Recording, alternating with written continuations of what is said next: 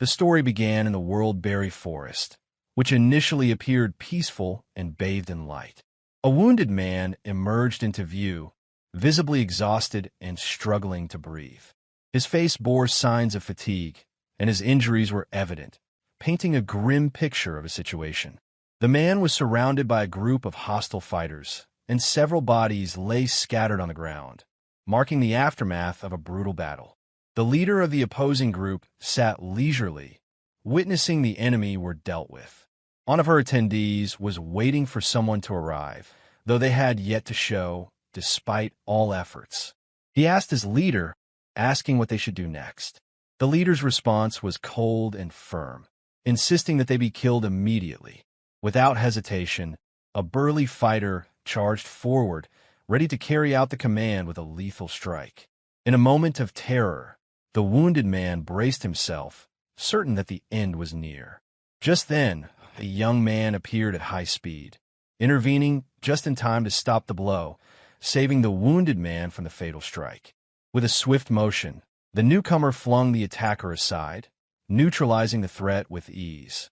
The wounded man's companions, seeing the young man's timely arrival, felt a surge of relief. They called out his name, Jaehyeon, expressing their gratitude for his quick rescue. The opposing fighters, now furious, began shouting, urging each other to attack Jaehyeon all at once, hoping to overwhelm him through sheer numbers. But Jaehyeon proved to be extraordinarily powerful, effortlessly repelling their attacks. His sword was wielded with unmatched speed and precision, and with each counterattack, another enemy fell to the ground. The tide of battle shifted dramatically in his favor. Standing tall and smiling confidently, Jaehyeon declared that no matter how many of them attacked together, it would change nothing. They were simply no match for him. It was then that his in-game identity was revealed. Jaehyeon's name was Hyrkan, and his title was the Hero Slayer. Jaehyeon's comrades, filled with regret, apologized for dragging him into such a dangerous situation. They confessed that they had never anticipated that the enemies would set a trap, but Jaehyeon waved off their apologies, assuring them that they were not to blame for what had happened. He reached out his hand to the injured man, helping him back on his feet. The man gazed at Jaehyeon, surprised by the kindness, while the others around him echoed their thanks, grateful for his actions. Jaehyeon reassured them that none of it was their fault. He then turned his attention to the real issue at hand, the opponents who had always been unable to put up a fair fight due to a lack of skill. His words were unmistakably aimed at Jaehyeon. With a mocking smile, he asked her if she agreed with his assessment, clearly trying to provoke her. Jaehyeon's response was sharp and dismissive. She mocked Jaehyeon and his companions, claiming that they are merely trashed banded together, built on hollow emotions. Continuing her derision, she sneered that no matter how many weaklings joined forces, it wouldn't matter in the end. Jaehyeon's true identity soon came to light. Her full name was Jaehyeon Chai, a member of the Thunder Hunters, and her title was the Thunder Queen. Jaehyeon continued to mock her, pointing out how she was always angry, attacking recklessly, and losing battle after battle to those she deemed beneath her. Seething with rage, Jaehyeon shot back, warning Jaehyeon not to push his luck, or he would regret it. But Jaehyeon merely smirked and raising his hand to turn his watch. Sarcastically, he questioned the notion of regret, making it clear that he feared nothing from her. In that moment, Jaehyeon activated his watch ability called the First Slot, causing a dramatic change in his appearance. A powerful, distinctive battle outfit materialized around him. With his transformation complete, he smiled confidently and turned to Jaehyeon, telling her that regret was a feeling only the weak, like her, would ever know. Jaehyeon's fury intensified. She shouted at him, calling him an arrogant bastard before ordering her group to eliminate him immediately. But Jaehyeon stood his ground, still smiling defiantly, declaring that no matter how hard they tried, they would never be able to kill him. However, Jaehyeon's confidence faltered when an unexpected turn of events occurred. To his shock, he suddenly found himself stabbed from behind. The betrayal came from the very comrades he had trusted, the ones he had fought alongside. His health points dropped rapidly, and warnings began flashing on his screen, signaling that his movements were now restricted. With great effort, Jaehyeon asked how such a betrayal was possible. One of his companions, remorseful, apologized and confessed that they had deceived him. The leader of the traitor explained their motives, admitting that they had all needed the money and asking Jaehyeon not to hate them for their actions. Stunned and filled with anger, Jaehyeon was unable to comprehend how those he had considered his closest friends could betray him so easily.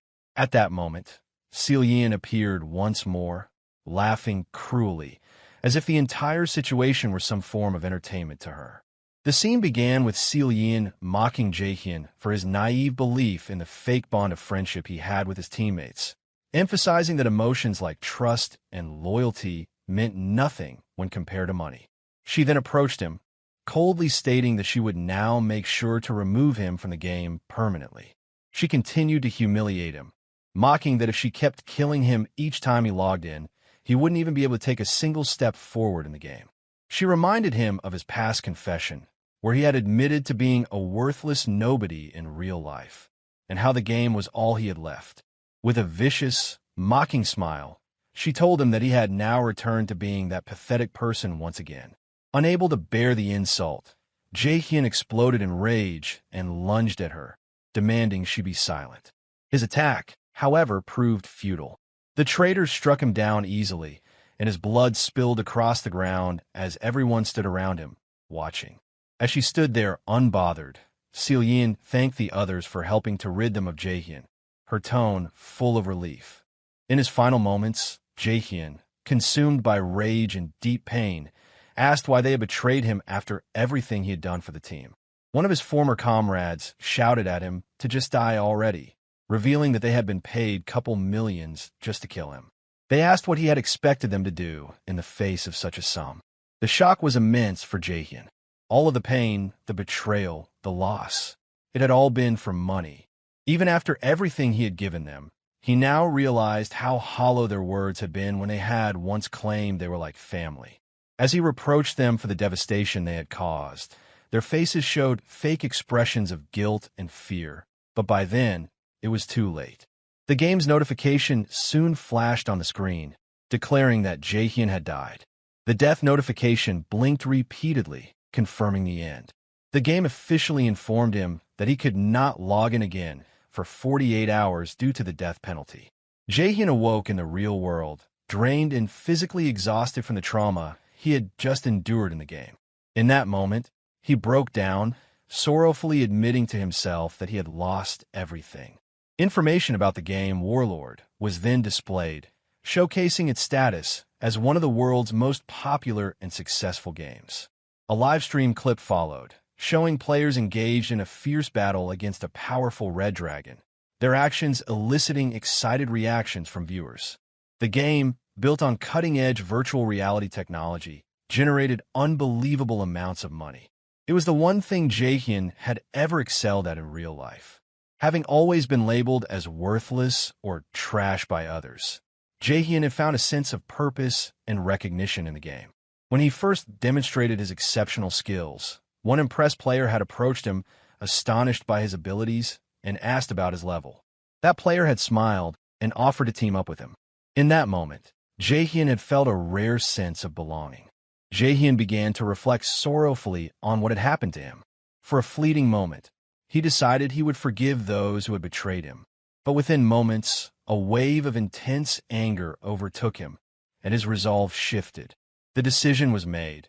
He would hunt down and kill each one of them in brutal revenge for their betrayal. Fuming over all the pain and sacrifices he had made for them, he placed a call to someone named Dong-Soo. As he ran down the street, lost in thought, he failed to notice the pedestrian light turning red. By the time he realized, it was too late. He was struck by a speeding truck with tremendous force. The scene was soon covered in blood from the impact, and people nearby screamed in panic, shouting that someone had just been run over. Jaehyeon lay on the ground, struggling between life and death, his phone announcing that the number he had dialed was unavailable. A cruel irony struck him. Of all things, he had been hit by a garbage truck. With great effort, he whispered to himself that he couldn't die now.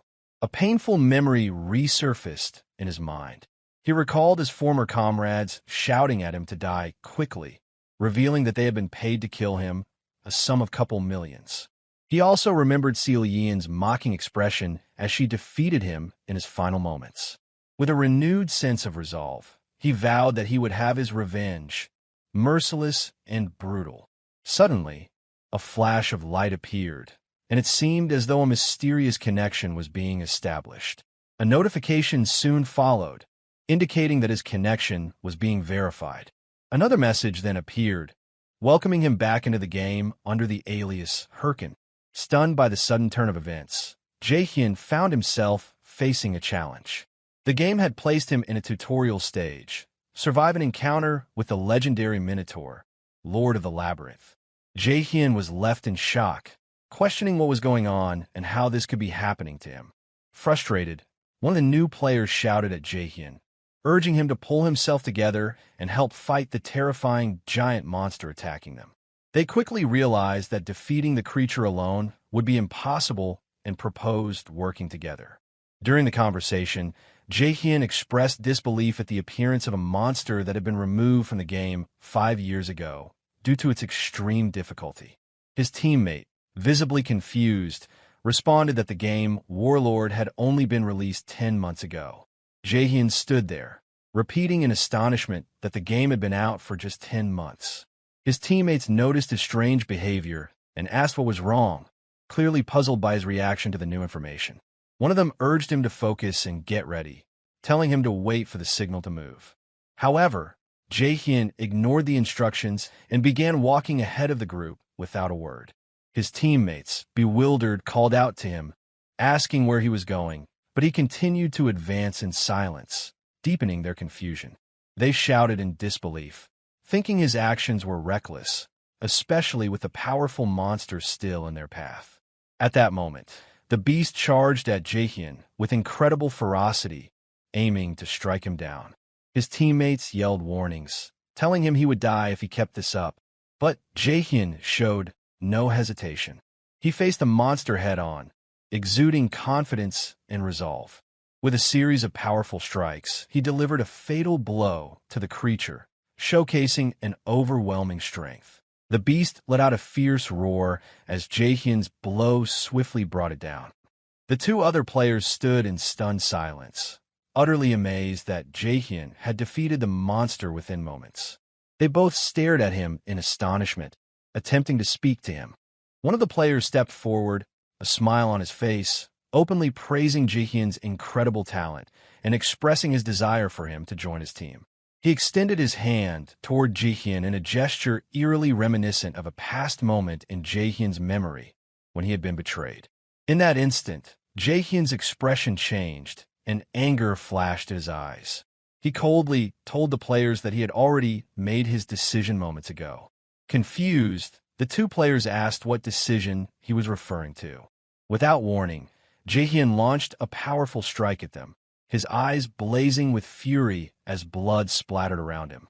Jaehyeon muttered grimly to himself that if he ever trusted anyone again in this life, he would be no better than a dog. A notification then appeared on his screen, declaring the return of Hyrkan, the hero slayer, to the past. Right after, Jaehyeon awoke in a strange place. He removed a virtual reality helmet from his head and looked around in confusion, trying to figure out where he was. He quickly realized that he was inside a gaming store, specifically a gear shop that sold virtual reality equipment. As memories flooded back, Jaehyeon recalled that 5 years ago, he had been poor and used to play in the store because he couldn't afford his own gear. He wondered seriously if he had truly returned to the past. Once the thought settled, he immediately resolved that if this was indeed the case, there was much he needed to do. He moved quickly, darting through the crowded store while his mind raced with plans. He reminded himself that he now had 5 years' worth of future knowledge and experience. With this advantage, he knew he could carry out his revenge without hesitation. He approached a store clerk, handed her his payment card, and requested the base gear unit. The clerk appeared slightly flustered, but assured him that she would assist him right away. A wave of excitement and anxiety washed over Jaehyeon as he began to formulate his next steps to level up quickly in the game. However, the clerk soon surprised him by stating that his balance was insufficient to complete the purchase. Jaehyeon stood stunned, shocked by this unexpected setback. He smiled bitterly, realizing just how dire his financial situation had been in the past. He stood there, deeply frustrated, blaming himself for forgetting that he had no money. He remembered that the only reason he had played in the store before was because he couldn't afford to buy his own device. The pressure began to mount, and he wondered what he could do now. Should he try to earn money quickly, though he knew he couldn't afford to waste time waiting? At that moment, an image of Jaehyeon appeared on a nearby advertisement screen, part of a campaign for the game. The ad posed a question that demanded attention, asking what they were waiting for. The words were bold and direct, as if daring anyone to second-guess themselves. It declared that the strong did not fear challenges, and that hesitation was a luxury no one could afford in the midst of battle. Jaehyeon stood silently before the advertisement, watching as Jaehyeon, the Thunder Queen, appeared on screen, calling upon everyone to become true masters of war. He remained in front of the massive display showing the game's title, Warlord, as the bold caption urged him to start immediately. Lost in thought, Jaehyeon reflected on his current situation, carefully weighing what his next move should be. The image of Jaehyeon's mocking face resurfaced in his mind, accompanied by her scornful words, telling him that once again he had become nothing more than worthless trash. A surge of determination rose in him. Jaehyeon resolved that he couldn't afford to wait any longer. Hesitation, he knew, was a luxury he could no longer afford. As the sun began to set, the scene shifted to a modest, simple apartment, his home. There, a VR capsule gaming system had just been delivered and installed in his room. The technician had completed the setup, informing him that everything was ready before promptly leaving. Jaehyeon responded with a brief, dismissive reply before falling deep into thought, holding a card in his hand. He reminded himself that the fastest way to get money was through this card. It was an advertisement for a quick and easy loan service. Not long ago, he had sat across from a man and requested a loan of 10 million won. The man had assured him, with casual indifference, that it could be arranged. But then the man had paused, adding ominously unsettling, gentle smile. In a sudden, violent motion, the man plunged a knife into the card on the table, delivering a clear, direct threat. He warned Jaehyeon that if he failed to repay the money, his life would become an unbearable hell. Though shaken and filled with anxiety, Jaehyeon said nothing. Despite the obvious risks, he made the decision to take the card, affirming to himself that he no longer cared about the consequences. He then began donning the VR headset, assuring himself that he was ready to risk everything. Even if it meant descending into hell, he would take whatever steps necessary to avenge those who had betrayed him. The faces of the traitors flashed through his mind, and his resolve to take revenge had never been stronger. Filled with fury and anticipation, he ordered the system to begin the connection immediately. The system quickly recognized him and confirmed his login into the game. Jaehyeon entered the game world as his character Hyrkan and received a formal welcome to the universe of Warlord. He stood silently, waiting for a particular character to appear and assist him, struggling to recall her name. At that moment, a girl with blonde hair, radiating golden energy, appeared before him. She introduced herself as Ariadne, explaining that she was there to guide him on his journey. Jaehyeon immediately recognized her identity. Ariadne extended her hand and began explaining the game's rules, inviting him to select one of the basic available classes. She went on to clarify that he would need to choose one starting class from a set of 3. She emphasized that the skills he chose to develop now would determine the specialized path he would follow later in the game. The first class she described was the Warrior, a fighter on the front lines, using direct combat weapons. Jaehyeon considered it, recognizing that his prior experience might help him level up quickly. However, he ultimately rejected it, understanding that progressing solo later would become too difficult. Ariadne then introduced the second class, the Priest, a support role focused on healing and assisting others. Without hesitation, Jaehyeon dismissed it. He told Ariadne bluntly that he had no intention of protecting or supporting others. Only one option remained for him. Ariadne smiled and wished him an enjoyable adventure as she began preparing to activate his selection. Golden strands of magical energy began flowing from her hands, surrounding him completely as she initiated the process to transport him to the next stage. The energy enveloped him entirely, and a look of surprise appeared on his face. A system message appeared before him, informing him that he had selected his base class and would now be transported to the tower corresponding to his choice. Jaehyeon arrived at the tower and was greeted by a commanding voice, welcoming him as a young seeker of knowledge. The voice belonged to someone named Golko, the guide responsible for training players who chose the mage class. Golko asked Jaehyeon what type of magic he wanted to study. Without hesitation, Jaehyeon replied that he wanted to learn dark magic. Golko was stunned by the response, pausing for a moment as he struggled to process it. He tried to convince himself that he had misheard due to his age and asked if Jaehyeon had meant earth magic instead. But Jaehyeon firmly repeated his desire to study dark magic. Golko's expression shifted, concern overtaking him. He warned Jaehyeon that dark magic was extremely dangerous and could potentially destroy the user's soul. But Jaehyeon replied with clear resolve, stating that he understood the risks and had deliberately chosen this path. Golko began trembling, visibly shaken by Jaehyeon's bold decision. Suddenly, Golko transformed into a terrifying shadowy figure before Jaehyeon, assuring him that everything would proceed smoothly. His appearance changed entirely, now resembling a skeletal being. He spoke to Jaehyeon with a serious tone, remarking that it had been a long time since anyone had chosen such a path. He told Jaehyeon that if he was truly ready, he should place his hand on the skill book that had appeared before him, warning him to choose wisely and with caution. Without hesitation, Jaehyeon placed his hand on the skill book immediately. Despite Golko's warning that this path was too dangerous for the reckless, Jaehyeon smiled with great confidence and declared that he was not the kind of person who could be called reckless. Golko burst into loud laughter, impressed by Jaehyeon's confidence and daring choice.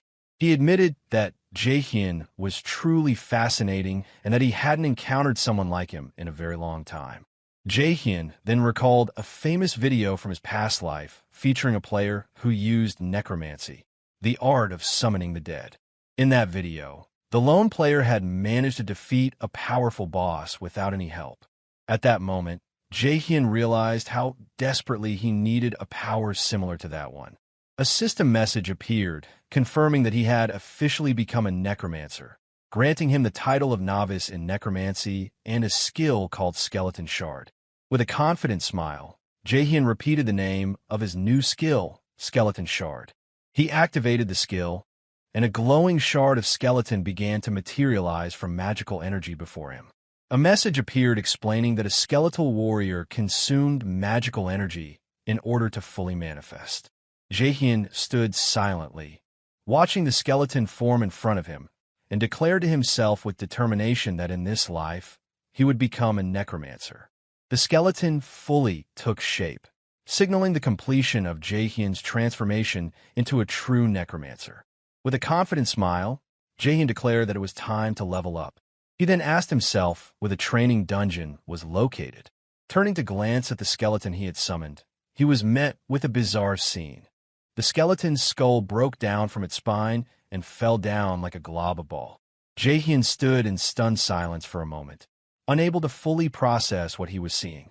Without wasting more time, he stepped into a glowing portal that had appeared before him, emerging into the beginner training dungeon. Concerned, Jaehyeon began questioning the skeleton's odd behavior. It certainly wasn't acting the way he remembered from his past life. He opened the skill window to review the details of the Skeleton Shard skill. As he read through the description, he assumed the strange behavior was due to his low mastery level of the skill. This realization made him determined to increase his level quickly. Deep in thought, a loud growl suddenly echoed around him.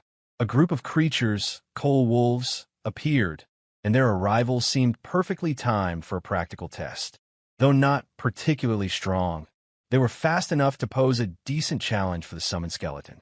Jaehyeon immediately cast Skeleton Shard with force toward the incoming enemies. Magical energy began to form rapidly, preparing to summon the skeleton once again. The skeleton materialized fully and was ready for battle, automatically assuming a combat stance. Upon sensing the presence of foes, the wolves cautiously began approaching, gearing up to strike. With a confident smirk, Jaehyeon commanded the skeleton to kill them.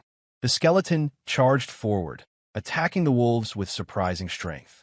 To Jaehyeon's astonishment, the skeleton looked far better than expected. He realized that at this rate, he might reach the top level in a short time.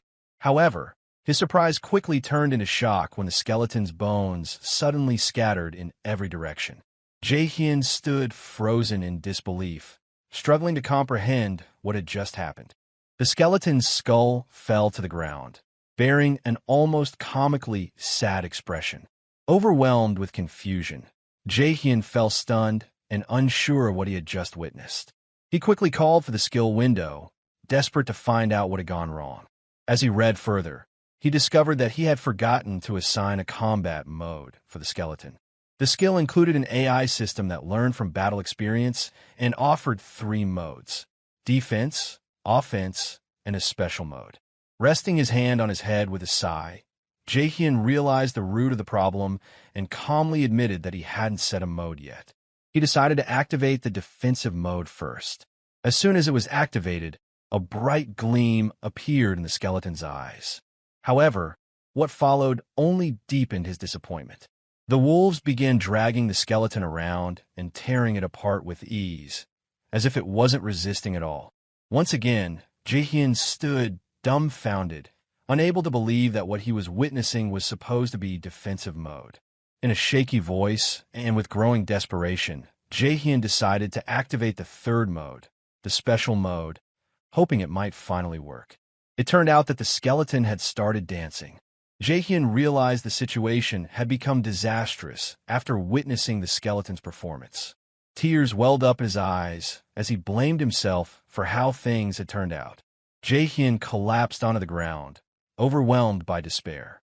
He muttered to himself that he was on the verge of losing his mind. He attempted to delete the character he had chosen, but was met with a system message informing him that accounts less than 3 months old could not delete characters. Sitting helplessly, he lamented that he couldn't even change his selected class. The looming reality of his loan payments beginning the next month crossed his mind, and in frustration, he sarcastically thought that perhaps he should get run over again. The thought made him wonder why his luck was so terrible, especially since things had just started to improve slightly. His gaze then fell on the useless skeleton that had been of no help at all, further deepening his frustration and anger. He began scolding the skeleton, telling it that it was driving him insane and ordering it to stay still. Then he suddenly recalled a skilled necromancer from his previous life and wondered how that person had managed with skeletons like this one. An idea struck him. He reopened the skill description window and found something important he had missed before. The summoned creature was equipped with a deep learning system that allowed it to gain experience through combat. That was when Jaehyeon realized that the skeleton had been observing him during his battles with the coal wolves and learning from his actions. Standing next to the skeleton, he decided to make full use of this new information. With a confident smile, he spoke to the skeleton, trying to get its attention. The skeleton turned toward him, slightly confused. Jaehyeon, now brimming with confidence, addressed the skeleton, telling it that it was incredibly lucky to have a master like him. He went on to say that, despite appearances, people used to think of him as a genius, and he had trained all his former team members until they reached the top. He instructed the skeleton to remember one core rule in combat. Without warning, he lunged at it, landing a strike as he shouted that the rule was simple. If it couldn't dodge the attack, Jaehyeon stated that it will die. The skeleton took the blow hard and collapsed to the ground instantly. Jaehyeon struck again, knocking it down once more. Unrelenting, he told the skeleton to get ready for another attack and continued delivering a relentless series of blows. With every strike, the skeleton fell, but Jaehyeon showed no mercy, determined to train it. He then began giving the skeleton important combat advice, telling it not to stand there foolishly after being hit, but to think about how to counterattack after dodging. He asked if the skeleton understood, and it stood in a ready stance, signaling its understanding. Time passed, and the coal wolves respawned, launching another attack on the skeleton. This time, the skeleton quickly applied what it had learned, skillfully dodging the wolves' attacks. Seizing an opportunity, it delivered a powerful blow to one of the wolves. The skeleton continued fighting with impressive skill, while Jaehyeon watched in astonishment. Suddenly, the skeleton stopped and looked at Jaehyeon with deep admiration. He gently scolded it, reminding it that he had warned against losing focus during battle, but smiled slightly and told it that its last move hadn't been bad at all. As Jaehyeon continued training, the skeleton's shard skill began to improve rapidly. He felt a sense of joy and satisfaction when a message appeared before him, informing him that his player level had increased. He then moved on to Vigus Castle, a bustling beginner's village filled with new players. Walking through the village among the crowd, Jaehyeon reflected on the progress the skeleton had made. With just a few more days of training, it would be able to clear the training dungeon with ease. He also realized that the real challenge was about to begin and that his first goal would be reaching level 10. Suddenly, a voice called out to him. He turned toward the sound and saw a large man standing in front of him, surrounded by his followers. The man aggressively scolded Jaehyeon for bumping into his shoulder without apologizing. Jaehyeon assessed the group and thought to himself that they looked like nothing more than third-rate thugs. Annoyed at having his time wasted, he seriously considered killing them on the spot. Just as one of the men was about to attack, someone appeared, dressed in intricately drawn clothing, and effortlessly stopped the assault. The newcomer smirked and told the attacker that it wasn't right to hit people like that. The large man, furious, demanded to know who the stranger was and whether he was with Jaehyeon. The newcomer replied that he wasn't exactly with him. Jaehyeon instantly recognized the stranger. It was Matador Shev, a very powerful warrior from his previous life.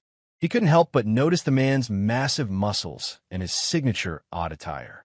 Jaehyeon vividly remembered that Matador had been a first-class warrior and the strongest player in his past life. Confusion and unease filled him as he wondered why such a legendary warrior would be in this place. Meanwhile, Matador stood, his disapproval of the attacker's behavior evident in his sarcastic tone. The thug attempted to justify his actions, claiming that Jaehyeon had struck him first. He insisted that Matador had no right to intervene without knowing who Jaehyeon was.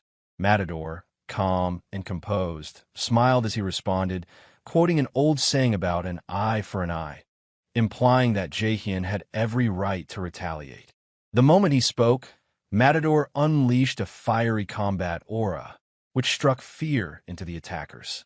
The large man froze, terror evident in his eyes, while Jaehyeon observed the situation closely. With his usual calmness and sarcasm, Matador remarked that the man had struck his palm with a fist first. A terrifying grin spread across his face, and he added that it was only fair to return the favor. Just then, one of the thug's companions screamed, warning him that the man before them was Matador Shev, a figure feared for his overwhelming strength. In a panic, the companion explained that Matador was the leader of the Red Bulls Guild, one of the top 30 guilds, and was famous for his obsession with fighting. He emphasized that Matador was the notorious fighter known as the Killer. The attacker's shock deepened as he questioned, in fear, why someone as famous as Matador would get involved in such a trivial matter. Matador advanced on him with a menacing gait, his voice cold and cutting as he demanded to know what the response would be now. The man froze in place, unable to utter a word. Within moments, he and his companions turned and fled, screaming apologies and terror-stricken at Matador's power. Matador smiled with satisfaction, pleased that the situation had been resolved with words alone.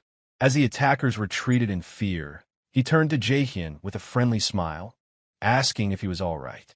He advised him not to pay attention to people like that. However, Jaehyeon quietly distanced himself from Matador, leaving him puzzled by the reaction. Before walking off, Jaehyeon coldly stated that he no longer needed his help before walking away. Matador stood in stunned silence, unsure of how to respond.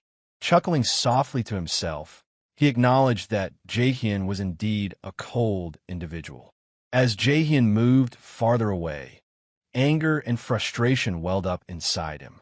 He couldn't shake the feeling of helplessness he had experienced in the face of Matador's overwhelming strength. His hand trembled from the intensity of that power, and he admitted to himself that fear had gripped him in that moment. Jaehyeon made a firm decision then.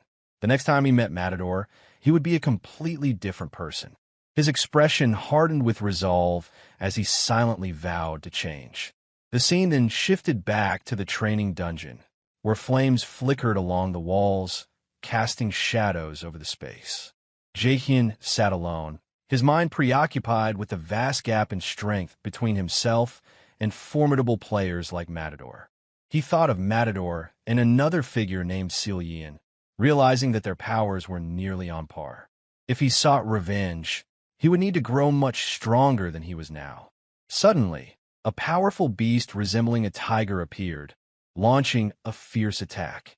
Jaehyeon's summoned skeleton quickly intervened, striking the tiger with skill and precision. The skeleton maintained its aggressive assault, dealing heavy damage to the beast.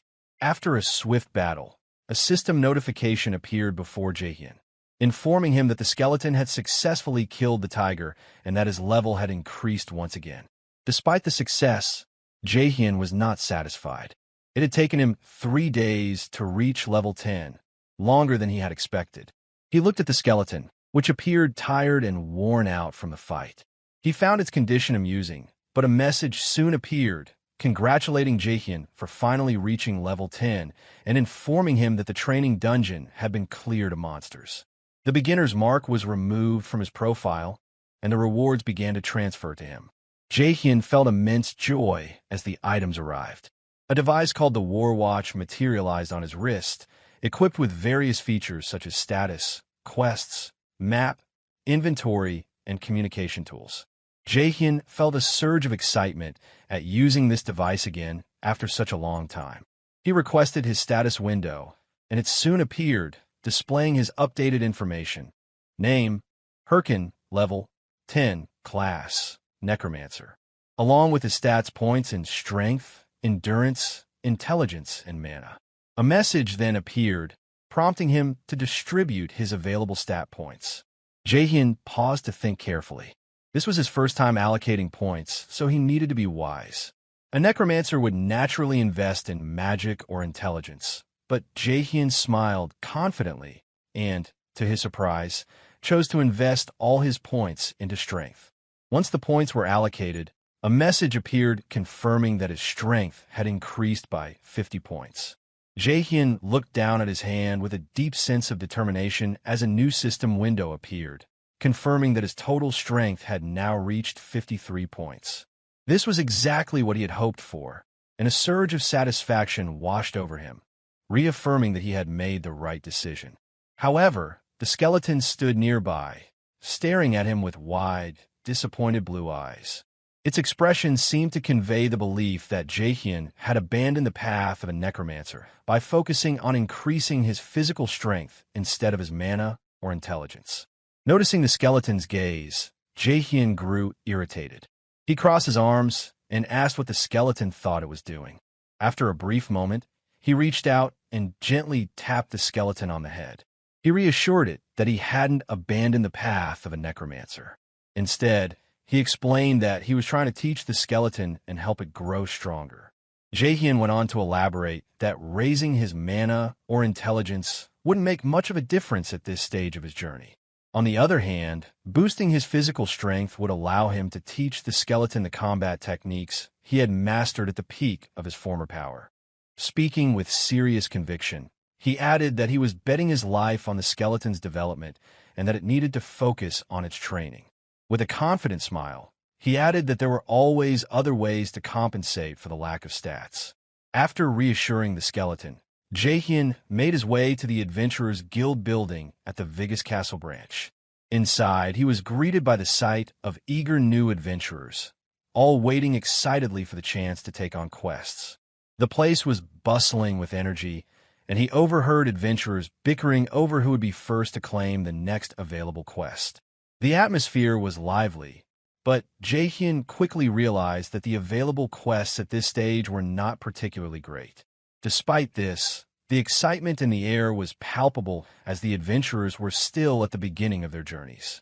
He approached one of the guild staff members and politely asked to see the available quest list. The staff member glanced at him in surprise before explaining that most of the quests left were quite difficult, and no one seemed willing to take them. The staff member then asked Jaehyeon if he was really sure about selecting something like that. Jaehyeon paused, his eyes scanning the list of quests. Silently, he admitted to himself that they were, in fact, not ideal quests. But at that very moment, a confident expression crossed his face. He had found exactly what he had been looking for. The quest he chose was titled Cave of Mount Bima, with the objective being to eliminate all low-level monsters in the vicinity of Mount Bima. The reward was a modest 10 gold coins. The guild staff member, sensing Jaehyeon's unwavering resolve, asked again with concern if he was truly certain about accepting such a low-level quest with such a small reward. Jaehyeon nodded, his resolve unshaken. With a smile, he thought to himself that completing this task before reaching level 15 would grant him the rare title Prospect. He recalled that acquiring such titles could significantly boost a character's stats, and the Prospect title would specifically increase them by a percentage, making it an incredibly valuable asset. Jaehyeon was confident that obtaining this title would mark the beginning of his journey to becoming an overpowered character.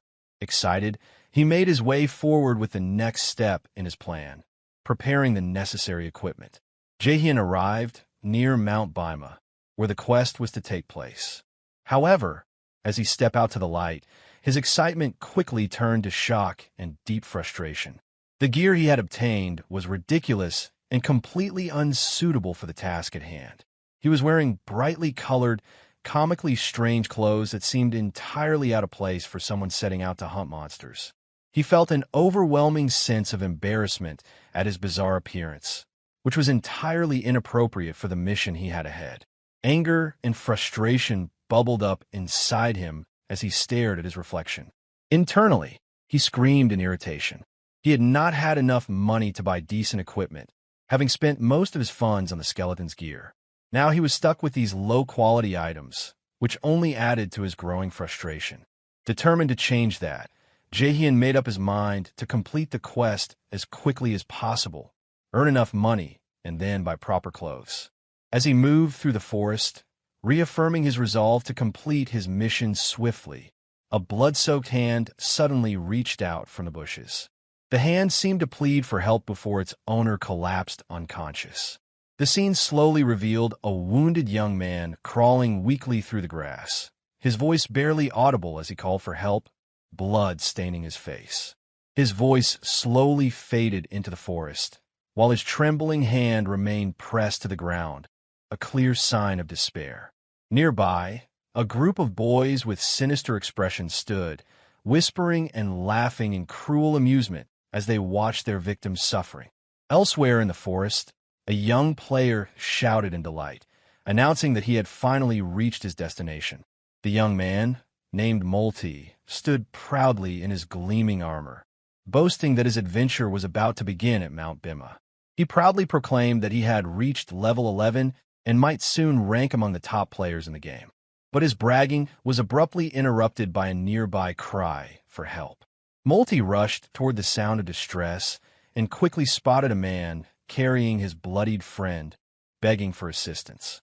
The man claimed that the creature which attacked them was unlike anything they had ever encountered.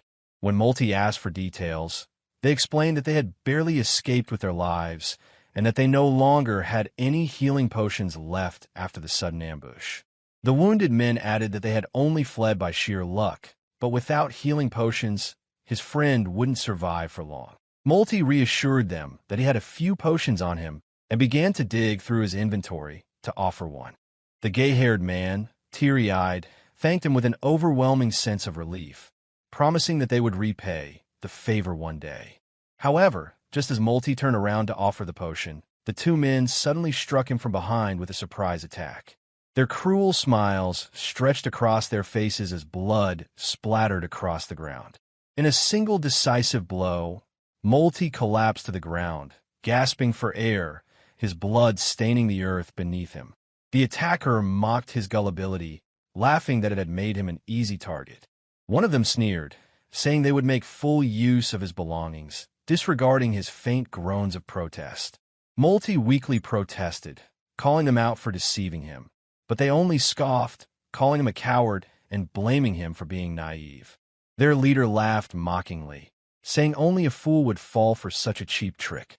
A system notification then appeared, announcing the death of the player Multi and the extinguishing of his aura. Another message followed, showing the player's watch dropping to the ground as loot for the thieves. The gang gathered around the fallen watch, laughing, with one of them remarking that tormenting beginners was always a never-ending source of fun.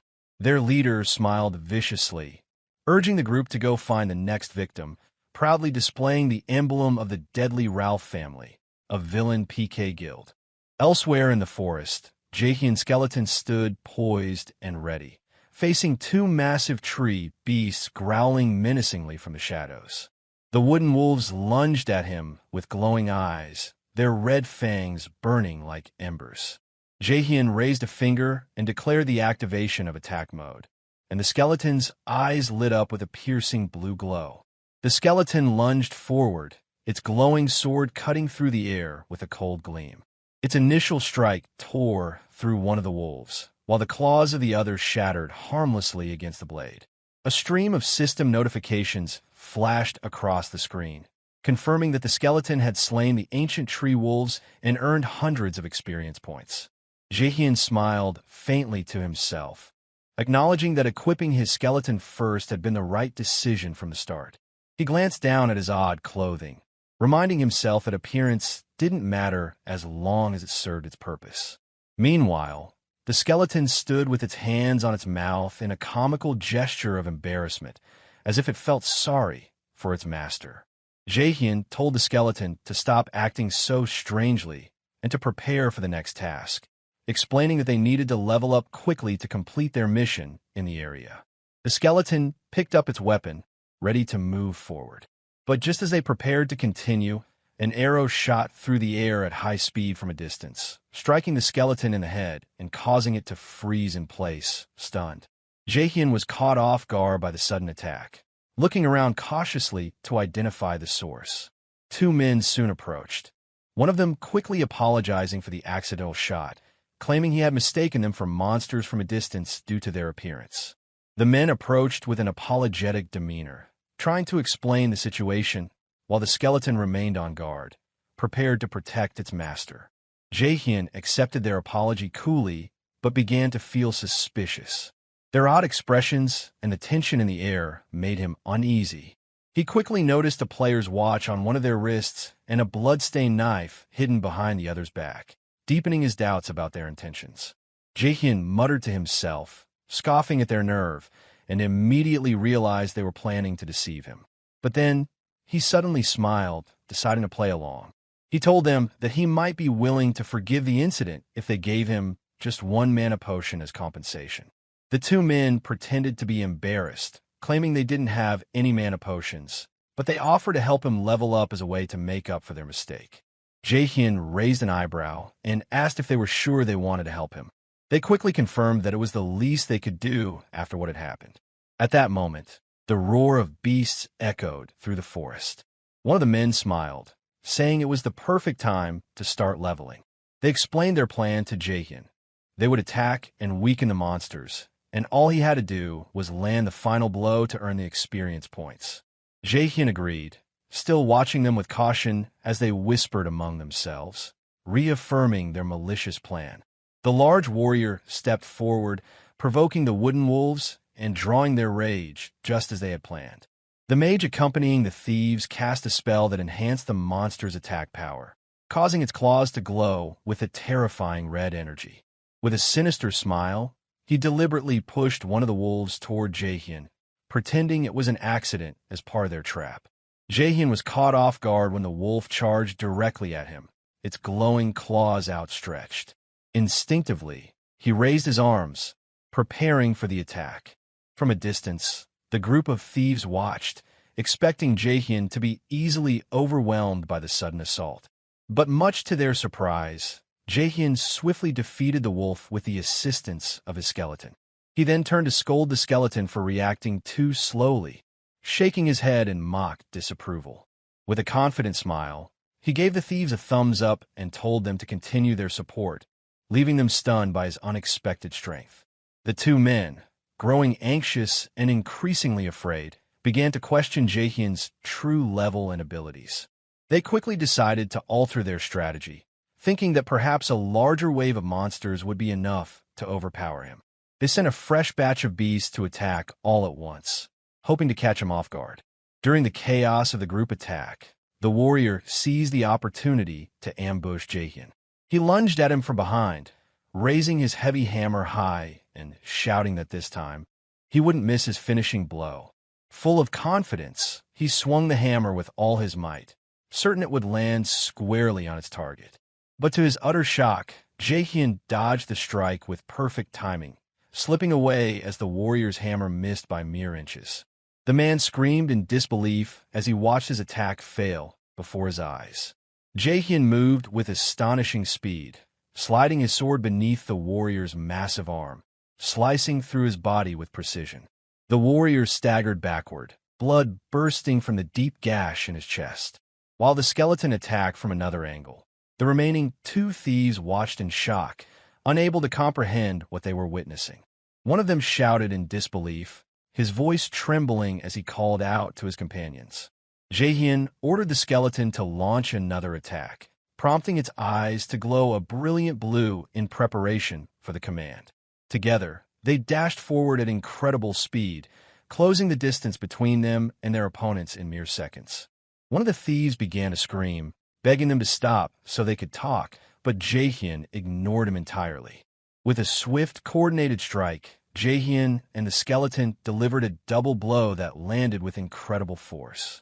Both thieves were knocked off their feet, their cries of pain echoing through the forest. The force of the blows sent them flying through the air, while Jaehyeon and the skeleton stood firmly in place, surrounded by a wave of blue energy they had unleashed. Jaehyeon turned away, coldly stating that he knew exactly what kind of people they were.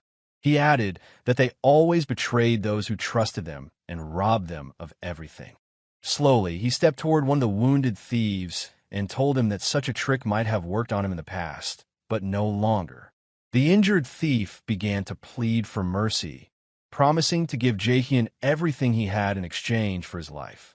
But Jaehyeon was unmoved, cutting him off with two simple words, declaring that he no longer trusted humans.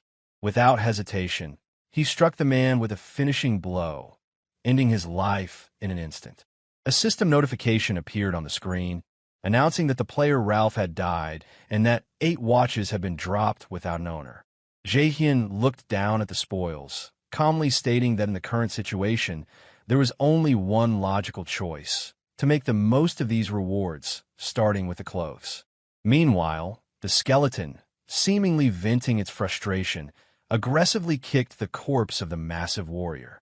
Though blood covered its bones, the skeleton seemed oddly moved as it looked at Jaehyeon. Sensing its unease, Jaehyeon gently asked if the skeleton wanted something for itself. He approached the skeleton, reaching out to envelop it in a magical blue light that healed its injuries.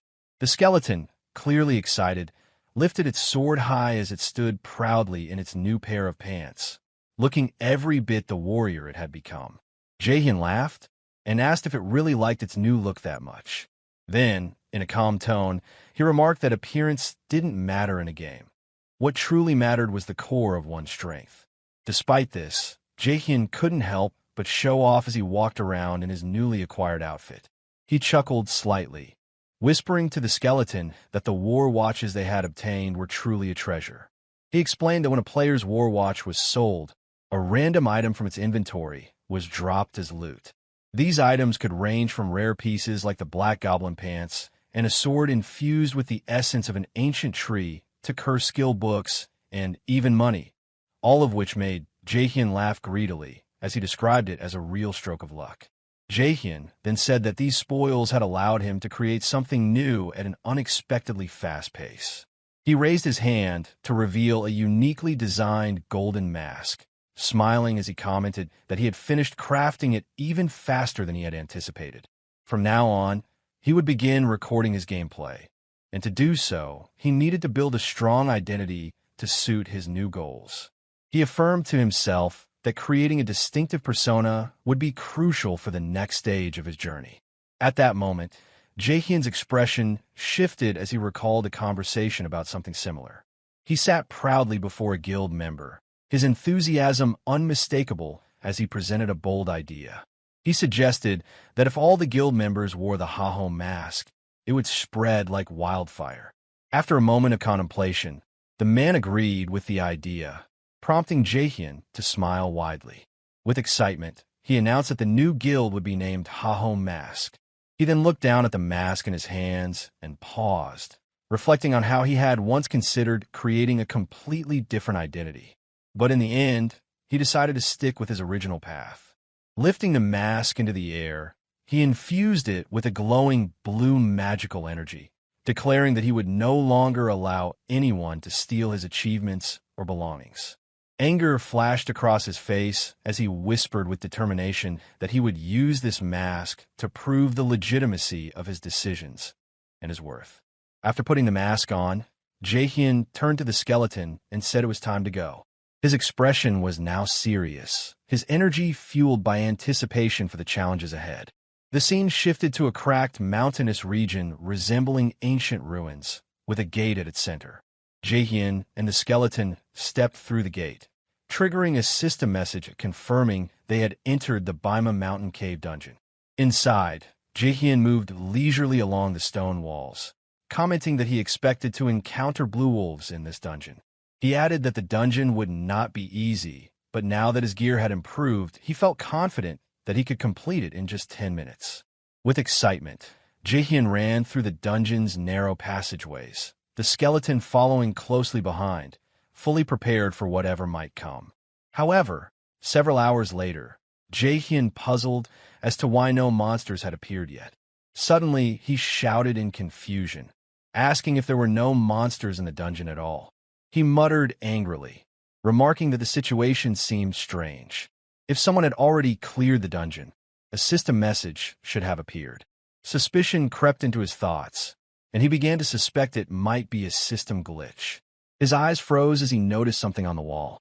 He quickly moved closer to touch a swirling mass of glowing purple energy.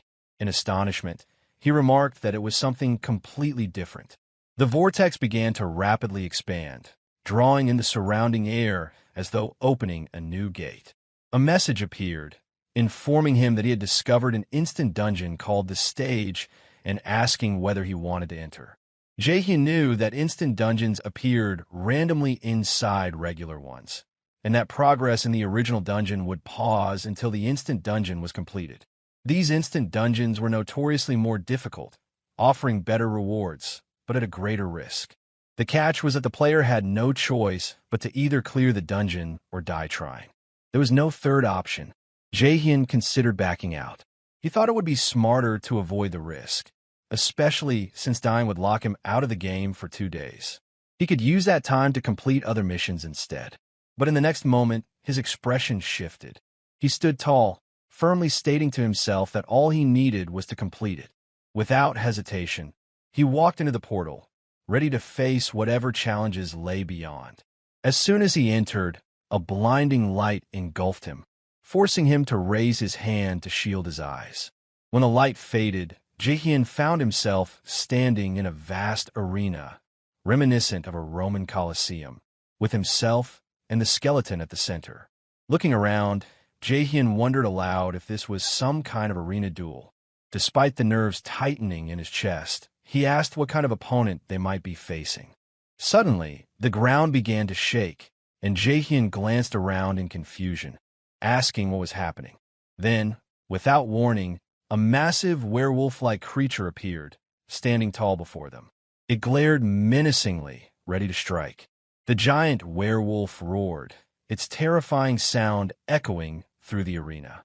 A label appeared above it, identifying it as a corrupted werewolf, with no level displayed. Jaehyeon took a step back in disbelief, repeating the word corrupted under his breath. He wondered why such a powerful monster would appear in a place like this. Before he could think further, the beast charged at them with immense fury, launching its first attack. The shockwave of the strike rippled through the arena, and Jaehyeon was struck directly by the blow. It sent him flying backward, crashing painfully into the wall. Meanwhile, the arena was clouded in dust and smoke, and the skeleton stood amidst it, startled by what had just happened to Jaehyeon. The skeleton planted its feet firmly into the ground and raised its sword, the low sound it made signaling its readiness to defend to the end. Despite the danger, Jaehyeon stood up again, smirking sarcastically. He chuckled, remarking on how absurd the situation was becoming. Then, he laughed loudly, as if the surprises wouldn't stop today.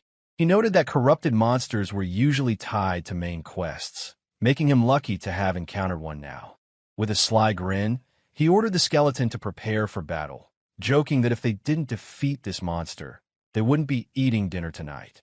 With a confident grin, Jaehyeon charged directly at the beast, eager to begin the fight. The skeleton already stood firm, and together, they advanced quickly and cautiously toward their opponent. The skeleton raised its sword high, and Jaehyeon used it as leverage to propel himself into the air, leaping high above the werewolf. The corrupted beast looked up in surprise, watching Jaehyeon as he prepared to strike from above. Excitement flickered across the werewolf's face, its eyes gleaming as though it were about to enjoy a delicious meal. At the same time, Jaehyeon summoned dark energy from within himself, preparing a new skill to unleash on the beast. Dark purple energy surged into his weapon, and with a fierce declaration, he activated the skill, Demon's Curse.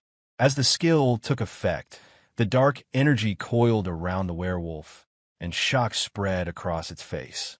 The attack struck directly, causing the beast to stagger back with a cry of pain. Jaehyeon's blow successfully severed its arm. An assist message confirmed that the skill had been activated and that the enemy's attributes had decreased by 10%. Jaehyeon smiled with satisfaction, acknowledging that the skill wasn't bad for a first-time use. However, the monster wasn't finished. It roared in anger and resumed its attack, launching a furious punch at Jaehyeon. He braced himself for impact, but before the blow could land, a new notification flashed on the screen, announcing that the corrupted werewolf had entered a berserk state and that all status effect had been completely removed. Jaehyeon let out a dry laugh, sarcastically acknowledging how foolish it was to think that an instant dungeon would be that easy. At that moment, he knew it was time to use a special skill he had been saving for later. He raised his hand, pressing the device on his wrist to activate the new ability.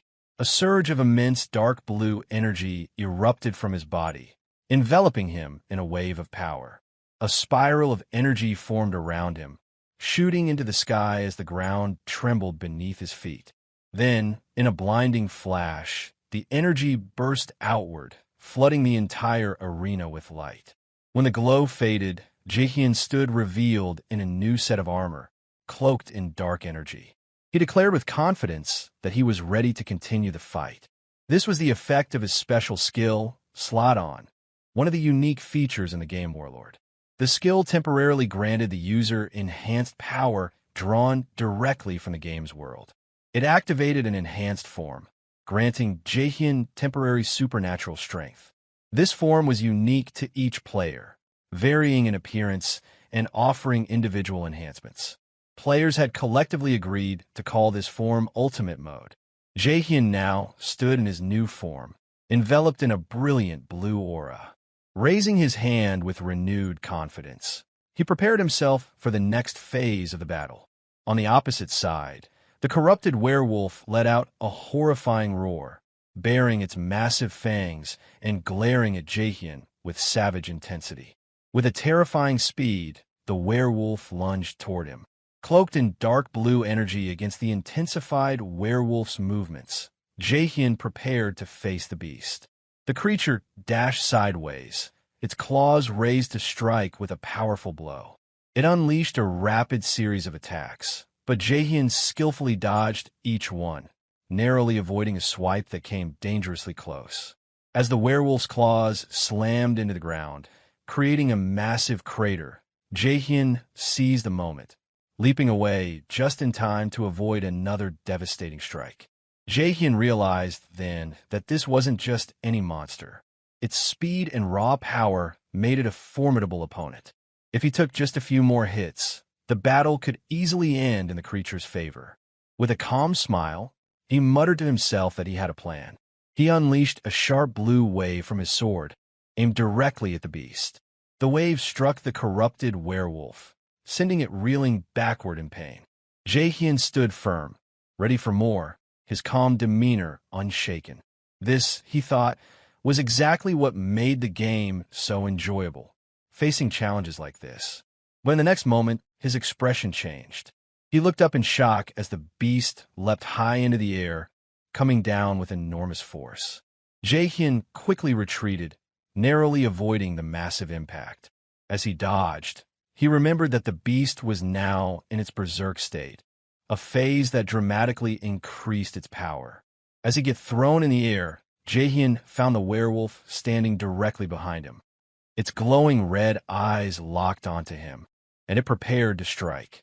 Just as he fell toward the wolf, Jaehyeon taunted the creature, asking if it had forgotten something. At that moment, the skeleton appeared between Jaehyeon and the beast, raising its sword with determination. It delivered a powerful strike that severed the werewolf's arm, creating an opening for Jaehyeon to regain his footing. With the opening created, Jaehyeon shouted to the skeleton, urging it to execute the move they had trained for together.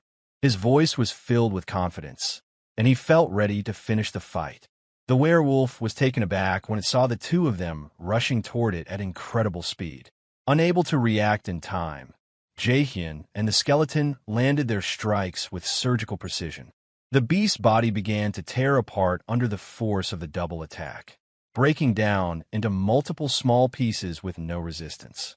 A message appeared confirming the corrupted werewolf had been slain, followed immediately by a notification stating that the slot-on feature had been deactivated. Jaehyeon smiled with satisfaction after the battle, calmly commenting that the result wasn't bad at all for such a fast-paced fight. A quest card appeared, confirming the completion of the Subjugate the Monsters Around the Cave of Bima Cave mission. As a reward, he earned 10 gold coins. Additional notifications flooded the screen, confirming that the skeleton had defeated a powerful monster and that its skill had been upgraded to rank E. They also earned 20,865 gold along with a werewolf skull and werewolf hide. Jaehyeon cheerfully pointed out that the rewards were truly valuable, adding that it felt like all their hard work had paid off. After the battle ended, another message appeared before Jaehyeon. It informed him that he had obtained the rare, corrupted tracker necklace. This item belonged to the unique Chronicle type item class and increased all stats related to classification by 18 points. Jaehyeon was surprised by the item's high rank, considering its non-tradable status. He wondered how something could be non-tradable and still superior to standard unique items. Realizing just how rare it was, he noticed the name Corrupted Tracker on the item, making him pause for a moment. He started wondering if it was connected to what he suspected about the main quest. Immediately afterward, 3 glowing windows appeared, announcing the registration of 3 new titles on his account. The first, Promising Rookie, granted a 3% increase to both intelligence and magic, exactly what he had been aiming for. The second, Challenger of Heroes, boosted his endurance by 3 points, a fitting reward after completing the instant dungeon solo. But what truly took him by surprise was the third title, Corrupted Tracker. He hadn't expected that at all, and it left him genuinely astonished. He confirmed to himself that this title was tied to the first chapter of the main quest line called Corruption Counter, which increased the significance of everything he had just obtained. This main quest line formed the backbone of the Warlord game world, intricately woven into a vast narrative involving central characters and major bosses. Due to the exceptional rewards it offered, every player aspired to take part in it, making it the most sought-after content in the entire game. Jaehyeon recalled his past life, where he had barely reached Chapter 4 of the quest line. Now, however, he had managed to unlock its beginning at a much earlier stage, and the significance of this moment hit him like a wave. He realized that what was happening couldn't simply be luck. A smile crept across his face as he raised his voice, declaring that he had truly found a real treasure. With a contented laugh, he initiated the logout sequence, still in disbelief over his achievements. The scene shifted back to the real world. Breaking news was being broadcast on the screen. Guild Hydra had officially entered the final chapter of the Count Corruption scenario, aiming to complete it within 3 months. Jaehyeon sat silently before the screen, a cup in hand, his face marked by deep contemplation. He wasn't sure whether to feel pride or frustration at the speed of others' progress. Sarcastically, he commented on his own fortune, his frustration evident as he lamented the fact that someone had already reached the final chapter of the quest. If he entered now, there'd be nothing left for him to achieve, and it irked him deeply. He wondered aloud whether he should stop trying for now and instead prepare for the next chapter later on, allowing others to get ahead while he regrouped. But after a brief moment of silence, something sparked within him. A look of inspiration crossed his face, and he suddenly realized something that shifted his whole perspective. The entire world was currently focused on the Count Corruption quest, which was nearing its conclusion. As the first major quest in the game, it occurred to him that releasing a video about it now would go viral, making it a golden marketing opportunity. He began imagining the number of views his video could rack up, picturing himself as a king sitting on a throne, surrounded by wealth and success. Laughing triumphantly, he told himself it was fortunate he had recorded every moment of his gameplay. Now realizing that editing and uploading it immediately to the video platform would be his big break.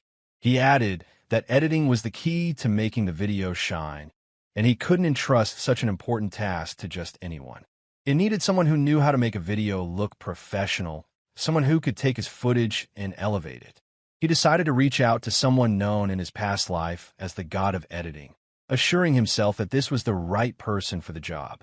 The scene shifted to a girl with pink hair and glasses, eating noodles while watching something on her phone. She was known as Editor Romani.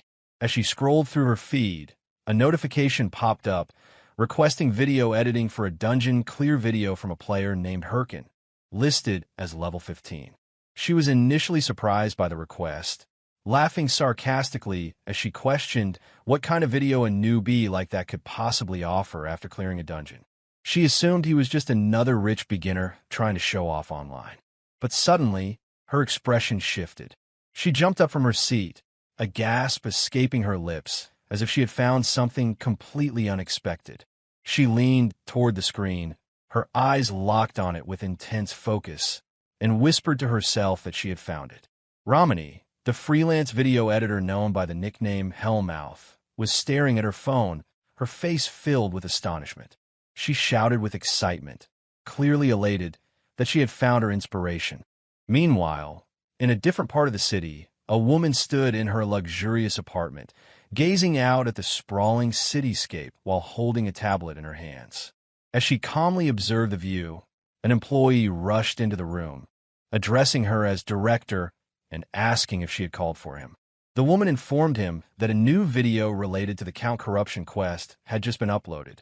She explained that the video was particularly intriguing because it featured a level 15 player defeating a corrupted werewolf alone, an achievement that had never been done before. Shocked, the employee confirmed that their team had reviewed the footage and confirmed that the player's level was indeed low. He suggested that, based on this, there was no immediate need to give the video much attention. On the other hand, the woman admitted, she personally found the video enjoyable. She smiled, confident in her assessment. She said that she wanted this player. With unwavering determination, she added that she wanted him brought to her immediately. At that moment, her identity was revealed. She was Celine Chai, the top figure in the financial world, and the ace of the massive Thunder group in the world of Warlord. However, in the game, she was known as Sir, the Queen of Thunder, the very person who had schemed against Jaehyeon in the previous timeline. Jaehyeon felt a wave of disbelief wash over him as he stared at the post he had uploaded earlier in the day. The view count had surged far beyond his expectations, reaching 6,000 views in just a few short hours. The number left him almost speechless, especially when he remembered how long it had taken him in his previous life to reach a similar milestone. Back then, it had taken months of hard work, consistent uploads, and countless hours to see such numbers. Now, the same achievement had arrived almost effortlessly, and it was all happening so quickly that he could hardly believe it. As Jaehyeon continued to study the post, something else caught his attention. A message had been left by Ramani, the first person to ever reach out to him. Jaehyeon immediately recognized the name, and it surprised him even more. Known for being a reserved and enigmatic figure, Ramani rarely initiated contact with anyone. In fact, in his past life, Ramani had been the type of person who kept to herself, maintaining a mysterious and distant image. For someone like Ramani to reach out first was out of character, and that alone made Jaehyeon feel unsettled. What intrigued him even more was the content of the message. Ramani hadn't simply left a generic comment. She had expressed genuine curiosity about when Jaehyeon would be posting his next video. That was when Jaehyeon realized he didn't have a plan for another video. He hadn't anticipated such attention so soon, and he certainly hadn't thought ahead about future content. His mind raced, and he understood that finding another rare monster like the corrupted werewolf, an enemy that had made his first video so captivating, wouldn't be easy. But as the minutes passed, Jaehyeon began to formulate an idea. Determined to come up with something else worth recording, he set his mind on preparing for the future. Meanwhile, somewhere else, a ranker named Shev was completely absorbed in Jaehyeon's video. He had already replayed it multiple times, each time drawn in by the smoothness and precision of Jaehyeon's movements. There was something mesmerizing about the way Jaehyeon fought, how every action was deliberate and flawless. Shev found it hard to look away, and no matter how many times he watched, he never grew tired of it. As he continued to watch, Shev's gaze shifted to Jaehyeon's face. There was something vaguely familiar about it. He couldn't place where he had seen it before, but the image of Jaehyeon's face kept nagging at him, as though it should trigger some memory. It felt like someone he should know, but the connection remained elusive. Puzzled and slightly uneasy, Shev decided to share the video with Yell. He hoped that maybe someone else could shed some light on the mystery. Yell watched the video with a detached interest, but she didn't seem nearly as affected as Shev. She casually brushed off his concerns, suggesting that perhaps he had simply watched the video too many times. She suggested that was probably why Jaehyeon's face now seemed so familiar to him. Shev considered the possibility, but something about it didn't sit right. There was a detail about Jaehyeon's performance that continued to stand out. Despite being a beginner, Jaehyeon's movements showed no sign of hesitation or awkwardness. They were as fluid and confident as any seasoned fighter. Shev couldn't help but admire this, and he found himself thinking that Jaehyeon was unlike anyone he had ever seen. He even compared him to powerful necromancers and skilled combat experts, thinking that Jaehyeon might truly be a genius. The thought of a duel with Jaehyeon was irresistible to Shev. He longed to test his own skills against someone he regarded as so extraordinary, but he wasn't sure if Jaehyeon would ever agree to such a challenge. As Shev pondered this idea, Yell suddenly interrupted his tirade, reminding him that they had a live video session starting in just a few minutes. She told him he needed to get ready, snapping Shev back to reality. Shev had completely forgotten about the live event. Hearing Yell mention that over 200,000 people had already bought tickets to see his performance jolted him into action. With that number in mind, he quickly resolved to give his fans the best performance he could. As the live stream began, Shev was greeted by the enthusiastic cheers of his fans. Their loud support filled the air as they called out his name, welcoming him with excitement. Shev stood before the dungeon entrance, ready to step through the gate as it materialized in front of him. He had been waiting for this moment, and now the opportunity was finally here. Meanwhile, Jaehyeon was already at the Figus Castle Guild branch, hoping to collect a new quest. However, when he approached the staff, they informed him that no quests were available at that time. Jaehyeon had expected that there might be only a few quests, but he hadn't anticipated that there would be none at all. The news left him feeling disheartened, and he started to entertain the thought that he might need to pause his video-making endeavors due to the situation. Mulling his circumstances at a table, Jaehyeon heard Hotan's greeting, who had emerged from the back. Hotan quickly recognized Jaehyeon as the adventurer who had cleared the dungeon in Baima Mountain. When Jaehyeon heard someone speaking his name, he lifted his head and immediately remembered that Hotan was the one who had given him that quest. Hotan walked over and introduced himself, then asked if Jaehyeon could spare a few minutes for a conversation. Jaehyeon agreed, and Hotan began to explain that he had heard about a mutant being discovered inside the Baima Mountain Cave. Jaehyeon was confused because he didn't recall any quest mentioning a mutant. However, he did recall seeing a werewolf with unusual eyes during his time in the cave. Hotan listened intently, believing Jaehyeon's words without hesitation, and began to wonder aloud if the creature Jaehyeon had encountered was possibly affected by the dark power of the corrupt ones.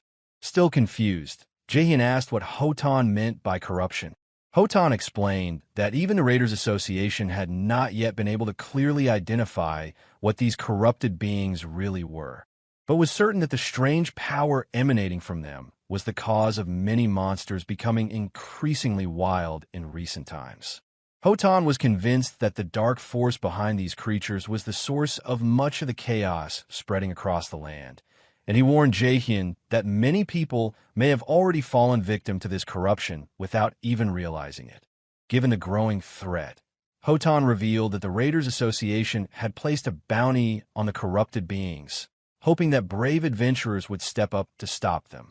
Before Hotan could finish explaining, Jaehyeon stood up with a determined look in his eyes and reached out, grabbing Hotan's hand. He told Hotan that he wanted to help, and he saw this mission as a hidden quest, one worth pursuing no matter the danger. Although Hotan initially thought it was too soon for someone like Jaehyeon to take on such a perilous task, Jaehyeon's unwavering resolve made it clear that he wasn't going to back down. Seeing this, Hotan reluctantly agreed, deciding to give Jaehyeon a chance based on how well he performed in the future.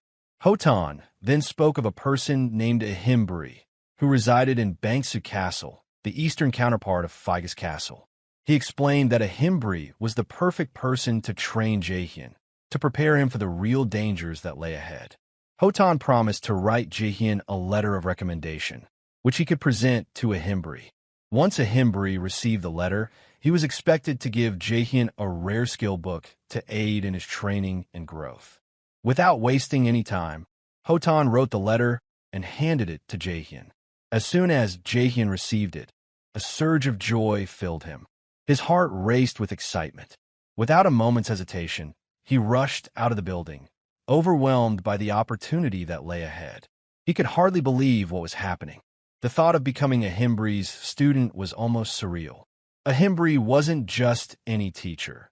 He was one of the 7 disciples of the great mage Boken, a figure highly respected in the world of magic, known for his expertise and for providing rare and powerful skill books.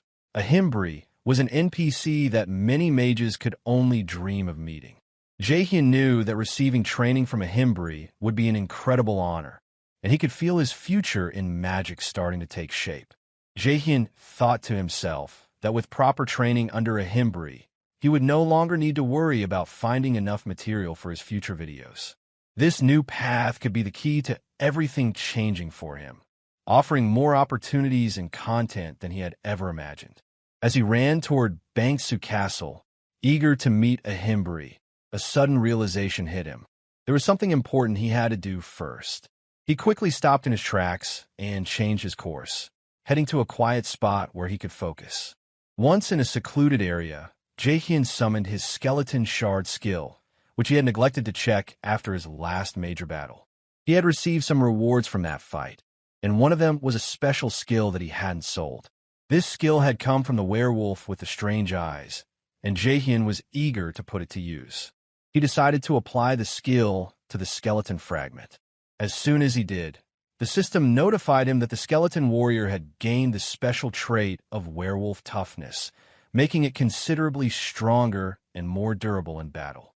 Next, Jaehyeon pulled out another item from his inventory, the necklace of the corrupted tracker.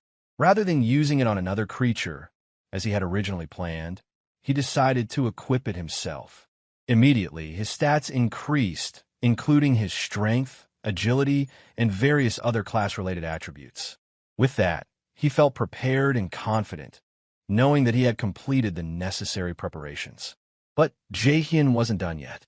He cast another skeleton shard through two other identical copies. He gave each one specific instructions. Always fight together as a team in battle, and work in harmony without any internal conflict. Satisfied with his orders, he was about to leave when he wondered about the kind of monsters spawned nearby. From the dense forest, a level 25 forest bear suddenly lunged at Jaehyeon, its massive form crashing toward him with surprising speed. Jaehyeon managed to dodge just in time, but his brief moment of relief was cut short as the bear became more agitated, its aggression escalating. Realizing this, Jaehyeon quickly signaled one of his skeletons to retaliate. The skeleton rushed in for an assault, moving with speed, but the forest bear reacted swiftly. With a powerful swipe of its claws, it sent the skeleton flying, crashing to the ground in a heap. Watching this, Jaehyeon's frustration mounted. He had expected more from the skeleton, and internally, he scolded it for making such a direct, obvious attack. He had given clear instructions to approach from the bear's blind spot, not to charge head-on. Without wasting any time, Jaehyeon issued another command to a different skeleton. This one charged at the bear as well, but the result was the same. Once again, the bear reacted with a swift and powerful strike, sending the second skeleton tumbling to the ground, just like the first. Jaehyeon's irritation deepened. He had given explicit instructions, yet the second skeleton had failed to learn from the first. He could hardly believe that both had made the same mistake. The third skeleton, however, stepped forward with an air of overconfidence, seemingly believing it could succeed where the others had failed. Jaehyeon watched with a sliver of hope, hoping this one might prove different, but the outcome was no better. The skeleton lunged at the bear, but the bear's claws struck it down with ease, just as it had with the others. Jaehyeon was left even more frustrated than before. Later, the three skeletons knelt before Jaehyeon, each holding its skull in its hands as if ashamed of their failures. With a sigh, Jaehyeon gestured for them to place their skulls back onto their spine. He took a moment to lecture them, explaining in simple terms that when a monster is attacked, it naturally turns toward the direction of the attack. That's why they needed to approach from the bear's blind spot, not head-on, where it could easily see them coming. Yet, none of the skeletons able to understand Jaehyeon's explanation. As Jaehyeon reflected on the situation, he remembered the effect of the necklace of the corrupted tracker. His skill rank had increased, and he now had the ability to summon 3 skeletons at once instead of just one. This newfound power gave him a sense of progress, though he knew there was still much to learn. Despite the advantage of having 3 skeletons, a new problem has surfaced for Jaehyeon. They still cannot function as a cohesive team. Though they share the knowledge he imparts, they lack an understanding of teamwork and how to coordinate effectively in battle. Worse yet, maintaining all 3 skeletons costs him 3 times the mana, and their performance is subpar, far worse than the original skeleton. Jaehyeon feels disappointed by the outcome. However, there is a small victory. He has reached level 20, just as he had planned. With that milestone achieved, he briefly considers taking a break from making combat videos. Yet, he knows he can't afford to rest just yet. Jaehyeon then orders the skeletons to stand up. They will continue training until they reach Bangsu Castle. He had originally hoped that he could leave the fighting to his summoned minions and enjoy a more relaxed lifestyle, the kind that most necromancers dream of. But the reality is much different. He understands now that, at least for the time being, he must remain on the front lines, directly involved in the battles himself. Meanwhile, inside the Bangsu Castle branch of the Raiders Association, The atmosphere is chaotic. The building is filled with raiders, each one eagerly awaiting the chance to take on their next challenge. When a lone raider emerges from one of the main hallways, the crowd immediately swarms him. Dozens rush toward him at once, hungry to learn what quest he has been given. The energy in the room is frantic, as if they are desperate to snatch up whatever scraps of quests they can find. Jaehyeon stands off to the side, silently observing the scene. To him, the raiders resemble hyenas fighting over a carcass, desperate and greedy. He finds their behavior pathetic, especially since many of them seem to rely on others to do the work for them, rather than putting in any effort themselves. With little interest, Jaehyeon ignored the chaos and heads for the staircase. As he begins to ascend, one of the raiders approaches him, trying to strike up a conversation. Jaehyeon shuts him down immediately with a cold response, knowing that he must keep his true intentions hidden, especially the fact that he is there for the Ahimbri quest. This is a hidden quest, and if anyone were to find out, they might try to interfere. To avoid drawing any more attention, Jaehyeon pulls out a sealed letter as he climbs the stairs. He hands it to a staff on duty, explaining that he has a letter of recommendation from Hotan. The raider reads the letter briefly, nods in recognition, and directs Jaehyeon to proceed to the second floor. Without hesitation, Jaehyeon moves forward, even as other raiders begin shoving and pushing behind him, shouting that they want to join his party. The staff quickly intervenes, blocking them from following. As Jaehyeon walks toward the designated room, his thoughts shift to the potential rewards of the hidden quest. He wonders if Ahimbri, the one who will train him, has something truly valuable to offer. His hope is to establish a lasting connection with Ahimbri, someone who could become a powerful ally in the future. But when he opens the door to Ahimbri's office, he is stunned by what he finds. The room is a complete mess. Piles of books, scrolls, documents, and strange magical items are scattered across every surface. Dust fills the air, and the only sign of life is a figure slumped behind a mountain of books. Ahimbri is asleep, half buried beneath the weight of his own research. As Jaehyeon steps inside, the noise of the door opening stirs Ahimbri awake. Confused and disoriented, Ahimbri looks up and mutters that he doesn't recall having any appointment scheduled for the day. Jaehyeon introduces himself calmly, using his game name, Hyrkan, and presents the letter of recommendation from Hotan. Ahimbri lazily takes the letter, reads it over, and raises an eyebrow. He comments that Jaehyeon still looks like a trainee black mage, but supposes there must be some skill involved if Hotan went through the trouble of sending him. Jaehyeon gives a short and modest response, claiming that he simply got lucky. His primary concern at the moment is receiving the reward. Ahimbri eventually hands over the promised rewards, and as soon as Jaehyeon takes them, the system interface responds with a notification. Jaehyeon stands in stunned silence, watching the screen as it displays the rewards: a skill book titled Bone Armor and another titled Madness Helm. Both items emit a faint glow, marking them as rare and possibly high-tier skills. Jaehyeon stands frozen, hardly able to believe that not one, but two valuable skill books were handed to him so easily. His mind races, overwhelmed by how significant this reward is for a single hidden quest. As he stares in disbelief, Ahimbri casually remarks that their business is finished. The system interface follows with a confirmation. The teachings of Ahimbri quest has been completed. Jaehyeon, still recovering from the surprise, finds it hard to process how abruptly the quest has ended. He had expected a longer series of tasks, or at least a continuation, but instead, he's already being dismissed. The books around the room begin to move and block Jaehyeon for following, subtly guiding Jaehyeon toward the exit. Desperate not to let this opportunity slip away, Jaehyeon shouts out, offering that he's willing to do anything. He hopes his words will buy him another chance to deepen his relationship with Ahimbri. Just as he is about to be pushed out of the room, Ahimbri reaches out and grasps his hand firmly. A strange smile appears on his face, one that mixes amusement and mischief. With a low voice, he asks if Jaehyeon truly means that. At that moment, the system interface pops up once again. A new quest appears, titled Bring the Egg from the Nest. The description is brief and vague, but most notably, it clearly states that there will be no reward for completing the task. That's when Jaehyeon realizes it. He's been tricked. Ahimri had deliberately baited him into accepting another task, using his own eagerness against him, without even knowing the risks or the full details. Meanwhile, outside the Raiders Association, a heavily armored raider clad in a full set of heavy iron gear walked through the street with a calm but deliberate step. His presence draws the attention of passers-by.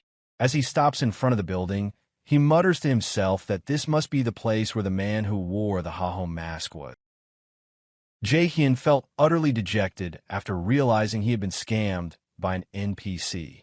He had thought that a Himbri would give him a quest tied to the main storyline, and the fact that the quest offered no reward only deepened his frustration.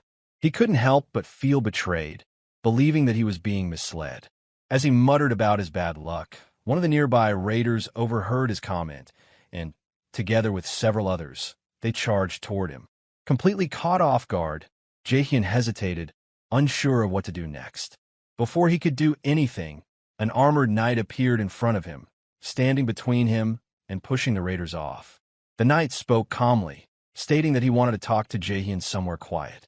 Jaehyeon didn't recognize the man, and, instinctively, he prepared to refuse.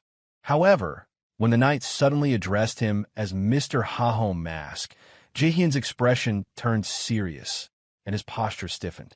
This was no ordinary encounter. Later, in a quiet alley, the two stood face to face.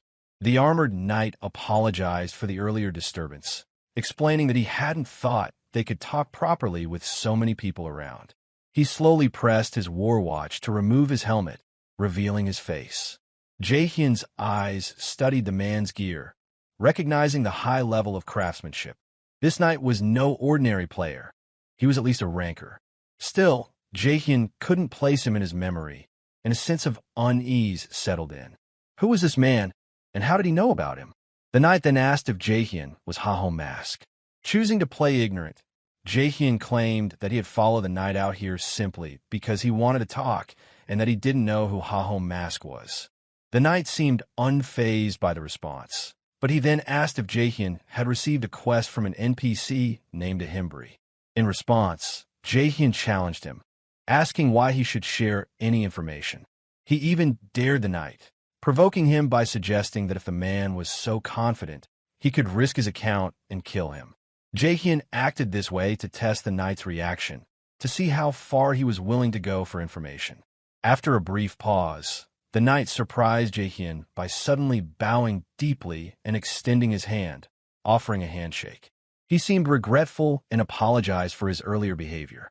Though still cautious, Jaehyeon accepted the handshake, signaling that he would let the matter go this time. Without another word, Jaehyeon turned to leave, but the armored knight stayed still, watching him with an unreadable expression. A few moments later, another figure emerged from the shadows. This new figure, a woman who had been watching from a distance, stated that she didn't believe Jaehyeon was the person they were looking for. The armored knight agreed, noting that Jaehyeon clearly lacked the skills of a top-level player.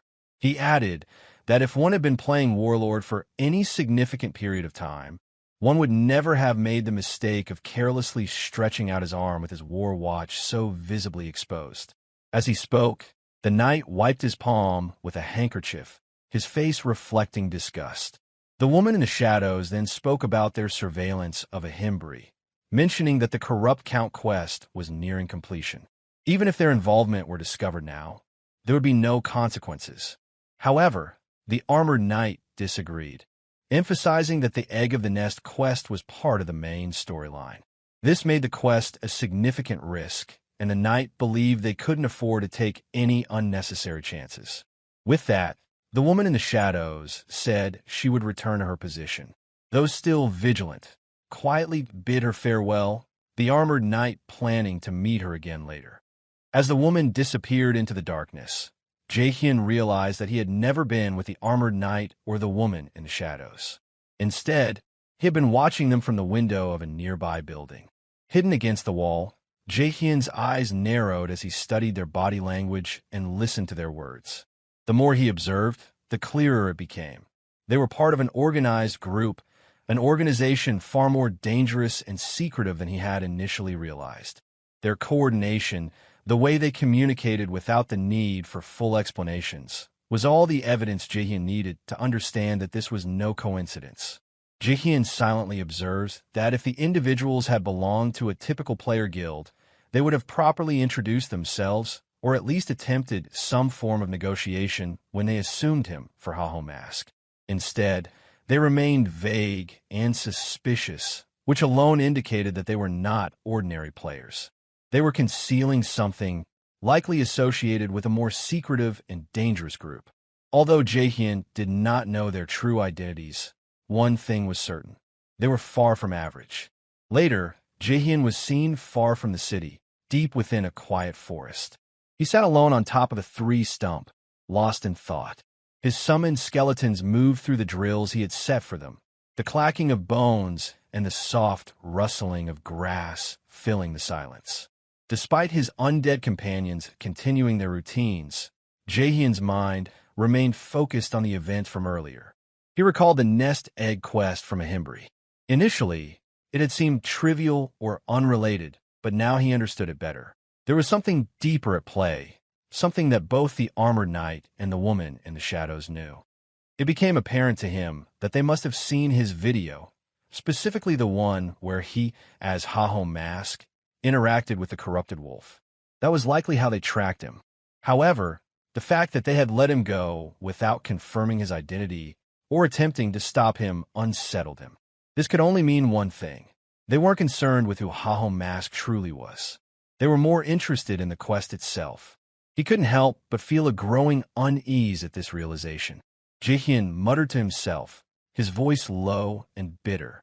He couldn't fully comprehend the nature of his strange quest, but something told him that continuing down this path would only lead to further encounters with these mysterious individuals.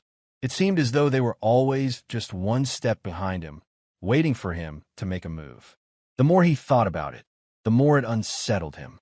He even began to consider stopping his video uploads for a while, at least until he could figure out exactly what he was dealing with. The last thing he needed was to make himself an even bigger target. His frustration grew as he muttered again, wondering why his life seemed to be constantly entangled with such insane individuals. One problem after another, it felt like nothing ever stopped. Meanwhile, far from the forest, Jaehyeon emerged from her high-tech gaming pod. The chamber opened with a faint hiss, bathing the room in soft light. Her secretary, Park Suji, greeted her immediately, handing her a bottle of water while complimenting her on her hard work. Suji's eyes shone with admiration, but Jaehyeon only seemed distant. She took the bottle of water without enthusiasm, her expression cold and indifferent. When Suji asked how the guild entrance exam had gone, Jaehyeon responded casually, stating that the entire test had been a waste of time. She found every applicant to be useless, and none of them had met her expectations. Her mood darkened as she sat down, irritation growing as she tapped her fingers restlessly against the armrest. She then turned her focus to Suji, her sharp eyes narrowing as she asked if there had been any updates on Haho Mask, the masked player she had tasked her to investigate. Suji hesitated for a moment before responding, stating that it seemed like the person might have joined another guild. However, there had been no further responses or movement since then. Jaehyeon's expression immediately became sharp, her mood shifting into something far more dangerous.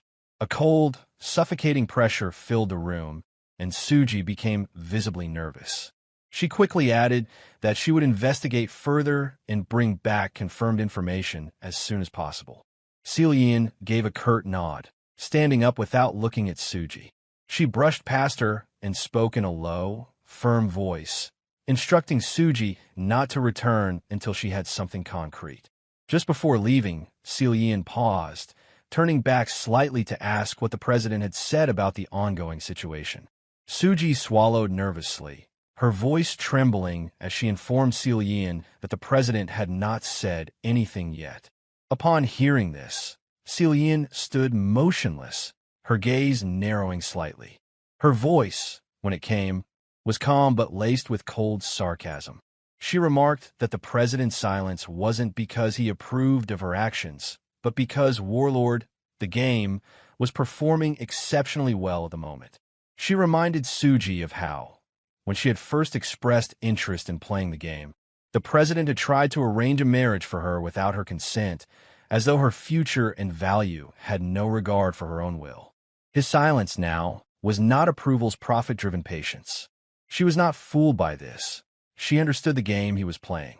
It was clear to her that the president's silence was a reflection of his interest in the game's success, not her actions. She knew well that he would never support her unless it was beneficial to him. Without allowing further discussion, Jaehyeon gave Suji a new order. She instructed her to gather a completely fresh batch of applicants and report back to her by the next morning. The order was abrupt and left no room for negotiation. Suji's face drained of color at the impossible deadline, her eyes widening with shock. Her lips parted as if to protest, but she quickly caught herself, muttering under her breath, barely audible, that Jaehyeon really did have a terrible personality. Suji could feel the weight of Jaehyeon's words pressing down on her. It was always like this.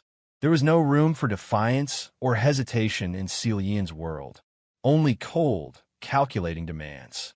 Meanwhile, Jaehyeon arrived at the lizard swamp with his skeleton warriors in tow. His thoughts turned to a Himbri, who was now at Bangsu Castle, and he guessed that the quest must be close by. The quest was about finding an egg, and he figured the monster involved would likely be a bird, reptile, or insect type. Given his current level and abilities, the only place he could explore safely was the lizard swamp. He called one of his skeletons to remind it, to be mindful that the monsters in this area were known to be particularly strong and unpredictable. To prepare himself, he decided to use the skill he had learned earlier, Madness Helm. As he activated the skill, the skeleton's eye sockets glowed red, and a violent red aura began to emanate from it. Jaehyeon was surprised by how powerful the effect appeared. The skill had an intimidating presence, more so than he had anticipated. Curious about its full potential, he decided to test it by ordering the skeleton to attack him. But there was a risk involved. The skill might push the summon into a berserk state, losing all control. He issued a mental command, expecting the skeleton to obey with its usual mechanical precision. However, instead of responding with discipline, the creature began to convulse, its movements becoming erratic and wild. It erupted into a frenzy, behaving in a way that was both unnatural and unsettling. Reacting swiftly, Jaehyeon delivered a heavy punch that connected solidly with the skeleton's skull.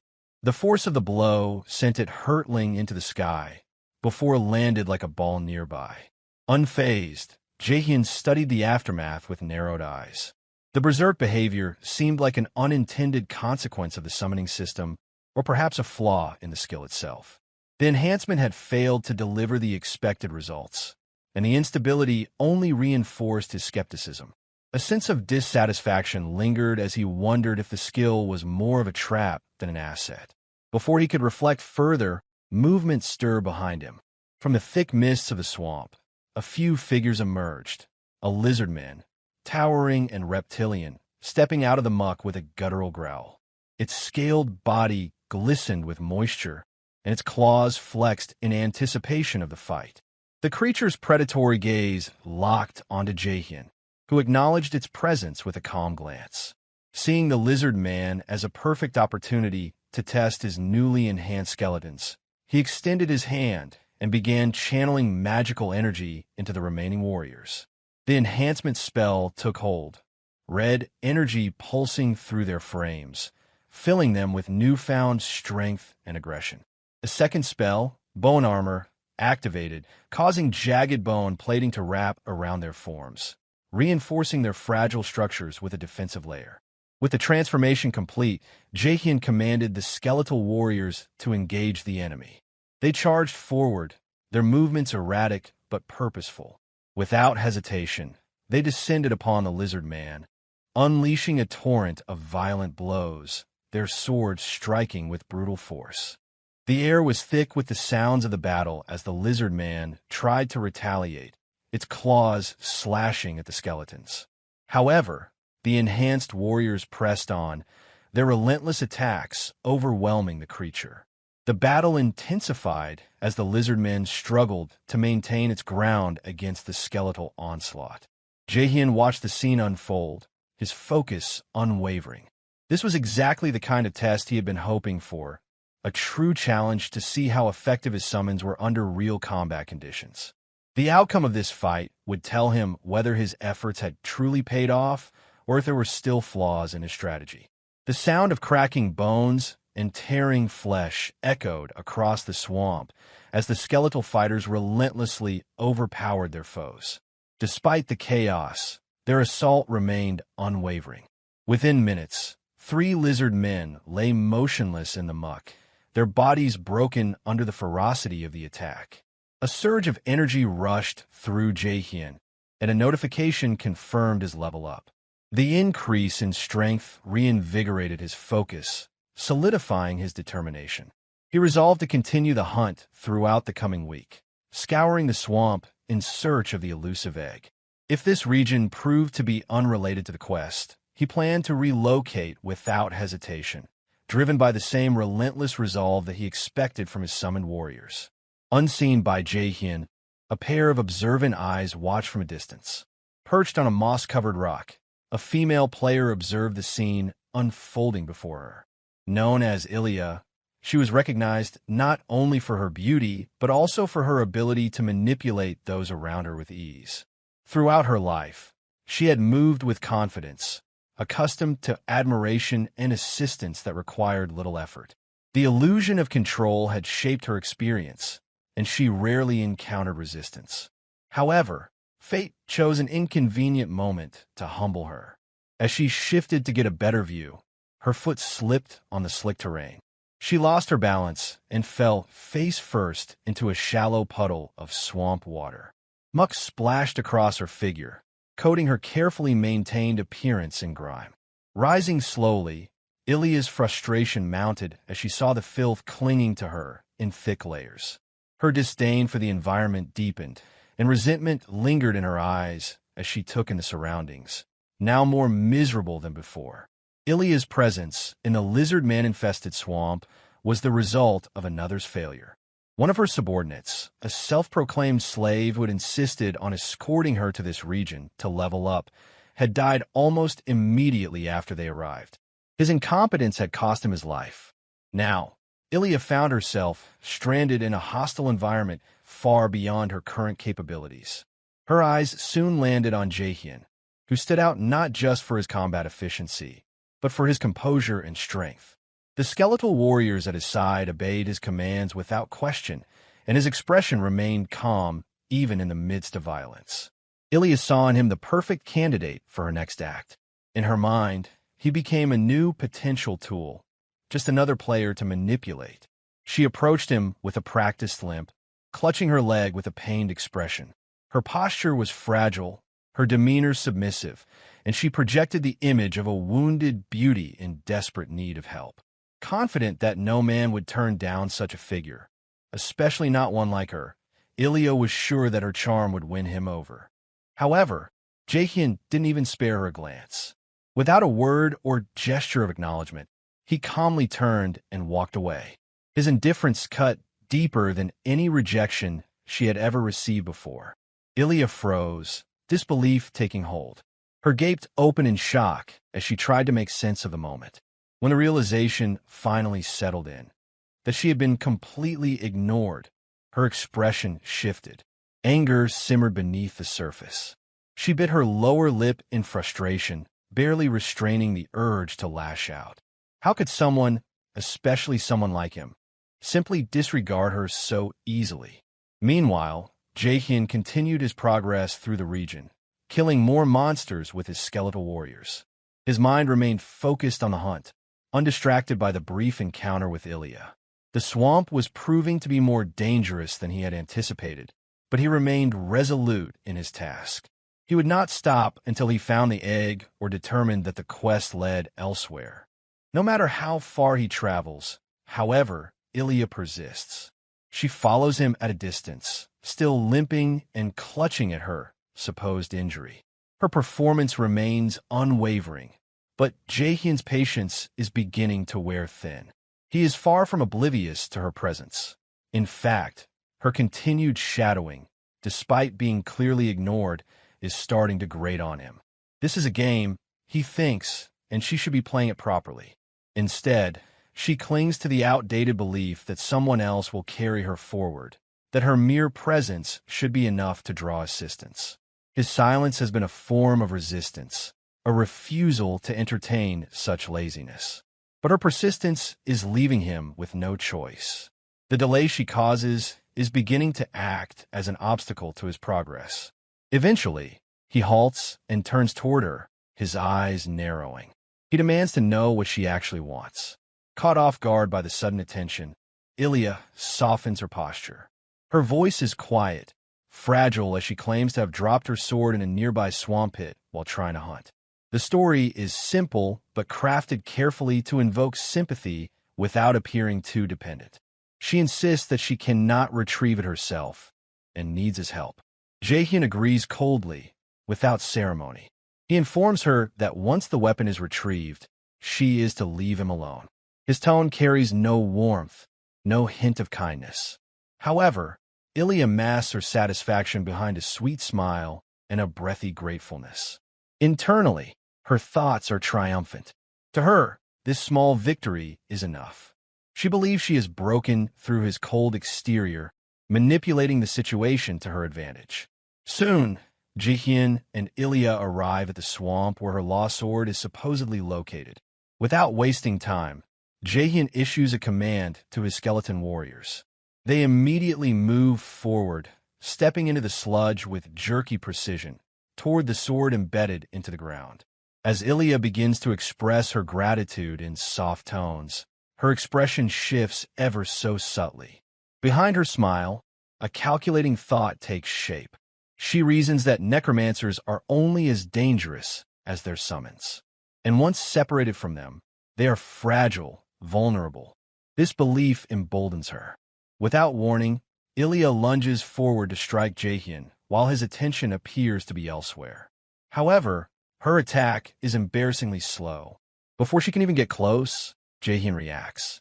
In one smooth motion, he grabs her wrist, halts the swing, and hurls her effortlessly into the same swamp from which her sword had been retrieved. The splash is loud and messy, and Ilya's surface is drenched, sputtering, and furious. Her voice trembles with rage as she declares that he won't get away with this, that her elite bodyguards will arrive soon and reduce him to ashes. Jaehyeon laughed as he mocked her, before lazily pointing behind her. Confused and disoriented, Ilya turns her head, only to find several lizard men emerging from the thickets of vines and muck. Their eyes glint with hostile intent, and their low growls vibrate through the humid air. Ilya screams, scrambling to gain footing in the slippery swamp. As the monsters begin closing in, Jaehyeon watches with detached amusement. He remarks that if she intended to scam someone, she should at least have tried harder. Her act had been transparent from the start. With a final glance, he orders his skeletons to move out, muttering that she had wasted enough of his time. As the group prepares to leave, Jaehyeon notices something unusual. The skeletons lag behind as one of them gestured weirdly, its postures oddly expressive. It almost seems as if it is practicing charm techniques, gestures and poses that mimic those often associated with seductive magic. Jaehyeon beats them up in irritation and barks at them to stop learning unnecessary, strange things. He warns them that he will personally destroy them if they continue down this path. Moments later, a notification flashes across his view. It informs him that Ilya has died. Curiously, he also receives assist points for her death. Despite not having dealt the killing blow himself, he raises an eyebrow, but doesn't delve too deeply into the matter. The swamp monsters had simply finished what he hadn't cared to start. As for her claims about bodyguards, he dismisses them with ease. A person like her, he reasons, is all bark and no bite. For him, the threat was hollow. What Jaehyeon doesn't realize, however, is that a group of well-armed players are watching the entire sequence unfold through a shared recording feature. These are the very fans Ilya spoke of, her actual love slaves, scattered across different regions in attempt to follow her until they got the video. Their faces remain unreadable as they replay the footage of Jaehyeon commanding his skeletons. The group observes in silence, their expressions betraying nothing, yet their intentions are clear. Deep within the dense forest, Jaehyeon stood over a man who knelt helplessly before him, his sword deeply embedded in the man's chest. This man was revealed to be one of Ilya's former slaves, still murmuring in a barely coherent voice about taking revenge on her behalf. Irritated and confused by the man's persistence, Jaehyeon questioned aloud why someone would go to such extremes for Ilya. He wondered what the man hoped to achieve. Perhaps he believed that avenging Ilya would earn her favor or affection. The man responded with a wild, hysterical laugh, his eyes wide and filled with a dangerous obsession as he declared his love for Ilya. Without hesitation, Jaehyeon delivered the killing blow. His mind flashed back to how full of red flags Ilya was. She had repeatedly attempted to manipulate him, which was the very reason he had severed ties with her. He had never taken her warnings seriously, especially those about her bodyguards seeking him out. But now, it was clear she had not been bluffing at all. Ilya played the victim masterfully, stirring up her loyal fans with her performance. Because of this act, Jaehyeon found himself confronted daily by her devoted followers, growing more and more frustrated with each encounter. Not only was he anxious from his inability to find new quests, but now a relentless pack of obsessed fans was actively hunting him down. For a fleeting moment, he considered seeking out Ilya to finish her off once and for all, but quickly dismissed the dangerous idea, realizing it would only land him in deeper trouble. At that instant, he gathered the loot from his defeated opponent. The system interface flickered to life, displaying his rewards: an ownerless war watch, 5,000 gold, goblin leather boots, and a rare necklace known as the Necklace of Promise. Jaehyeon recalled that this necklace could be sold for a hefty sum of 800,000 won. Both he and his loyal skeleton companion felt a surge of excitement. For the first time in a while, it seemed possible to afford a fancy dinner that night. Just then, another of Ilya's fanatics spotted Jaehyeon. Seizing the opportunity to provoke, Jaehyeon boldly took responsibility for killing Ilya, hoping to draw the lone opponent into a quick and manageable fight. However, his confidence quickly waned when dozens of hostile figures emerged from the trees, armed and radiating dangerous intent.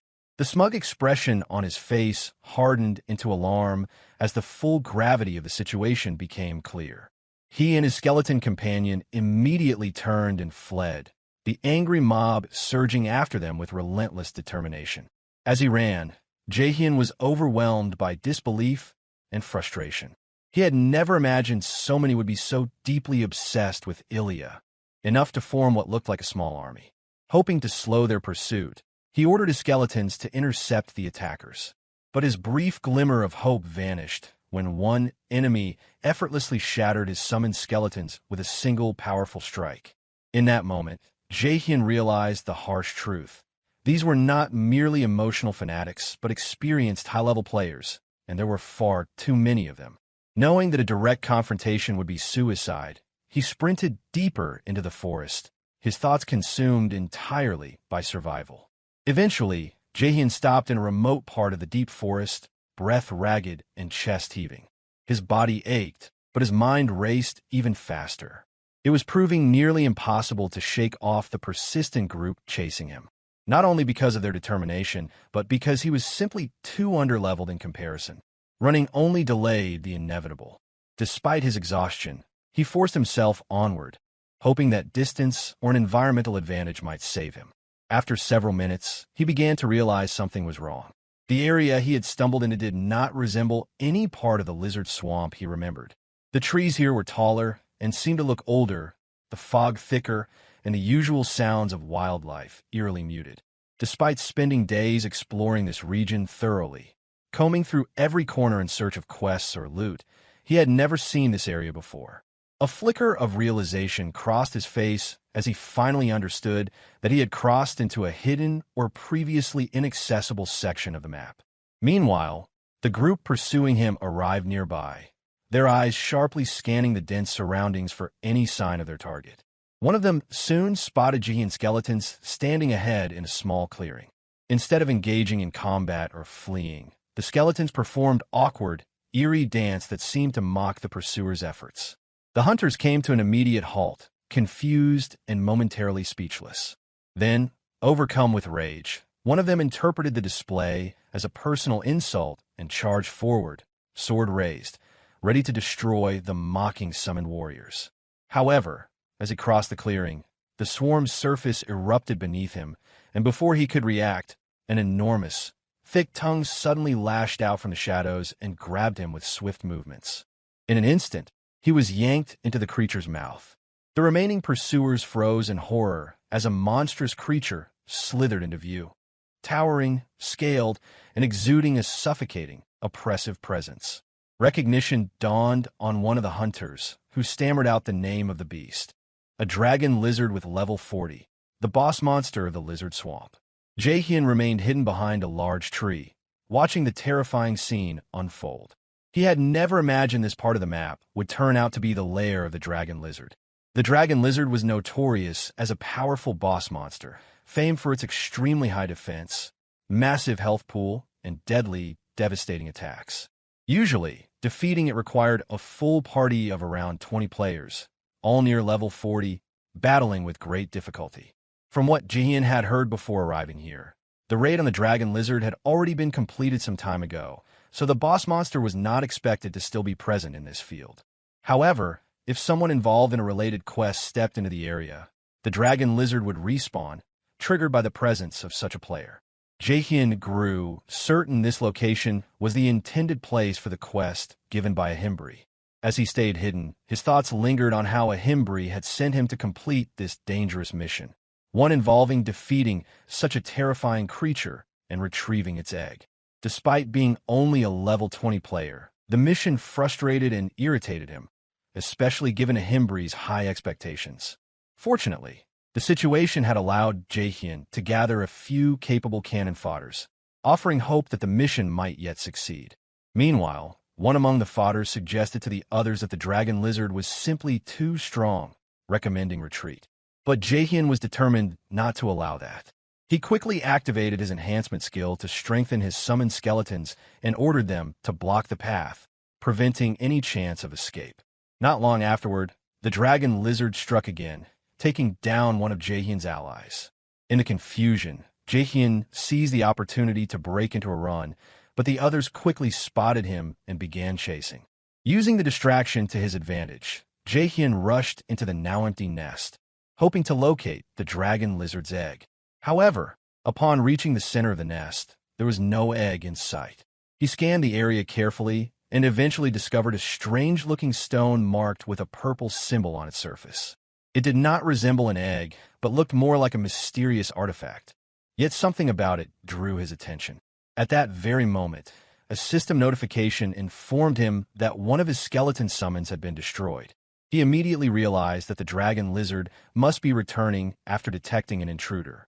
Jaehyeon knew he was out of time and had no chance to continue searching.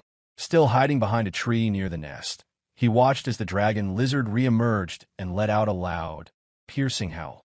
Certain that he could no longer search the nest for the dragon lizard's egg, Jaehyeon decided he had no other option but to take the strange stone marked with purple, even though it was clearly not an egg, and bring it back to a Himbri. All the cannon fodders were now lying defeated across the swamp, their bodies scattered and motionless. Jaehyeon walked calmly toward one of them, a player who appeared to be on the verge of death. He looked down at the weakened figure, his expression unreadable, silently pondering how Warlord was such an interesting game filled with all kinds of strange people, players who acted bold and reckless, driven by the massive rewards at stake. Without hesitation, Jaehyeon bent down and picked up the opponent's war watch, which had become ownerless due to the defeat. The fallen player tried to muster strength to respond, but Jaehyeon drew his sword and drove it forcefully into the ground. His tone grew cold and serious as he made it clear that until now, he had been playing along with them as if everything were a game or a joke. But in truth, there was much at stake in this world for him. He warned that if they ever bothered him again, There would be no mercy or leniency for them. This warning was not just for them, but also for Ilya, the one connected to their group. After delivering this message, Jaehyeon stepped carefully onto the fallen bodies, using them as support to cross the swamp without sinking into the thick, sticky mud beneath. As he walked away, he thought more seriously about the consequences. If they came after him again, even after this clear warning, it would no longer be a small skirmish but an all-out war. With this in mind, he contacted the Bangsu Guild calmly, claiming to have spotted the dragon lizard within the lizard swamp. He offered to sell the exact location of the boss monster for 100,000 gold, fully aware that this kind of information was extremely valuable to high-level guilds. Later, Jaehyeon arrived at a Himbri's office, delivering the strange purple-marked stone. His steps were tense and cautious, filled with hope that this was the correct item since he did not want to search the vast map all over again. A Himbri took the stone and examined it closely, his expression unreadable for a long moment. Finally, after an uncomfortable silence stretched, a Himbri confirmed that this was exactly the item he had been looking for. Jaehyeon felt a wave of relief and excitement rush over him, the pressure lifting from his shoulders. Still holding the stone, a Himbri commented that Jaehyeon was faster than expected, admitting that he had thought it would take someone like Jaehyeon much longer to complete the task. Jaehyeon nearly lost his temper at the comment, his frustration bubbling up, but he forced himself to remain calm. With a composed expression, he responded that he had given everything he had. Without wasting any time, he asked a Himbri to assign him the next quest. A Himbri looked at Jaehyeon seriously and began explaining the true nature of the item he had brought. He asked if Jaehyeon was aware of what he had delivered, and then revealed that in every investigation of areas where mutated monsters had appeared, this strange item was always found nearby. Because of this recurring pattern, he had temporarily named it the Corruption Stone. As Jaehyeon listened carefully, a realization dawned on him. This must have been the reason those mysterious players were approaching him earlier.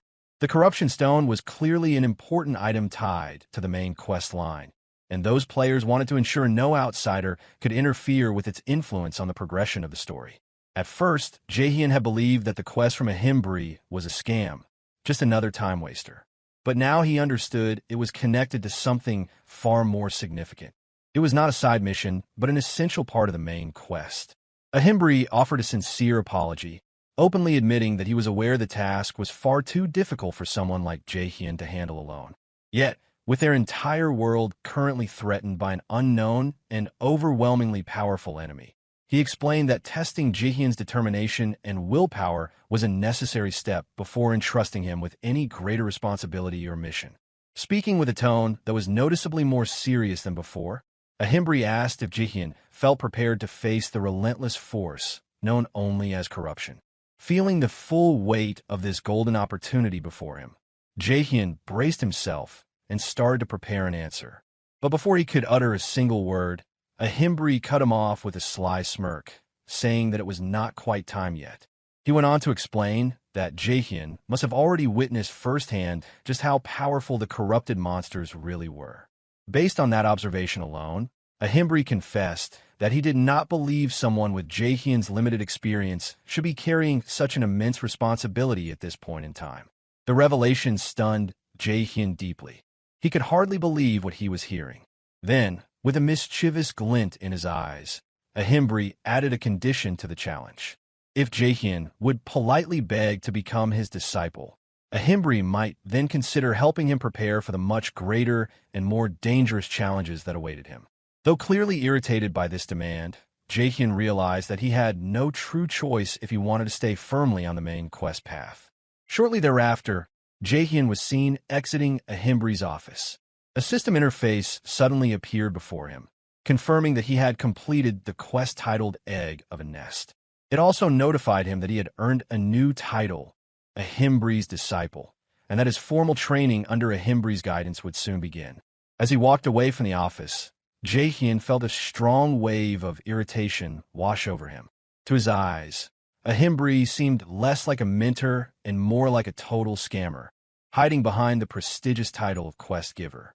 Meanwhile, in a different part of the world, a group of players celebrated their hard-fought victory against the fearsome dragon lizard. Their jubilation was tempered by the visible fatigue that weighed heavily upon them after the intense battle. The captain of the group gathered everyone and instructed them to rest and regroup later for the next step. After checking the welfare of his team, the captain approached the armored knight who had played a crucial role in the raid's success. He expressed his heartfelt gratitude, admitting that the knight had been far stronger than any of them had expected. The armored knight responded modestly, giving credit to the excellent support provided by the party as a whole. However, the captain shook his head and insisted that, had it been only their group without any outside assistance, at least 5 of them would not have survived. He explained that he had initially been skeptical of the idea of hiring paid players as helpers for boss raids, but after witnessing the results firsthand, he was glad he had made that decision. As a gesture of thanks, the captain offered the knight additional rewards beyond the agreed compensation. But the armored knight refused without hesitation.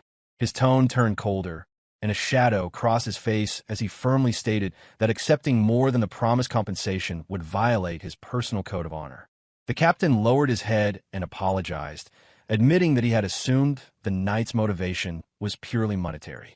He also remarked that it seemed unusual for a well-known ranker to appear at a low-level raid like theirs. Without uttering a word in response, the knight simply walked past him, stating that he would collect every item from the nest as promised in their agreement. The captain, somewhat puzzled, called out that there should be nothing valuable left in the nest. The knight didn't even glance back as he continued walking with firm, resolute steps. Inwardly, the knight felt a surge of luck and satisfaction. He had never expected to stumble upon an opportunity to claim the mysterious corruption stone. When he first heard that the dragon lizard had respawned, he immediately grew nervous, fearing that Jaehyeon Mask was already making progress through the quest. However, since the dragon lizard was still alive when the raid began, he reasoned that Jaehyeon Mask must have failed to clear the challenge. As he landed inside the nest, his expectations for Jaehyeon Mask's survival were low, firmly believing that no solo player could possibly handle a boss of such magnitude alone. The knight's excitement steadily built as he approached the nest. His only task now was to retrieve the corruption stone and ensure that Jaehyeon Mask never completed the main quest. However, as he carefully searched the area, his expression darkened with growing frustration. The nest was completely empty. There was no corruption stone, nothing left behind. His eyes scanned every corner meticulously, but it was clear that someone had already arrived before him. Filled with anger and fury, he cursed loudly, the sound echoing across the ruined battlefield like a thunderclap. Meanwhile, in a dimly lit room, Jaehyeon sat silently, his expression quiet and serious. He murmured to himself that the time had finally come. Reflecting on the long, grueling days filled with pain and frustration, he remembered all the moments he endured, telling himself that if he could just hold on a little longer, things would start to improve. That belief, that stubborn hope, was the only thing that kept him going through all. Now, a slight smile appeared on his lips as he decided to treat himself. He eagerly declared that he would order beef tonight, a small luxury he had been denying himself for a very long time. Until now, he had lived as frugally as possible, cutting his food costs to the bare minimum in case of emergencies. But with the main quest finally in his hands and a new path opening before him, he figured it was time to enjoy a well-earned reward. Unexpectedly, he received some extra money converted from a donation, forcefully taken from Ilya's fan club members, totaling just a little over 1.2 million won. With that added to his account, his balance now stood at 1.4 million won. The number made him genuinely excited.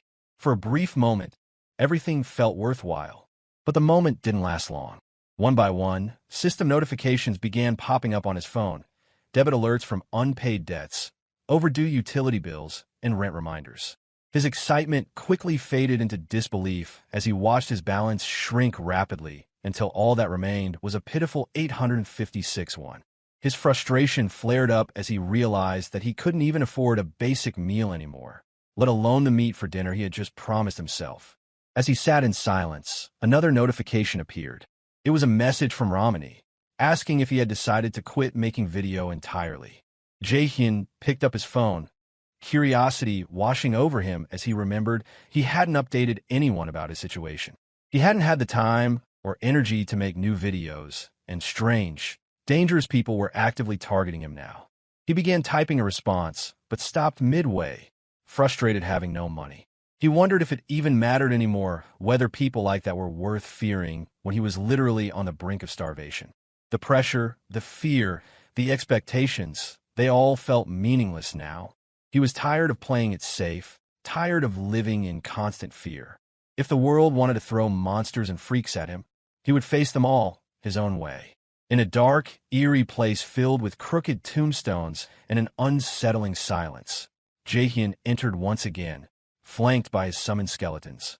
He stepped forward with steady resolve as the cold, emotionless system interface appeared before him, confirming that he had entered the forest of the Jaehyeon had not entered the forest of the dead for a very long time, even though he had visited frequently during his beginner days in a past life.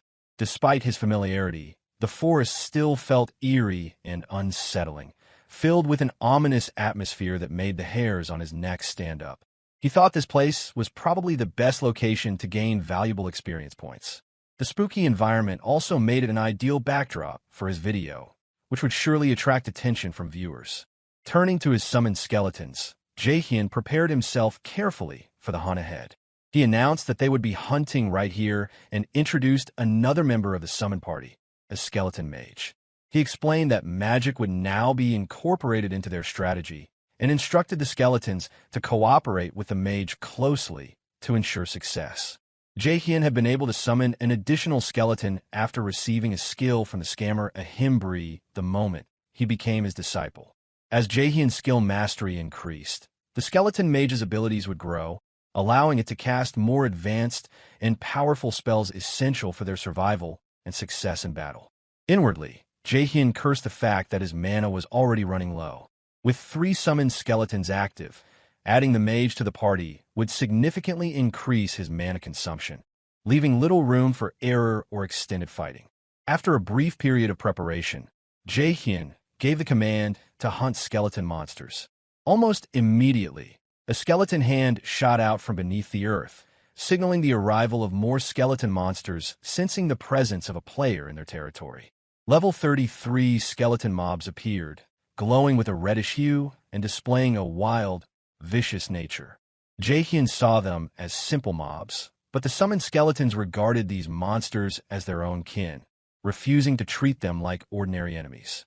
When his skeletons refused to move forward, Jaehyeon demanded to know what they were doing and ordered them to attack the monsters without hesitation. Despite their limited intelligence, the skeletons instinctively resisted the idea of harming their own kind, feeling dejected and conflicted by the command. The monsters staggered forward, and Jaehyeon explained that undead creatures possessed traits quite different from normal monsters, something the skeletons would understand once the battle began and the true nature of the fight was revealed. Disappointed, Jaehyeon turned to find his skeletons hiding behind any available cover, shaking as if afraid to face the fight ahead. Growing irritated, he snapped his fingers sharply and repeated his command to hunt the monsters without delay or excuses. With no other option left, the OG skeleton charged forward courageously, while the remaining 3 stood at attention, ready to follow orders.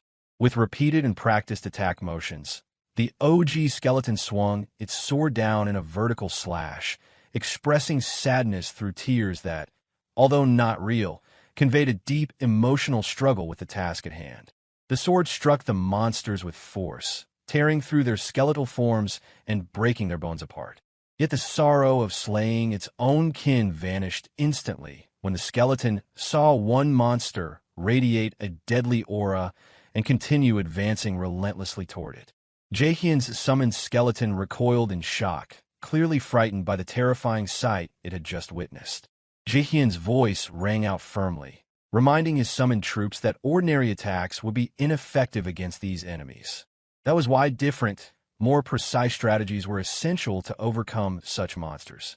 With determination, Jaehyeon stepped forward and took out a rare-class weapon known as the Mage's Hammer.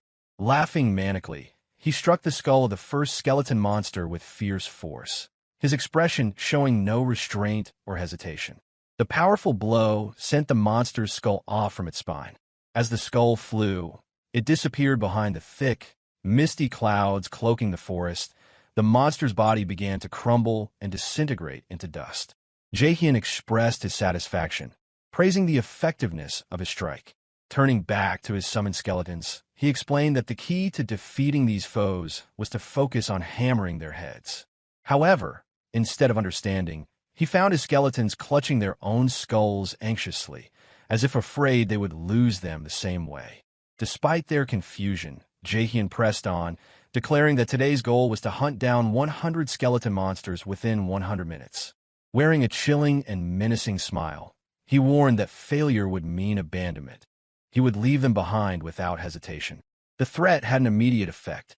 The 4 summoned skeletons charged forward to hunt their own kind, not out of loyalty, but out of fear of the consequences if they failed. The hunt proceeded swiftly, but sadness lingered in the air. Each warrior skeleton wielded a heavy hammer, striking down skeleton monsters one after another with surprising efficiency. Jaehyeon mused aloud that he had expected it would take them longer to master the unfamiliar weapon, but they were performing far better than anticipated. Feeling hopeful, Jaehyeon thought that the video he was recording should be a great success. With that in mind, he considered contacting Romani beforehand to share the video. Suddenly, a deep rumble echoed through the forest. Massive monsters approached, their heavy footsteps shaking the earth as they drew closer. Before Jaehyeon now stood a level 35 skeleton warrior, radiating a far stronger chaotic reddish aura than the other monsters. Its piercing gaze locked onto Jaehyeon, marking him as the target. Despite the looming threat, Jaehyeon remained calm and resolute. He knew that the skeleton warrior was a rare elite monster, one that spawned randomly or perhaps after a certain number of skeletons were slain. However, Jaehyeon viewed the situation differently. Charging forward with his skeleton squad, he saw the elite monster as merely an obstacle, a source of valuable meat for his dinner. His mind wandered to how best to prepare the meat, debating between grilling it or cooking a tender steak. The thought of delicious beef bulgogi also made his mouth water involuntarily. Just then, Jaehyeon looked up and saw the skeleton warrior raise its massive axe, swinging it down with tremendous force. The ground shattered where the axe landed, shock waves rippling through the earth. Fortunately, Jaehyeon reacted quickly, stepping back just in time to narrowly avoid the deadly attack.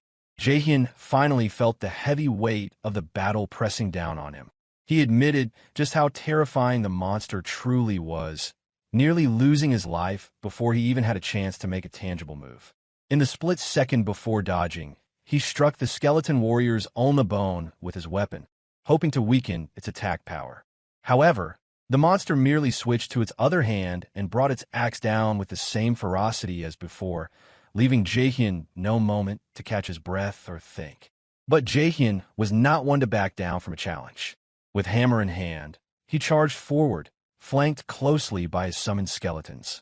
Each of his strikes was precise and calculated, targeting the skeleton warrior's pelvis with swift movements that showed the experience of a seasoned fighter, a rancor in his past life. Despite the intensity of the battle, the confident smile on Jaehyeon's face never faded. After unleashing a flurry of attacks, Jaehyeon landed behind the skeleton warrior, closely followed by his summoned allies. He quickly conducted a body count, checking if any of his members had fallen. Fortunately, all stood at attention, silently reporting no injuries. The skeleton warrior rose once again and launched another powerful attack. Unfazed, Jaehyeon remarked on how surprisingly easy it was to deal with such an elite monster. Even though he anticipated the incoming attack, Jaehyeon did not flinch or move from his spot. Instead, he taunted the skeleton warrior, mocking its impatience. At that critical moment, the summoned skeleton mage finished chanting a spell, and a fireball materialized in its skeletal hands. The reluctant expression that had been etched on its face was replaced by fierce determination, shining brightly in its eyes. The mage raised his hand, and the fireball grew larger, following the movement precisely. The flames surged forward in a pillar of scorching fire, engulfing the skeleton warrior where it stood. Jaehyeon let out a relieved sigh as notifications popped up on his screen, informing him that the skeleton warrior had been slain. Both he and his summoned skeletons gained experience points from the victory. With embers still glowing, the bones of the defeated skeleton disintegrated into dust. Jaehyeon mused aloud about how this spectacular moment would surely earn him at least 10,000 views on his video. His thoughts soon shifted to his growing hunger, deciding that he would treat himself to some grilled beef once the battle was over. However, his moment of peace was abruptly shattered. A warning notification sounded, accompanied by a sharp chime. It informed Jaehyeon that the field boss had detected the death of one of its underlings. His mind raced. He had completely forgotten the specific conditions that triggered the field boss's appearance, and now he faced the looming threat unexpectedly. Another notification chimed in, confirming that the field boss had found intruders and was awakening because the required condition had been fulfilled. A massive golden summoning circle suddenly materialized on the ground nearby. It pulsed ominously, signaling the impending doom Jaehyeon would have to confront before he could even think about finishing his meal. Massive skeletons arose from the glowing magic circle, 3 pairs of arms crossing in front of its chest in a gesture resembling Avalokiteshvara. A radiant golden aura surrounded its entire body, emanating a benevolent yet formidable presence that filled the air. Behind it, a halo composed of shimmering golden energy slowly rose, casting an ethereal light over the forest clearing. Jaehyeon stood firm, hammer tightly gripped in hand, flanked by his summoned skeleton warriors. He watched in silent awe as this magnificent being materialized before him. Despite his resolve, he could not help but release a hollow, defeated sigh as the weight of the situation settled on his shoulders. The golden skeleton, a boss category monster, had appeared. It sought revenge for Jaehyeon's indiscriminate slaughter of skeleton monsters throughout the forest of the dead. Its eyes glowed with an intense golden light from deep within its empty sockets, signifying its status as the field boss of the forest. In Jaehyeon's past life, this creature had been known as the first mage-class boss monster, and during the game's beginner stage, it was widely feared as the strongest adversary, earning the notorious title of Newbie Killer. Quietly, Jaehyeon mused that the condition triggering the golden skeleton's appearance was the defeat of a significant number of skeleton monsters. The fall of the skeleton warrior had been the final spark to summon this formidable foe. Deep down, Jaehyeon knew his current level would make defeating the golden skeleton an arduous task. Yet, should he triumph, the resulting content would undoubtedly become a jackpot for his video channel. He already had a plan to overcome it. With his summoned skeletons fully buffed, victory might be within reach. However, as he turned to command his army, Jaehyeon's heart sank. None of his summoned skeletons remained by his side. Simultaneously, a notification chimed on his interface, alerting him that all summoning had been canceled due to depleted mana reserves. Frustration welled up inside him. Not only had he inadvertently triggered a fight with the strongest boss monster appropriate for his level, but he had also neglected his mana management during the prolonged battle. He sighed deeply, realizing he had summoned the maximum 4 skeletons and had the mage cast a massive spell, leaving his mana utterly drained. Regaining his composure, Jaehyeon accepted that he would have to face the boss alone. His only regret was that his skeletons would miss the chance to partake in such a challenging fight and experiencing the battle. He activated his War Watch, a unique device attuned to his combat style, and mentally prepared himself. It was time to warm up his body for the intense melee to come. The War Watch sprang to life, and he spoke the command aloud, "Slot on." His custom war armor materialized around him, crackling with raw power. His entire being radiated unrestrained energy, and his combat abilities surged to unprecedented levels. While he'd spent much of the fight fighting as a mage to empower his skeletons, now, in this moment of melee combat with the War Watch activated, Jaehyeon was at his peak. Without hesitation, he charged directly at the golden skeleton. With a mere thought, the golden skeleton commanded its golden halo. A low, resonant hum echoed through the forest as the aura intensified, signaling the beginning of a deadly confrontation. As the golden skeleton opened its massive jaw, it seemed to voice a powerful incantation, unleashing a devastating spell against the puny human who dared to hunt its subordinates mercilessly. A barrage of golden beams shot down toward Jaehyeon as he charged forward, dodging with remarkable agility. The beams slammed into the ground where he had just stepped, destroying everything caught within their radiant paths.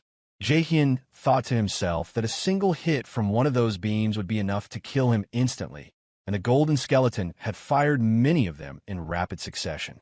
It was no wonder the creature was called the Newbie Killer. If it kept casting spells like that, Jaehyeon stood no chance of victory. Fortunately, Jaehyeon already had a strategy in mind. He leapt high into the air, pulling back his hammer, preparing to strike at the monster's weak spot. With a mighty swing, he shattered one pair of the golden skeleton's hands. One of its weaknesses was how brittle its bones were, and this attack had significantly weakened its spellcasting ability. Immediately after the strike, Jaehyeon descended quickly to the ground, moving evasively to avoid retaliation. The hands that the golden skeleton held together in a prayer-like position were the source of the magical halo that allowed it to cast devastating spells. By destroying one of these pairs, one of its magic circles scattered into the air. Only 2 magic circles remained glowing on its back, meaning Jaehyeon had 2 more pairs of hands to destroy if he wanted to stop the monster's magic. Jaehyeon had studied the golden skeleton's attack patterns closely and knew that these magic circles were intrinsically linked to its hands. His plan was simple: destroy all the hands, and the monster would be powerless. Suddenly, the golden skeleton began to act unpredictably. Jaehyeon frowned in surprise as a notification appeared, informing him that the boss had locked its gaze on him. 2 more notifications quickly followed, indicating that the field boss had seen through his tactics and was now gauging his skill level.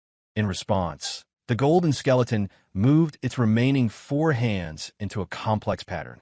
As it completed the motion, a purplish, chaotic aura crackled across its body, mingling with its golden light. The effect was unsettling, making the monster appear both saintly and demonic. Confusion washed over Jaehyeon as he cursed quietly, unsure of what had gone wrong in his plan. Without warning, a powerful purplish beam shot forth, hurtling straight toward him.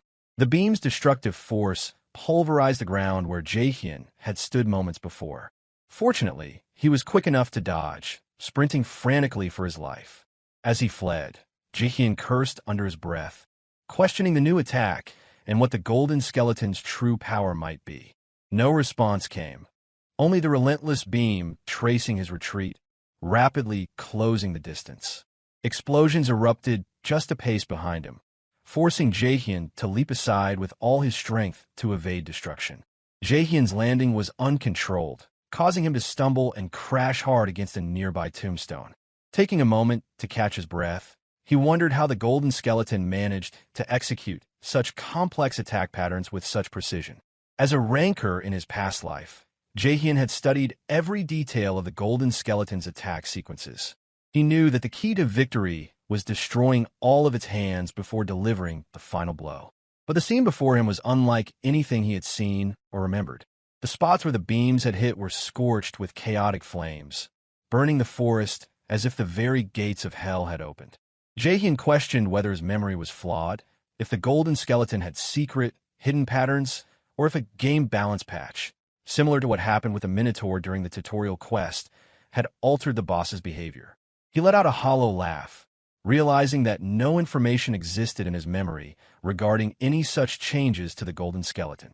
Perhaps it was because he was a Himbree's disciple, or due to some other unknown cause. Regardless, he had failed to devise a winning strategy against this new pattern, and he cursed softly under his breath. Despite his frustration, Jaehyeon refused to give up. He let his instincts take control as a bolt of lightning hurtled toward him.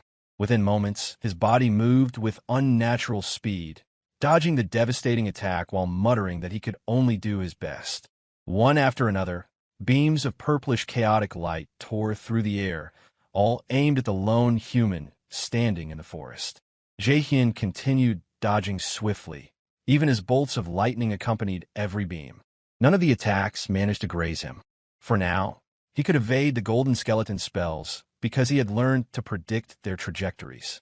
The problem was that dodging pushed him to his physical limits, leaving no chance for counterattacks. While jumping and dodging, formulating a new strategy, Jaehyeon failed to notice one of the golden skeleton's massive hands reaching out to seize him. By the time he realized, It was already too late to evade, and no nearby objects were close enough to use as leverage for escape. The enormous hand closed around him, its slow but deliberate movement almost impossible to detect in time.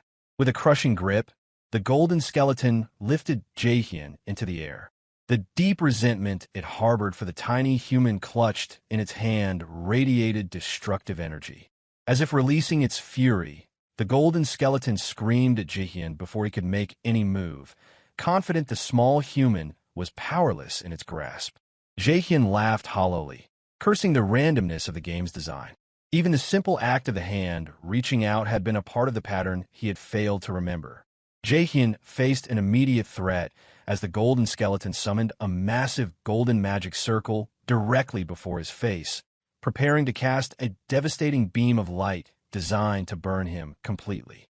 Despite the looming danger, Jaehyeon smiled confidently, recognizing this moment as an opportunity for a counterattack that had unexpectedly appeared. He quickly activated one of his most powerful skills, known as Demon's Curse. With the distance between them closing following the golden skeleton's last assault, the skill took effect, significantly reducing the boss's stats by 13%. Jaehyeon immediately freed himself from the monster's grasp and leapt toward its head with purpose. Using the momentum, he pulled his arm back, ready to strike a decisive final blow. He summoned all his strength, remembering the effort it took to find a chance to counterattack. Now that the opening had revealed itself, he was determined not to let it slip away. His fist glowed brightly with the full force of his combat abilities. Offering his thanks for the opening to the formidable golden skeleton, Jaehyeon's punch landed true, leaving a shimmering trail of bluish aura as they descended onto the ground. A deafening explosion followed, filling the forest with a shockwave. The golden and chaotic energies that once roared around the battleground had already vanished, replaced only by the glow of Jaehyeon's bluish aura enveloping the area. The golden skeleton's colors faded quickly, its bones crackling loudly before beginning to disintegrate into fine dust. With a confident smile, Jaehyeon announced to his invisible audience that the boss had been defeated. As he landed on the ground, a massive golden magic circle appeared once more, swallowing the remaining bones of the golden skeleton. Multiple notifications chimed in succession, informing Jaehyeon of his hard-earned victory and the pouring rewards that followed. Experience points rushed in, leveling him up. Massive amounts of gold filled his account, accompanied by the prestigious title Skeleton Destroyer. When the dust finally settled, Jaehyeon let out an awkward laugh, amazed at the roller coaster of emotions he had experienced, starting from running out of mana to facing unfamiliar attack patterns from a boss he didn't even remember existed. He recalled his status window and noticed that, except for stamina, which resembled that of a mage, all his other stats were impressively high for his level. His strength, in particular, matched that of a true warrior. Unable to contain his excitement, he celebrated loudly upon realizing that his thorough hunting of the Forest of the Dead had pushed him to level 36. At the same time, Jaehyeon acknowledged that if he continued allocating his stats the same way, problems would inevitably arise. Being a necromancer, he had invested the bare minimum into mana. Even with every title and piece of equipment he had acquired to boost it, his total mana pool was still insufficient to sustain 4 summoned skeletons for extended hunts. Until now, he had managed to get by with as many titles and rapid leveling pace. But now that he had more skills to use, he knew it would no longer be enough. Jaehyeon had increased his strength stats with the intention of training skeleton warriors to fight alongside him, but it became meaningless if those warriors disappeared because he couldn't sustain them with his current mana reserves. His frustration grew again as he realized he had already acquired every mana-related title available at his current level. He longed for better equipment, but lacked the funds to obtain it. Accepting the situation, he decided to let things take their course, uncertain of the outcome, but hopeful it would eventually work out somehow. For the immediate task, he needed to send the video recording of his complete raid through the Forest of the Dead to Romani, and then reach level 40 as quickly as possible to continue a Hembree's mission. The thought of enjoying grilled beef added a spark of happiness to his mood. After some time, Romani finally completed editing Jaehyeon's video in her room. She punched her plush toy repeatedly, shouting about how insanely impressive Jaehyeon's accomplishment was. Soon after, she jumped around excitedly, continuing to praise how incredible it was that Jaehyeon had defeated a boss monster of a higher level than himself without taking a single hit. Additionally, he had managed to pull off such a feat spontaneously, without any prior practice or preparation. Once she finished expressing her amazement, she reflected on Jaehyeon's remarkable talent. The raw footage was already so impressive that her editing work was minimal and straightforward. Her last task was to send a video to Jaehyeon, although she wavered between several titles she thought would best suit the video's content. Finally, with a bright smile, she decided to send the video with the suggested title Emperor of Soul. Once the hunting trip ended, Jaehyeon returned to the Raiders Association branch at Bangsa Castle. Without delay, he made his way into Ahimbre's office and formally stated his return. He had reached level 40, just as previously requested. Ahimbre turned to face him, and unlike before, his expression now carried a note of expectation in place of the earlier dismissiveness. However, upon seeing Jaehyeon's battered, unkempt appearance, Ahimbre gave a dry remark about how he looked like a homeless wanderer. Uninterested in small talk, Jaehyeon brushed it aside and directly asked for his reward. Inwardly, he blamed the state of his appearance entirely on his teacher. With a simple motion, Ahimbre summoned a skill book, announcing that it was the promised reward. Jaehyeon accepted it, the agreed reward for becoming Ahimbre's disciple and achieving level 40. A notification immediately confirmed the completion of the second stage of his quest. The reward was a skill book titled Skeleton Studies, an ultra-rare passive Necromancer skill nearly impossible to find on the market. It was exactly what he needed, offering reduced mana consumption when summoning skeletons. His expression brightened, clearly elated, and he wasted no time in using the skill book. But Ahimbre wasn't finished. He took out another item, this time a ring. It was called the Corrupted Tracker's Ring, forged using the corrupted stone Jaehyeon had brought back. The ring channeled the power of the Corrupt One itself. When equipped, it granted a massive stat boost, with further enhancements if paired with a necklace of the Corrupted Tracker. The sheer value of the reward took Jaehyeon's breath away. He hadn't expected something of this caliber. The realization struck hard. This was a rare item he remembered from his previous life, one given only to the first person to complete the main quest line. His heart leapt as he reached eagerly to claim it. But Ahimbre suddenly pulled the ring back, holding out of reach, leaving Jaehyeon visibly confused. With a thoughtful expression, Ahimbre muttered that perhaps he couldn't just hand it over so easily after all. Then, without further explanation, he turned away and walked off, leaving Jaehyeon in baffled silence. Moments later, Ahimbre turned back with a mischievous glint in his eye. He stated that Jaehyeon could have the ring, only if he managed to catch him. The absurdity of the condition made it seem like Ahimbre was simply trying to bring some levity into his otherwise solitary life. Jaehyeon let out a resigned sigh, understanding the ring would be his eventually. Without wasting time, he activated his Warwatch's ability and launched into pursuit. Annoyance simmered beneath his expression. His patience was wearing thin, while the old man clearly found amusement in the chase. Eventually, Jaehyeon claimed the ring, darting through the area while catching his breath. He could only wonder what was truly wrong with his teacher. If Ahimbre weren't just an NPC Jaehyeon used, he might have killed him already out of sheer frustration. Despite the ordeal, he now had the ring in hand, and, more importantly, had received the next quest. Ahimbre explained that all contact with an agent named Mijai had been lost and suggested that Jaehyeon head to Tsuryu Castle to investigate. Anger shimmered beneath the surface of Jaehyeon's thoughts, yet he decided to let Ahimbre off without consequence. It wasn't worth the energy, not now. Internally, he calculated his next step, noting that the area around Tsuryu Castle was high-level territory. If he was to venture there, he needed to raise his level a bit more along the way. Just then, his Warwatch emitted a chime, signaling an incoming message from Ramani. She mentioned that she had urgent news to share, having uploaded the Golden Skeleton solo raid footage to the platform. She urged him to check it out for himself. When he did, he found himself staring in disbelief. The video had gone viral, amassing nearly 2.4 million views. Positive comments flooded in, along with an overwhelming wave of donations. His eyes widened in stunned silence, unable to comprehend the scale of it all. The sheer amount of money flowing into his account made his breath hitch. It was as if he'd been struck by a truck. The realization hit so hard that his legs gave way, and he landed on the ground in a daze. He stared at the figures on the screen, counting and recounting the deposits to confirm whether this was real or a hallucination. As the reality sank in, he began muttering to himself about dinner. Steaks, fish, and all manner of high-quality meats he'd long gone without. His eyes lit up with excitement as the images of those meals danced in his mind. Saliva gathered at the corners of his lips while he silently marveled at the sheer stroke of luck.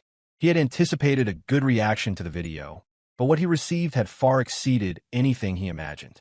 With the giddy joy of unexpected success pulsing through him, he decided it was time to log out and reward himself. After all, he had earned it. Just then, another notification arrived, this time a donation of 1 million won. Alongside it came a message requesting Jaehyeon's attention. It was a guild invitation sent by the scouting manager of the Thunder Hunters Guild. Recognition dawned immediately. That guild belonged to none other than his old nemesis, Jaehyeon. Memories of his past life surged to the surface. Even then, the Thunder Hunters Guild had been relentless in trying to recruit him. Jaehyeon herself had extended the offer. Back in those days, when Jaehyeon's identity wasn't hidden, members of the guild had hunted him across every corner of the map, hounding him with pleas to join them as if their own lives depended on it.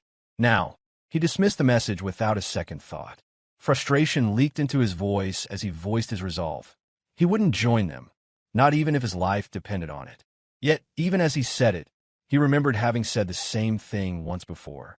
The bitterness of betrayal returned. His former teammates, once bound by loyalty, had eventually caved in to the Thunder Hunters' offers. Despite Jaehyeon's repeated rejections, the guild's persistence remained unmatched. Even worse, he had already been part of another guild at the time. He could still recall one of his teammates saying how fortunate he was.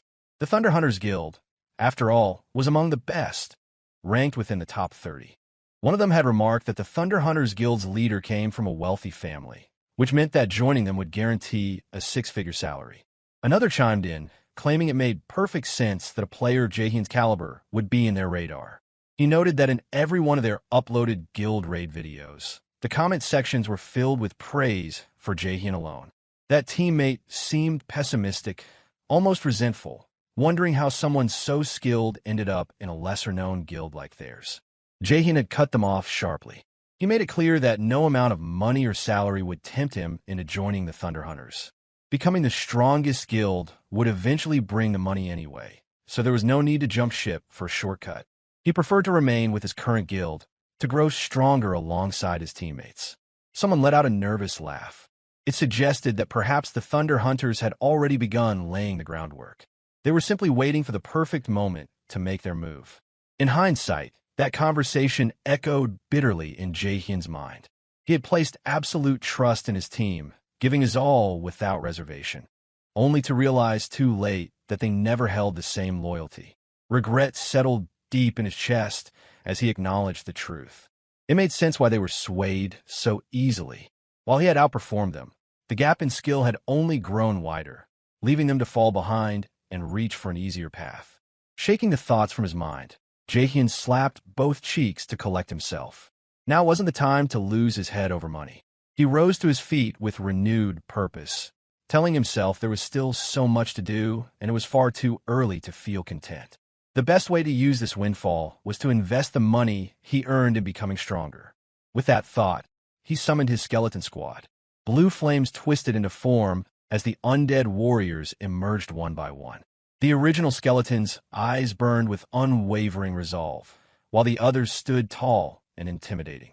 Without delay, they all struck a battle-ready pose, clearly prepared to face the golden skeleton again.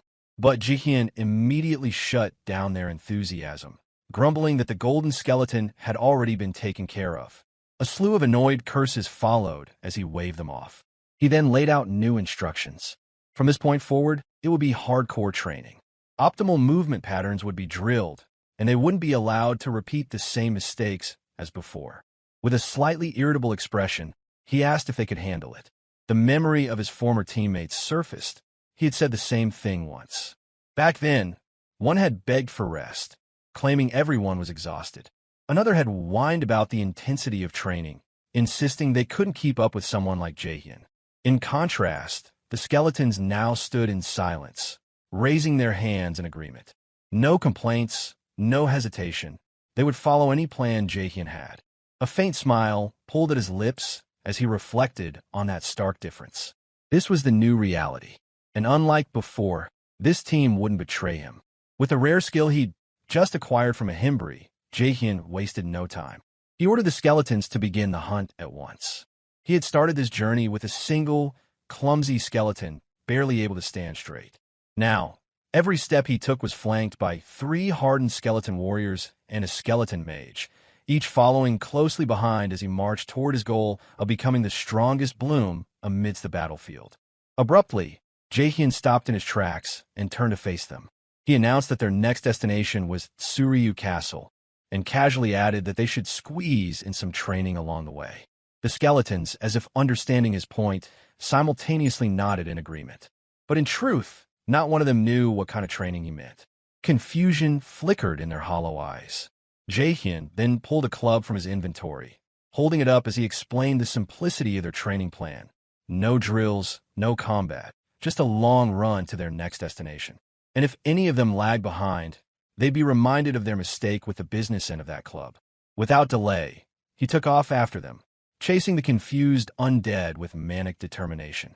Threatened by blunt force discipline, the skeletons sprinted in panic, a tragic consequence of their low intelligence stats. Together, they charged toward Suryu Castle, as if fleeing a deranged coach. Meanwhile, elsewhere in the game world, Jaehyeon sat in still silence, lost in thought. A fellow guild member approached her and asked what was on her mind. She didn't reply. She had just finished a brutal hunt, leaving behind a mountain of dragon corpses, and now sat atop them, unmoved and brooding. The guild member, Hachi, reminded her that the meeting was about to begin. Descending from her throne of carnage, Jaehyeon finally spoke, asking for an update on the corrupted Count quest line. Hachi reported that nothing new had been uncovered. They still hadn't found a way to trigger the next phase of the quest. He reported no progress in the quest, and the trail had gone cold. A trace of irritation surfaced in Jaehyeon's expression as she muttered how absurd it was that the Hydra Guild was currently ahead of them in the main quest. The thought was humiliating for her. Hachi attempted to reassure her. He mentioned the upcoming meeting with the leaders of the top 30 guilds, assuming that some new information would emerge. But Jaehyeon dismissed the idea immediately. No gathering of overconfident elites was going to solve anything. Half joking, Hachi called her cold and reminded her to be careful. After all, Jaehyeon wasn't just part of the top 30 guilds. She led the very best among them. And if even she couldn't find the way forward in the main quest, she doubted anyone else had either. After acquiring a substantial fortune, Jaehyeon momentarily struggled against the pull of indulgence. Fortunately, restraint prevailed, and he chose a different path. The shift was largely due to the invitation from the Thunder Hunters Guild, which had triggered memories of betrayal in his past life. Memories that still lingered from the life he lived before his untimely death and subsequent regression. From that moment, he committed himself to the path of a relentless predator, pouring every fraction of money he earned back into the game. The first task was to repay all outstanding debt, including the interest, entirely in cash. The loan shark who had originally provided the funds sat speechless, unable to believe that Jaehyeon could clear such a massive loan in a single sum. Next, Jaehyeon invested in an array of rare skill books, specifically chosen to bolster the weaknesses in his offensive capabilities. For a fleeting moment, pride welled within him. He had earned this money through effort and managed to reclaim control over his life. But when reality took hold, a sense of despair followed. His bank account was empty. Every last coin had been funneled into preparation. The tears that followed were not from regret, but from the weight of sacrifice. Nearby, the skeletons he had summoned stood bewildered, unsure of why their master alternated between satisfaction and sorrow. Even after some time had passed, the sting of having spent everything remained sharp. Yet as the rare skill books floated before him, he set aside the pain. The moment of transformation had arrived. He placed his hand on the first book. A surge of light flared outward, followed by a notification confirming he had acquired a new skill, skin stitching. This passive ability fortified his skin using monster parts, providing a boost to his defense. To test it, he summoned the horn of a skeleton warrior and activated the skill, and his defense stats climbed by 5. He observed the changes intently, lifting his hand and watching faint glimmers flicker across his skin. Intent on examining its effects personally, he drew his sword from his inventory. With no hesitation, he brought the blade down on his own hand. The skeletons watched in shock as their master committed what appeared to be self-harm. Yet, Jaehyeon only smirked, displaying his unharmed arm with pride. Emboldened, he moved on to the next book. Another pulse of light was accompanied by a notification. The curse of sloth had been acquired. This active skill would allow him to impose a slowing curse upon his target. Upon reviewing the skill's description, he considered how well it would complement the already sluggish movements of his skeletal allies. Turning toward the original summoned skeleton, he lifted his hand with a peculiar gesture. The skeleton appeared confused, unable to grasp its master's intentions. He cast the spell. Instantly, the skeleton's motions slowed as if caught in thick syrup. Pleased, Jaehyeon reflected on its potential utility in future combat scenarios. Only one book remained. Repeating the activation process, he placed his hand upon it. A final burst of light signaled the acquisition of the summoned skill. A grin tugged at his lips. Of all the skills, this one had been the most difficult to obtain. He initiated the spell to test it, musing internally that this was the power he had most longed for. As he cast it, the ground quivered briefly before the force surged upward. The tremor fractured into the air, coalescing into a new form. Anticipation surged as Jaehyeon whispered to himself that the task was finally complete. Before him stood a towering golem, its form 5 times taller than its summoner. A wave of satisfaction swept over him as he considered how fitting it was for a necromancer to command a golem. Its sheer bulk offered far greater reliability than most tanks in combat. More importantly, he was aware that this particular golem possessed a rare function: the ability to mirror its master's movements. A trail of light extended from his hand to the golems, forming a visual bond that confirmed their connection. This feature, called copy mode, allowed Jaehyeon's actions to be mimicked by the golem. The potential thrilled him. With his technique and the golem's immense size, the resulting synergy held limitless promise. To test this, he executed a punch, expecting the golem to replicate it. However, instead of a synchronized motion, the golem continued performing Jaehyeon's previous movement at an agonizingly slow pace. Nearby, the summoned skeletons exchanged anxious glances, concerned about their master's dismay. Frustrated, Jaehyeon tapped at his war watch in confusion, suspecting a malfunction. Panic stirred in his thoughts. A bug, perhaps? Something broken? Only when he raised his gaze did the golem complete the punch, precisely mirroring the action, but at its maximum slow speed. Realization struck. That sluggish pace was the best the golem could manage. The bitter truth prompted a hollow laugh from Jaehyeon, who muttered in defeat that nothing seemed to be going in his favor. Tears followed soon after, lamenting the addition of a slow golem to his now empty bank account. In the background, the golem mimicked his crying pose, adding a comedic undertone to the otherwise tragic scene. Elsewhere, far from Jaehyeon's comedic misfortunes, a serious discussion took place among elite players. At a discreet location chosen specifically for secrecy, top-ranking guild leaders gathered to deliberate over the main quest line. Nurgle, representing Guild Ares, opened the meeting with a formal thank you to those in attendance. Shev, also known as Matador Shev of the Red Bulls, laughed heartily, openly pleased to see familiar faces around the table. Burke, of the Guild Big Smile, showed little interest in pleasantries and focused solely on acquiring useful information. The Thunder Queen of the Thunder Hunters Guild remained silent throughout, offering no comment as the others exchanged remarks. Such a high-level gathering was rare. In Warlord, it was far more common for the top 30 guilds to clash over conflicting interests than to cooperate.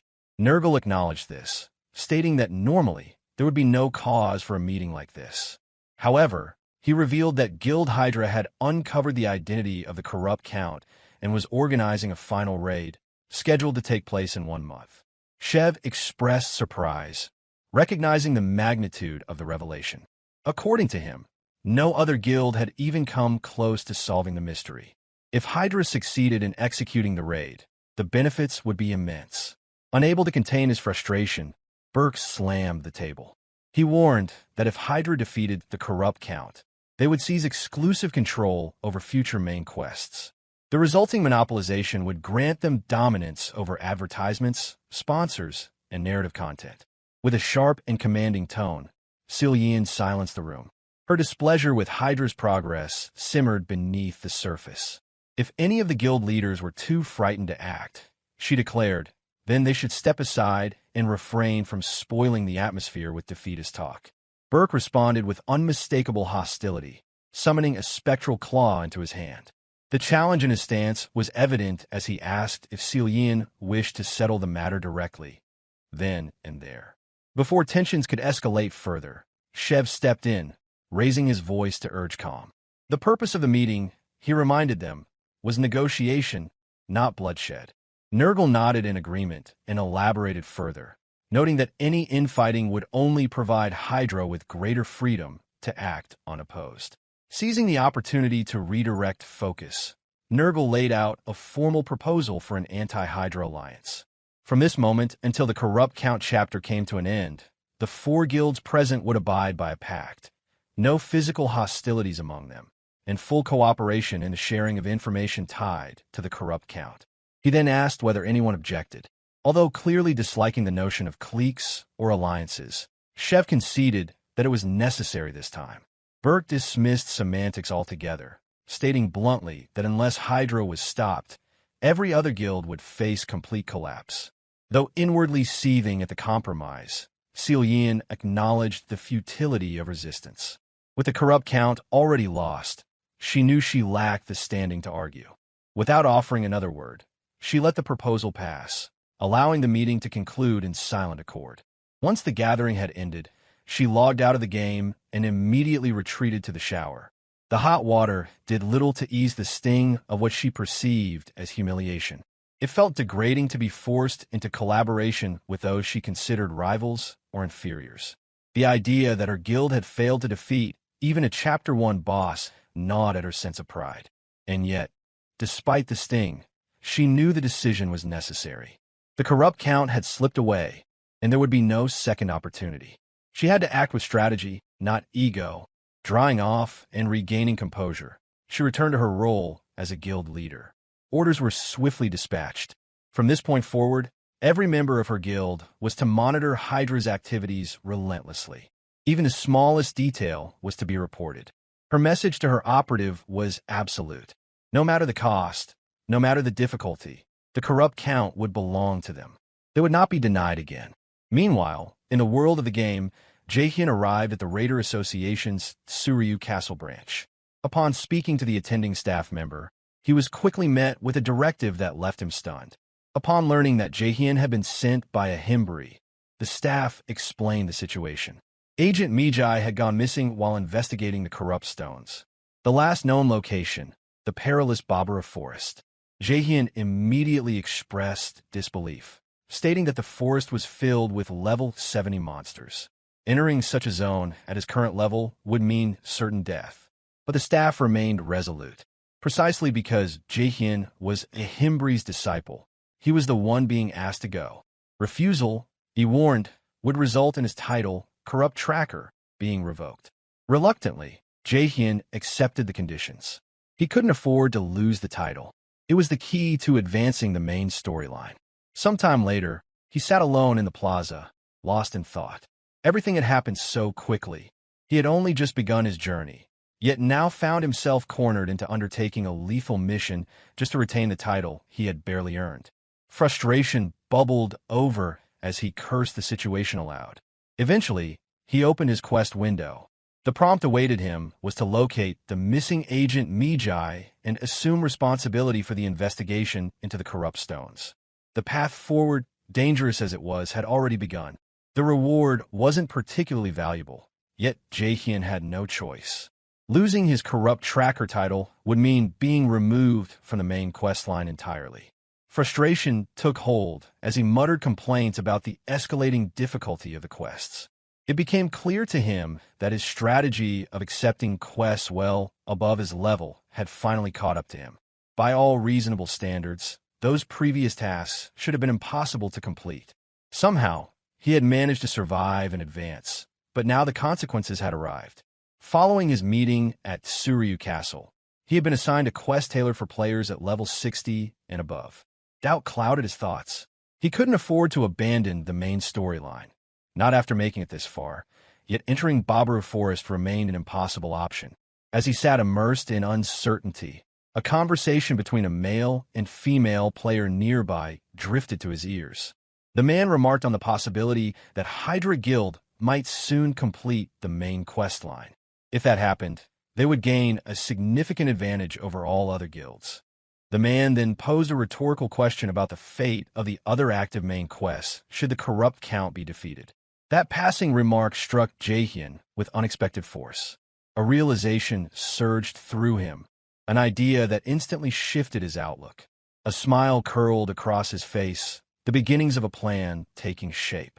If his assumption was correct, he might not have to step foot into Baburu Forest at all. Elsewhere, a noble estate enveloped in dark mist remained undisturbed. A scout posted outside the estate sighed to himself, noting once again that nothing unusual had occurred. The black-haired man grumbled aloud, expressing disdain for the monotonous assignment. Hours spent watching an inactive castle had begun to chip away at his sanity. Beside him stood Nadal, Hydra Guild's 8th in command. The brown-haired operative shared the watch duty, and the scout took the opportunity to wonder aloud what reward would follow the defeat of the corrupt count. He speculated whether such a victory might finally propel Hydra into the ranks of the most elite guilds. Nadal dismissed the speculation, reminding his guild mate not to jump ahead. Their mission was far from complete. They were to remain hidden, surveilling the corrupt count's castle in secret. He emphasized the importance of discipline. Any lapse that resulted in information being leaked could prove disastrous. Professionals, he said, knew how to remain calm, no matter the stakes. Their vigilance was soon tested. A sudden voice called out to Nadal by name.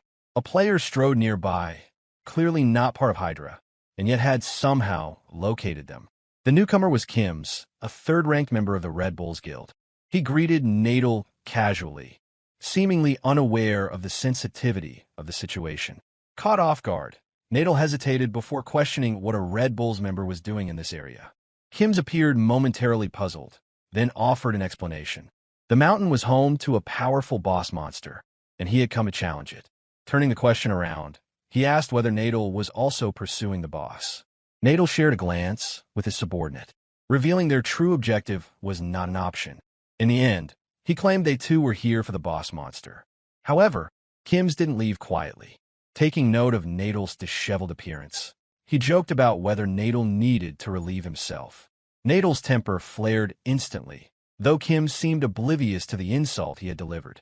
As Kim's walked off, he casually told Nadal to go ahead and take care of himself. Nadal lost all composure, shouting that it wasn't what it looked like. His subordinates struggled to keep him from charging after the departing player. Nadal remained furious as Kim's walked farther away, his frustration barely contained by the subordinate holding him back. Once at a safe distance, Kim's tapped his war watch to send a report.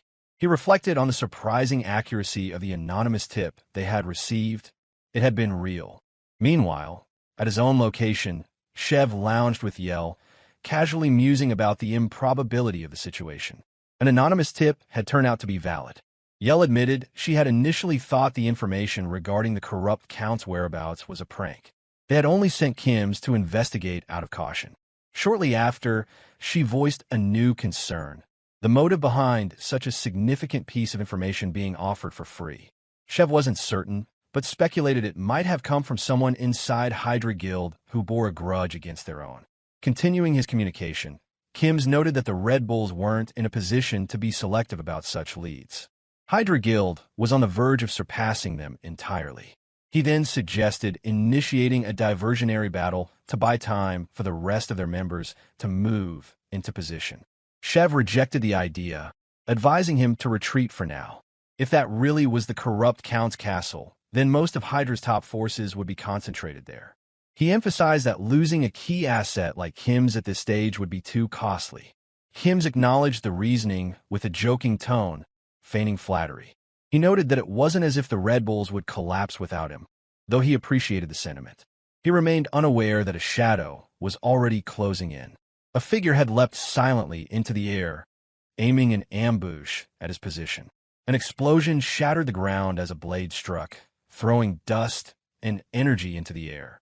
Back at their location, Shev and Yell leapt up, startled by the sudden blast.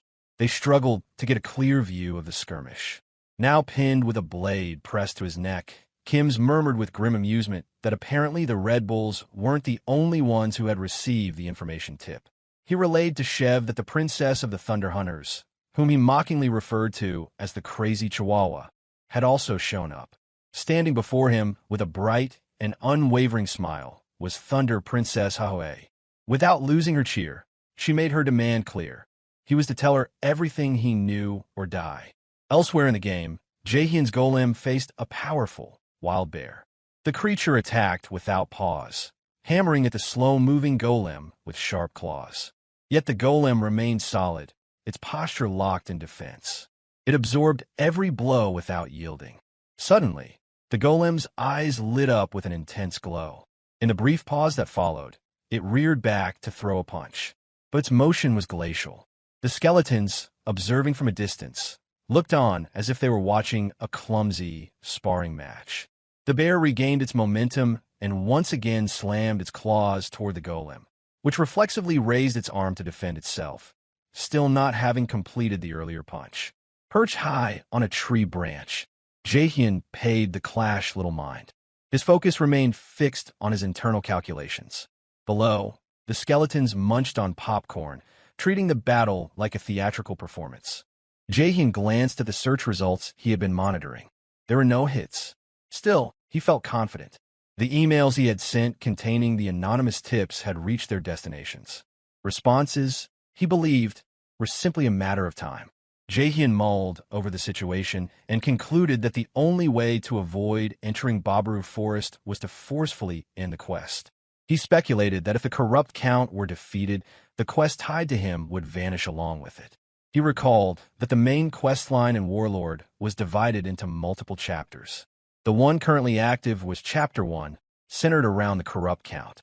Once the target was eliminated, the chapter would close and all associated quests would be terminated automatically. This logic offered little comfort. Even if he attempted to confront the corrupt Count himself, the odds of victory within the given time limit were non-existent. Time would be far better spent beginning the next chapter, not risking his life in an impossible challenge. Driven by a sense of desperation, he had distributed the information about the corrupt Count's location to various guilds. He had hoped that someone, anyone, would defeat the boss and bring closure to the chapter.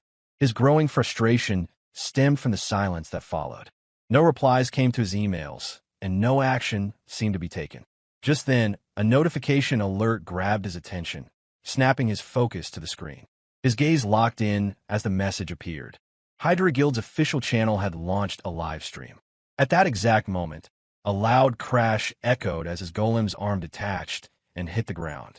After enduring wave after wave of attacks from the relentless bear, the construct was far from peak condition. But the bear showed no intention of stopping. It charged forward, claws gleaming, targeting the golem's exposed head. In a blur of motion, Jaehyeon leapt from the tree where he had been perched and delivered a devastating punch to the bear. As his fist connected, he muttered for the creature to be quiet. Upon landing, he made it clear that he needed to watch the live stream. The sudden declaration brought silence to the chaotic surroundings. Soon after, Jaehyeon sat comfortably with his summoned creatures gathered around him. All of them focused their attention on the broadcast. The Hydra Guild's host greeted the viewers and outlined the plan. They intended to be the first to uncover the true identity of the corrupt Count, and a live stream would cover their preparations to conduct a raid. As anticipation mounted, the host prepared to announce the raid date. Jaehyeon could only hope that the planned timing fell within his own quest duration. That was all he wished for after risking exposure by leaking the privileged information from his previous life, just to avoid entering another danger. Relief washed over Jaehyeon the moment the host declared that the raid would commence in 3 days. Though the timing arrived sooner than expected, it fell neatly within his projections. For a brief moment, he maintained the appearance of calm precision, every movement deliberate as though molded by confidence. They moved according to his orchestration, unaware they were dancing to the rhythm of a single puppeteer. Internally, however, an elation stirred that he could no longer contain. A suppressed snicker escaped as satisfaction bloomed. Everything had unfolded exactly as calculated. By leaking a few carefully worded emails regarding the corrupted Count quest, he had manipulated the major guilds with surgical precision. When the public announcement passed, Jaehyeon quietly resumed training his summoned golem in a secluded forest clearing, where towering bears served as formidable sparring partners. Though made of stone and devoid of emotion, the golem moved with purpose under his command, while the skeletal minions, grotesque figures of bone, stood by, clattering in eerie excitement as they cheered the scene like spectators at a grim festival. Even as he observed the battlefield, his thoughts drifted to the upcoming raid. With only 3 days remaining, anxiety must have begun to fester within the ranks of the Hydra Guild. After all, he had leaked the same information to their rivals. Yet he remained unfazed. Having lived a life where the Hydra Guild rose to prominence, he knew their core well. Their advancement in the main quest line outpaced most factions, and their members possessed skill sets refined through countless battles. Jaehyeon speculated that once the main quest reached its conclusion, the burden tethered to his sub-quest would dissolve. In 3 days' time, freedom loomed, an end to obligations, a step into the life he truly desired. With hope and strategy hand in hand, he believed liberation was close at hand. Time moved with merciless speed, and the day of the raid arrived almost without warning. Driven by urgency and pressured by rival guilds closing in, Hydra Guild launched a premature assault against the first chapter boss, the corrupted Count. Their party struggled through the castle's defenses, barely scraping their way to the boss chamber. By the time they reached the final enemy, their forces were already depleted. One by one, their members fell, their final efforts broadcasted in real time for the world to witness. Not only had Hydra Guild failed spectacularly, but Jaehyeon's grand scheme had unraveled with them. The screen that once displayed his triumph now flickered with defeat. His chest tightened. Rarely had disappointment taken such a visceral hold of him. Watching one of the most capable guilds flounder in front of millions shattered his calculated worldview. In a fit of unfiltered frustration, his hand lashed out. His phone struck the floor with a sharp thud, the plastic casing cracking as rage filled the room. His voice thundered in disbelief. Fury surged as he questioned their lack of planning, their reckless timing, their audacity to fail so blatantly. How could a guild of their caliber collapse within an hour? What purpose had his intricate schemes served if the key player disintegrated on cue? Reality had revealed the folly in his overestimation. As silence settled over the room, thoughts shifted. With Hydra Guild proving unreliable, new paths had to be charted. An alternative was necessary, another means to escape the constraints of the binding subquest. A chime broke through the tension. A notification lit the screen informing that Red Bull's guild had initiated a live stream. Instinctively, Jaehyeon reached for the phone, eyes narrowing. It had to be Shev Matador. After all, he had leaked the same intelligence to Red Bulls. Their appearance at the Count's castle wasn't unexpected. It was inevitable. The camera feed came alive with a sweeping view of the corrupted Count's castle grounds. At its forefront stood Shev, unwavering, the battlefield reflecting in his eyes. The signs were unmistakable. The terrain was already restored. Clearly, Hydra Guild had perished here. Shev's moment had come. Unlike his predecessors, he had arrived with a strategy. Calmly, he turned to his comrades and questioned if they had witnessed what transpired. His tone was level but laced with purpose. Unlike the rushed spectacle of Hydra Guild, Red Bulls had prepared. Shev addressed his assembled guild with a measured tone, acknowledging that the corrupted Count was no ordinary opponent. The enemy had already overwhelmed the Hydra Guild, a force regarded with respect and fear. Beyond brute strength, their downfall had stemmed partly from a lack of preparation, insufficient backup supplies, and poorly timed responses. As Shev confessed the odds were against them, he accepted the daunting challenge ahead. Yet, despite the overwhelming danger, a powerful conviction charged his voice. He thrust his blade into the ground with solemn defiance, declaring that the Red Bulls Guild would rise to the challenge. Hydra might have been strong, but in his eyes, Red Bulls were stronger. The field erupted in unified war cries, their collective roars swelling with adrenaline. These warriors were not fledgling adventurers. They were elite veterans, hardened by experience and driven by ambition. With the prize looming before them, no obstacle would deter their charge. Elsewhere, Jaehyeon sat glued to the stream, tracking every moment through his phone. The raid's start felt imminent, and the intensity in the air gripped him tightly. Although he recognized the strength of Red Bulls, he couldn't shake the belief that even they lacked the means to bring down the corrupted Count. But then, as Shev spoke once more, something shifted. With a tone both bold and theatrical, Shev introduced a crucial development, a surprise alliance that made Jaehyeon's fingers tense around his phone. A glimmer of rage crept across his expression, followed by a subtle twist of disbelief. The name that followed was unexpected: Thunder Hunters. Taking center stage, the camera panned to the woman approaching with steady steps, flanked by her loyal elites. The guild members parted instinctively to make way for their master. She moved like lightning incarnate, and with each step came the quiet thunder of awe. The Thunder Queen, Shuru, known formally as Jaehyeon, had arrived. Jaehyeon blinked, stunned. Of all possibilities, this alliance had not crossed his mind. He had purposely withheld the leaked intel from Jaehyeon, ensuring that Thunder Hunters remained out of the raid's politics. Whatever deals or negotiations transpired between the upper echelons of the top guilds, he had not foreseen this outcome. Yet, here she was, commanding presence, a storm given form, marching along with the Red Bull's banner. The memory shifted to the night before the raid. Red Bulls had encamped just outside the estate. The crackle of firewood echoed beneath a starry sky as Shev sat across from Jaehyeon, the fire's glow reflecting off his armor. Her unexpected request for a private audience still puzzled him. Two figures stood behind her, silent and dangerous, high-ranking members of Thunder Hunters known collectively as the Princesses. Their presence wasn't ceremonial, it was calculated.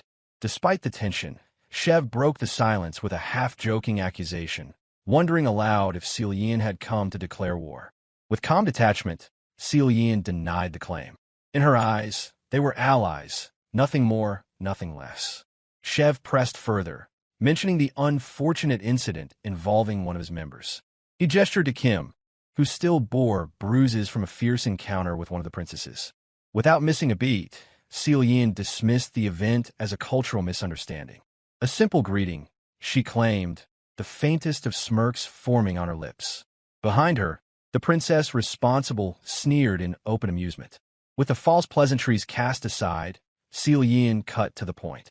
She confronted Shev directly, stating she knew he had received information on the corrupted Count. Shev attempted to deflect, pretending ignorance, but she had little patience for games.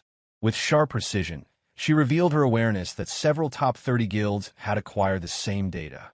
In her view, the moment a brute like Shev began tracking the corrupted Count's domain, the truth became self-evident. Cornered, Shev let out an uneasy laugh. Her deduction left no room for evasion. In the end, he admitted she was right, though he maintained he had no clue about the identity of the one who leaked the information. Jaehyeon's eyes narrowed. She wasn't finished and asked the final question, direct, unrelenting, if he truly believed Hydra Guild ever stood a chance against the corrupted Count. Shev confessed that he lacked an answer, but Jaehyeon had already drawn her own conclusion. In her eyes, Hydra Guild was bound to fail. Their decision to initiate the raid stemmed not from sound tactics, but from a desire for prestige, to claim the honor of being first. Yet, as she pointed out, the corrupted Count served as the inaugural boss of the main quest, and that alone ensured it would be no easy feat strategically, Allowing other guilds to challenge the raid first and collecting the resulting data would have been the wiser path. Of course, Shev wasn't naive. He understood that Jaehyeon hadn't come merely to gossip about Hydra Guild's shortcomings. His voice carried a note of skepticism as he pressed her to share her true motive. A faint smile curved her lips, eerie in its calmness, masking the storm simmering beneath. While her outward demeanor remained composed, internally she was seething. The Hydra Guild's head start had forced her into this alliance with a brute she didn't fully trust. Now, adding salt to the wound, he had secured the leaked intel before she did. The humiliation stung deeper than she cared to admit. Then, without warning, the table shook as she drove her sword into it. Her fury pierced the quiet night. Shev remained unflinching, his face a mask of amusement, while Kim tensed nearby, ready to intervene. A raised hand from Shev held him back. Her fingers tightened on the embedded blade as she spoke, offering an alliance for the corrupted Count raid. She didn't mince words. With an unsettling smile, she declared her intent to deliver the first kill into Shev's hands. He recognized the situation for what it was. Whether a ploy or a genuine offer, Jaehyeon had positioned herself well. There was no real choice but to accept. The alliance was sealed in necessity, not in trust. When the raid commenced, the true measure of her strength became evident. On the battlefield, Jaehyeon proved that her reputation wasn't built on words alone. With each swing of her sword, she carved down monsters with terrifying precision. Her movements were fluid, calculated, and undeniably deadly. Her placement among the elite wasn't a gift, it was earned. Yet the corrupted Count was a foe of a different caliber. As the boss of the main quest's first chapter, he towered in strength and intellect above the monsters that came before. This was no mindless brute. He was cunning, and his voice echoed through the fortress with malevolence. He mocked the intruders, promising utter annihilation. With a single roar, he commanded a tide of corrupted monsters to descend upon the raiding parties. The alliance of Red Bulls and Thunder Hunters soon found themselves overwhelmed. The relentless advance of the Count's forces began to strain their formation. Shev, fighting in the front line, felt the pressure mount. The defensive line began to collapse under the weight of the assault. As vanguard, the burden to act fell squarely on his shoulders. Failure was not an option, not again. Amid the chaos, Jaehyeon held her ground. Her sword rose and fell without pause, cutting down foes one after another. Yet the horde seemed endless. She pressed forward with unyielding will, but the tide refused to break. Recognizing the turning point, Shev surged to her side. A burst of radiant energy followed his leap as he landed before her. Summoning his strength, he called out her title, Thunder Queen, and pledged to carve a path forward. His blade shimmered with accumulated power, and with a thunderous strike, he split the enemy ranks. A wall of monsters fell away, cleaved aside by raw force. Without hesitation, Jaehyeon dashed through the opening. Her eyes burned with purpose, and the air shimmered with the brilliance of her charged sword.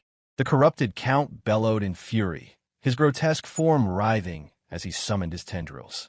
They lashed out like serpents, slicing through the earth in pursuit of the approaching warrior. But she was already beyond their reach. Her movements danced on the edge of impossibility. Her feet barely touched the ground. Her blade gleamed as it cut through space. The tendrils struck nothing but stone and air, unable to halt her advance. A smile tugged at her lips as the pattern broke, revealing an opening toward the boss. She dashed forward, momentum building as she launched herself into the air. The corrupted Count stood directly ahead, the intended recipient of a devastating blow she had prepared with care. Her gaze shimmered with anticipation, fully believing this would bring it to an end. But the conviction fractured in the span of a heartbeat. Tendrils lashed forth with terrifying speed, slicing through the air before burrowing into her body. Her attack never landed. Instead, her torso was pierced cleanly as the tendrils erupted from her back.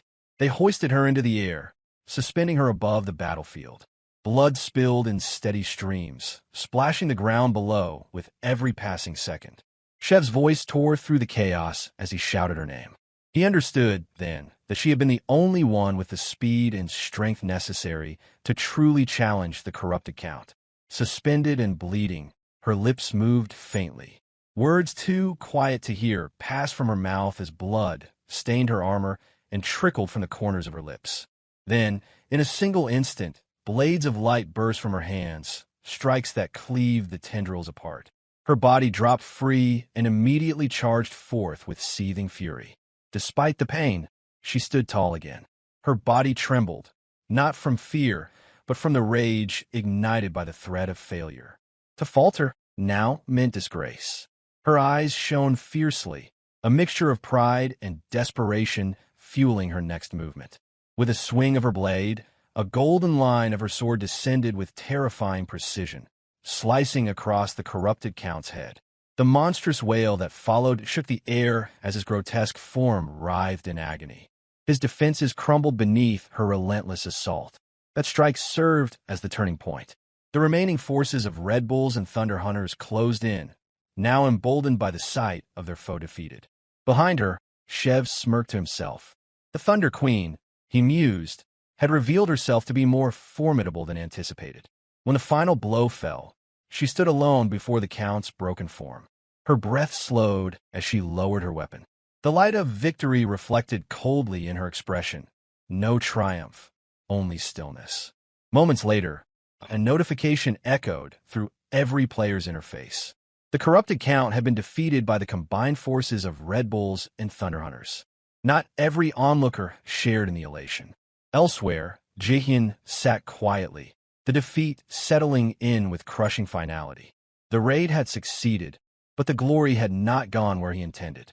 Jaehyeon, of all people, someone he had purposely excluded from the information, had stolen the victory. The resentment built inside him like a fire barely contained. Fingers twitching with quiet frustration, he eventually exhaled, dragging himself toward the capsule. As he prepared to log in, he whispered to himself that it no longer mattered. The result remained. The corrupted Count had fallen. That was what he needed, regardless of who earned the credit. Yet the bitterness endured. He muttered with steely resolve that she should savor her fleeting moment. In his mind, the corrupted Count would be her final trophy. His hand clenched tight, a silent vow forming beneath his breath. The rest of it, all of it, would be his. As Jaehyeon stood beneath the fading shadow of the raid boss, basking in the acclaim of being the first to fell the corrupted Count, no trace of concern crossed her mind. The hatred that brewed in another corner of the world did not matter to her. For now, the crown was hers. But Jaehyeon had no intention of leaving the rest to her. And Jaehyeon's in-game persona was known as Hyrkan, a Warlord-class player whose journey had taken an unusual turn. After being struck by a truck in the real world, his consciousness inexplicably returned to a previous point in time, reborn into the early stages of the game he once dominated. In this altered timeline, his long-standing rival, Jaehyeon, had already secured the first chapter's main boss. Motivated by both vengeance and ambition, Jaehyeon returned to the field with renewed drive, focusing now on the second chapter's region. Armed with the vast knowledge he retained from his former life as a top-tier ranker, his singular goal was to rise once more to the pinnacle of the game and exact revenge on those who had betrayed him. Unfortunately, fortune did not favor him when he needed it most. The excitement and confidence that filled him only moments earlier vanished the instant he stepped into the zone far above his current level. Panic replaced resolve as he sprinted full speed away from a rampaging herd of wild boars. As he fled, frustration mounted. Every attempt to make progress seemed to end the same way. Despite all his experience and insight, moments like this always seemed to find him unwelcome, unprepared, and on the verge of disaster. Only a few hours prior, he had stood calmly before the boundary separating him from the next chapter of his journey. The massive and tall forest line was known as the Bulka's Mountain Entrance, a transitional zone between chapters. Jaehyeon stood before it, accompanied by his 4 skeletal summons, each lined up in obedient silence as he examined the space ahead. He noted that the area ahead was a blocked field, one that normally prevented players from entering unless specific conditions were met. With a knowing look, he tapped the solid magical barrier with his fingers, as if to demonstrate its resistance to his summoned undead. But his lips curled into a satisfied grin. Thanks to his regression, no player alive understood this world better than he did. The secrets hidden behind that barrier were his alone to exploit. He extended his hand. What had previously been a solid magical wall gave way, as if it were mist. His fingers slipped through effortlessly. Without hesitation, he stepped forward, crossing the invisible threshold. He mused aloud that Bulka's Mountains served as the central quest zone for Chapter 2 of the game's main storyline. Once the Chapter 1 quest involving the corrupted Count was cleared, the system automatically permitted access. And so, with the earlier quest line completed, he entered unhindered. The instant his foot touched the mountain soil, a series of system notifications echoed around him. The alerts announced that he had been awarded the title called the First Step into the Bulka's Mountains. As a reward, all of his stats increased by 2 points, and his class-related attributes received an additional bonus point. Behind him, the skeletons fell into line as he scanned the landscape. As he expected, no other player had discovered the trick yet. No one else had dared to press through the invisible field. He gave a curt nod and instructed his undead minions to move ahead. With confidence surging through his veins, he stepped forward. This was the beginning of a new ascent, a moment he believed would mark his dominance over the coming content. But reality reared its head in an instant. Before his second step could land, the surroundings erupted with movement. The monsters inhabiting the area, previously hidden in the underbrush, began closing in. All around him, a swarm of beasts emerged, each one now fixed on him. They were wild boars, feral creatures with a reputation for aggression. At level 60, they far exceeded the difficulty Jaehyeon could reasonably handle. Worse, they moved in packs and attacked without provocation. Jaehyeon's avatar, Hyrkan, stood at level 41. Even with the assistance of his skeletons, he would have struggled to defeat a single boar. Against an entire herd, survival was not an option. It was a desperate scramble to avoid annihilation. Time seemed to stretch infinitely. The creatures huffed and snorted in unison, preparing to charge. Each breath from the herd felt like a prelude to doom. For Jaehyeon, the moment stretched unnaturally long, as if the entire world paused to give him a glimpse of what was to come. His thoughts blurred. Regrets, flashes of his past, and the absurdity of the situation all swirled in his mind. Once again, after doing everything right, he found himself on the edge of collapse. And so the chase began. The wild boars tore through the terrain with terrifying speed, closing in with deadly precision. Jaehyeon darted through the trees, dodging fallen logs and jagged rocks, cursing fate as he ran. The mountain, his supposed new chapter, had welcomed him with bloodthirsty hostility. In that mad dash for survival, he couldn't help but wonder why. Why did such cruel luck always seem to greet him at the doorstep of progress? Deep down, Jaehyeon considered the likelihood that others had already figured out the barrier to the Bulka's Mountains was no longer sealed. Time was no longer a luxury he could afford. Though the odds were against him, if he truly intended to climb to the top once again, then action. Any action was better than hesitation. He needed to try something, no matter how reckless. In a sudden burst of movement, Jaehyeon activated the Helmon skill, triggering a change in his summoned skeletons. Their posture shifted as their consciousness faded. Now mindless, they charged straight toward the oncoming stampede of wild boars. The boars lifted their snouts with bloodlust, preparing to drive their tusks into the brittle frames of the undead.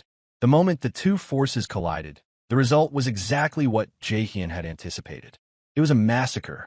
The skeletons shattered on impact, unable to withstand the raw strength of such high-level monsters. Bones splintered and flew in every direction, reduced to fragments within seconds. The summoned minions hadn't even managed to delay the boars.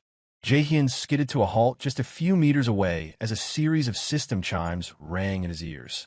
Notifications reported that all 4 skeletons had been destroyed after sustaining critical damage. Yet, rather than express dismay, he smiled. This was part of the plan. He mused to himself that one hit was all it took. All he needed was a single moment to bait the boars into a vulnerable position. During the exact moment they tore through the skeletons, Jaehyeon triggered his spell, Curse of Sloth. The effect took hold instantly. The charging monsters slowed dramatically, their momentum vanishing in an absolute still. Jaehyeon pushed himself to his feet, musing that they would be locked in place for at least 5 seconds, more than enough for what he had in mind. Drawing a blade from his inventory, he crouched briefly before launching forward. His blood burned with renewed purpose, vengeance in every motion. He promised to make them pay for destroying his skeletons. Determination etched itself across his face. But then it happened. One foot landed on something slick and unstable. Before he could process it, he slipped spectacularly. Face first, he crashed into the dirt, skidding to a humiliating stop directly in front of the paralyzed herd. As if the moment couldn't get worse, the banana peel responsible for his fall flipped through the air and landed squarely on the back of his head. A second of stunned silence followed. Then came the unmistakable sound, maniacal, screeching laughter echoing from above. High in the trees, a monster resembling a monkey perched confidently on a branch. Clad in crude armor and wielding a weapon too large for its frame, it laughed with glee. It was an armor monkey, a level 50 monster infamous for its tendency of pranking on both players and NPCs. Jaehyeon recognized it immediately. A boiling frustration took root in his mind. He had encountered these creatures before, and each time it had ended in chaos. Fury overtook reason as he scrambled upright, fists clenched, and began hurling curses at the laughing simian. In his anger, he lost all awareness of his surroundings and forgot entirely about the cursed effect. The 5 seconds had passed. As if sensing the opportunity, the boars shook off their sluggish state. The lead boar lunged forward, its tusks aiming for his head. There was no time to dodge. The scene slowed for him. Death, it seemed, was rushing in again. But just as the attack came within striking range, something else broke through the tension. A faint bluish glow streaked across the air. An arrow whistled through the air with terrifying velocity, striking the lunging boar in its side. The force behind it was so overwhelming that the monster didn't just fall, it was blown apart, disintegrated on impact. Jaehyeon's eyes widened in disbelief. No player should have been able to reach this region yet. Not at this level, and certainly not one capable of firing such a powerful shot. On top of tree branch, veiled beneath the foliage, a figure stood balanced on a high branch, bow drawn and quiver still loaded. Without pause, the mysterious stranger loosed another arrow. It sliced through the air, finding its mark with surgical precision. Volley after volley followed. The relentless momentum of the wild boars collapsed under the unrelenting hail of arrows. Each shot fired from the unseen figure above the trees brought down a single monster, as though the archer's power had been crafted for absolute precision and destruction. Not a single wasted motion, not a single wasted arrow.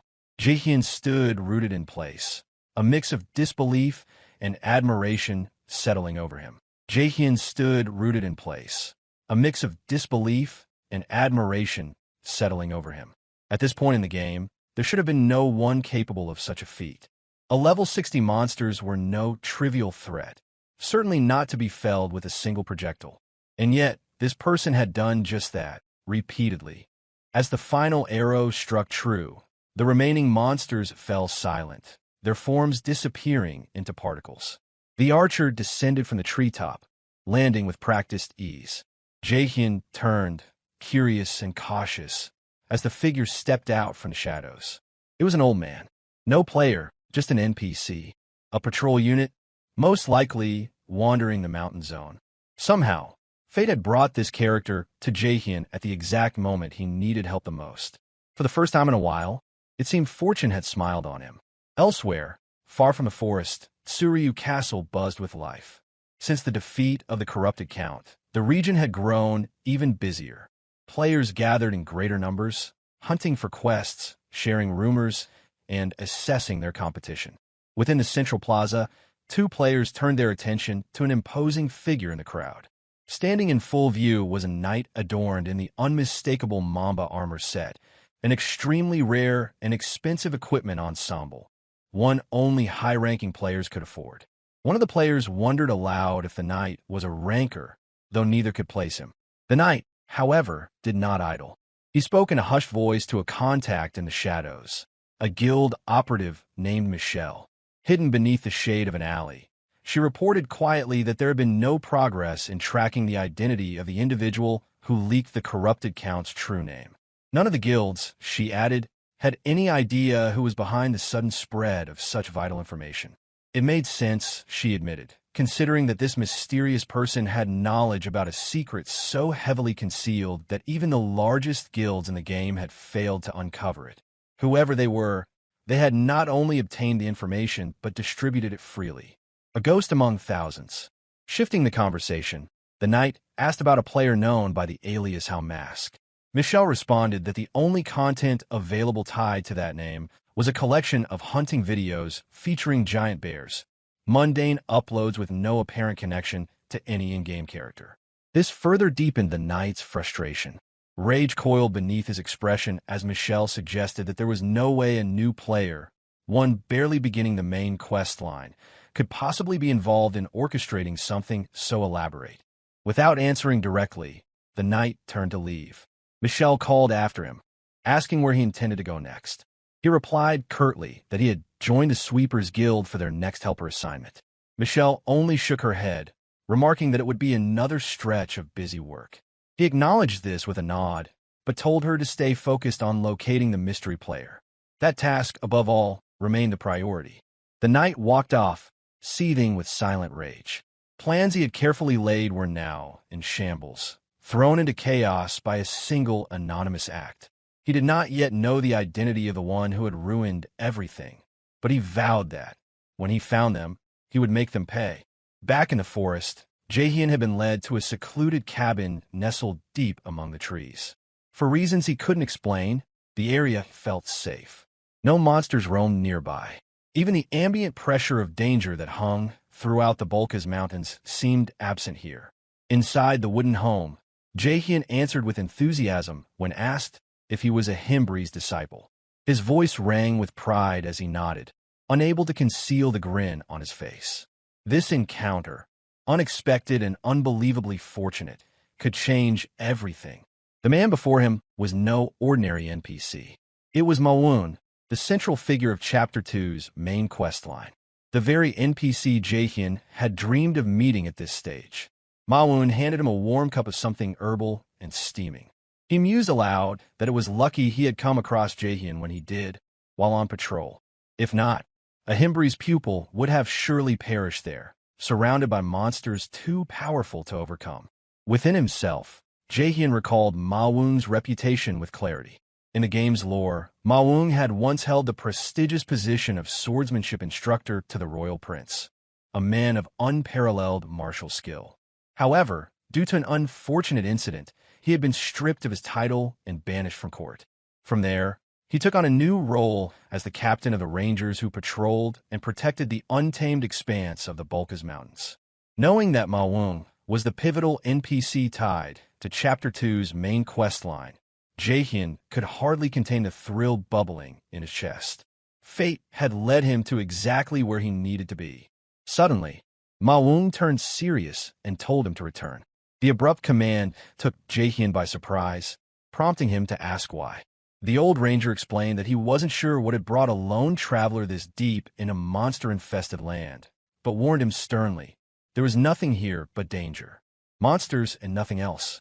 The warning came with a level of concern, and Mawoon advised Jaehyeon to go back before something irreversible happened. Jaehyeon fell silent, weighing his next words carefully.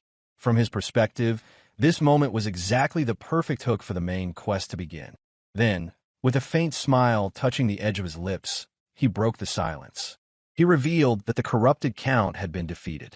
While Mawoon absorbed that information, Jaehyeon mused internally that the warning had little meaning. He already knew how to proceed into Chapter 2 and had no intention of turning back now. Following up, he mentioned that although the Count had fallen, corrupted monsters still roamed freely. He added that he had been tracing their presence and was led here. With a steady gaze, he asked if Mawoon knew anything that might help. At that, something shifted in Mawoon's expression. A trace of unease flickered through his features as if dredging up an unwelcome memory. After a pause, he admitted that someone did come to mind. Although no hard evidence existed yet, suspicion had already taken root in his thoughts. At that moment, the system recognized Jaehyeon's progress. The main quest of Chapter 2 officially began. Ma Wung tasked Jaehyeon with gathering evidence to confirm the suspicions. As the questline triggered, a series of cheerful notification chimes echoed around him. He had received 2 new titles, the first to come in contact with the Bulka's Ranger and Initiator. Together, the bonuses stacked impressively. Every one of Jaehyeon's stats increased by 14 points. Rare titles at this stage of the game were immensely valuable, and now he had not 1, but 2.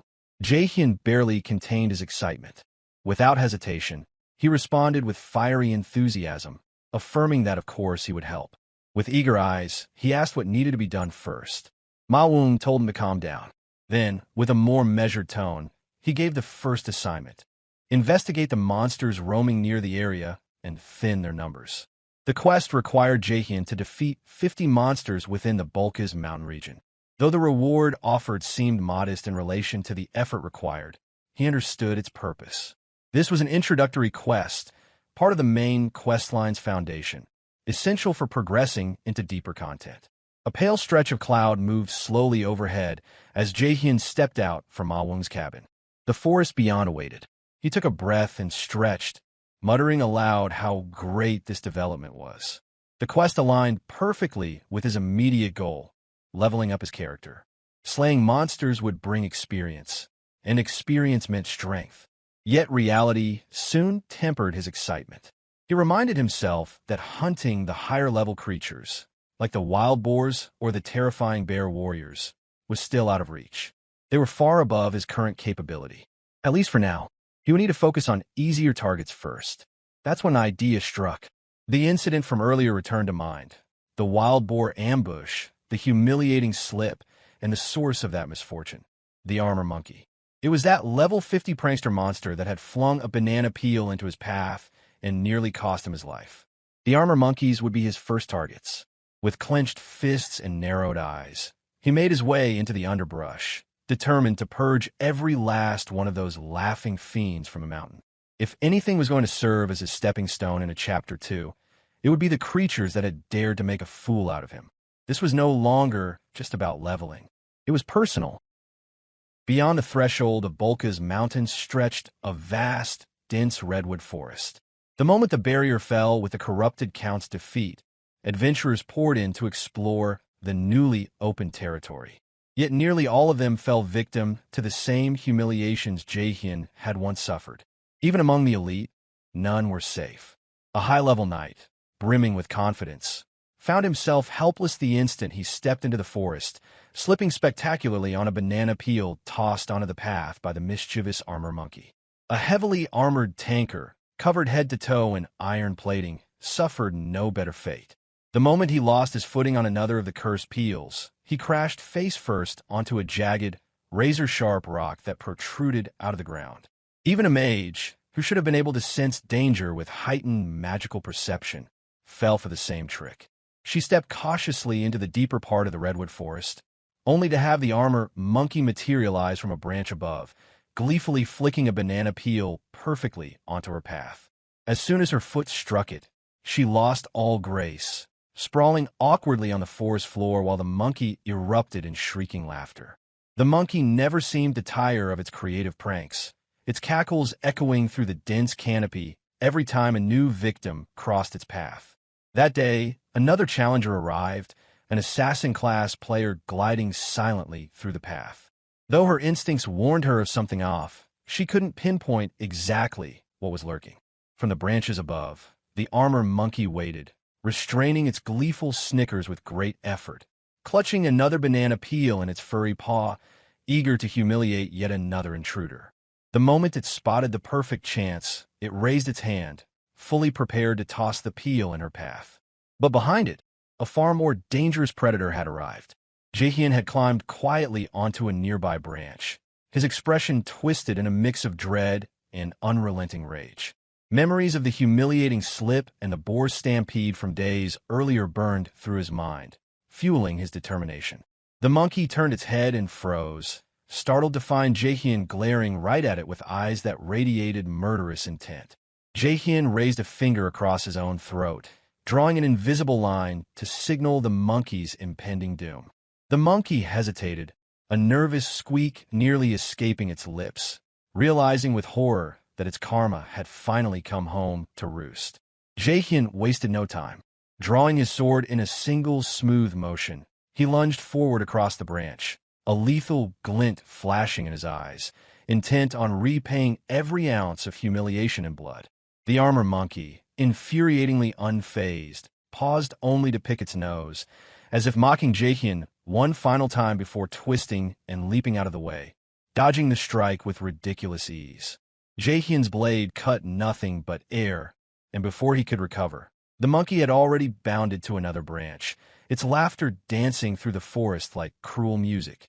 Infuriated, Jaehyeon launched himself after it, hurling insults with every breath. The trees slowed him, blocking his line of attack, while the monkey danced nimbly from perch to perch, taunting him with each effortless jump. Inside, Jaehyeon seethed, realizing that no matter how hard he tried, he couldn't seem to form a workable strategy to catch the wretched beast. Its agility far exceeded his expectations, and every obstacle in the forest seemed designed to protect it. Then, inspiration sparked in his mind. Jaehyeon abruptly halted on the next branch, taking a steadying breath as he drew back his arm, readying his sword as if it were a throwing spear. His focus honed razor-sharp, locking on to the monkey's next jump path with unwavering focus. Tracking the monkey's next movement, Jaehyeon hurled his sword without hesitation. The blade cut through the air with every ounce of his strength and agility stats poured into it, slicing a straight line toward the monkey's exposed back. In the instant the monkey noticed the flashing steel closing in, its eyes widened in a panic, sheer terror overtaking its mischievous grin. Suspended mid-air in its jump, the creature had no way to dodge or twist away in time. As its paws touched down on the branch it had aimed for, the sword closed in, its lethal tip aimed directly for the monkey's side. In a final moment of fear, the monkey clenched its eyes shut, fully expecting to be skewered and finished. Yet no pain arrived. Hesitantly, it cracked one eye open, only to find the sword lodged inches away from its chest, harmlessly stuck in the branch. A triumphant, mocking snicker escaped its throat, as though it could not believe how completely Jaehyeon had missed his mark. It seemed to laugh in contempt, calling him a worthless hunter. However, Jaehyeon stood calmly on a nearby branch, unshaken, a sharp grin breaking across his face. With a voice carrying mocking scorn, he informed the monkey that the sword was never the real threat in the first place. In that instant, something massive and unstoppable crashed through the canopy behind the monkey. The stone golem, summoned by Jaehyeon and programmed with a mimicry of Jaehyeon's own movements, swung its massive stone fist forward, carrying with it unstoppable momentum. The punch obliterated the branch the monkey had landed on, splintering ancient wood into flying shrapnel. It then connected directly with the monkey's tiny body, delivering a devastating blow packed with the golem's terrifying force. The resulting shockwave tore through the redwood forest in a straight line, flattening undergrowth and scattering birds in terrified flight. Jaehyeon remained steady, balanced atop his branch as he watched the impact, his expression filled with savage satisfaction.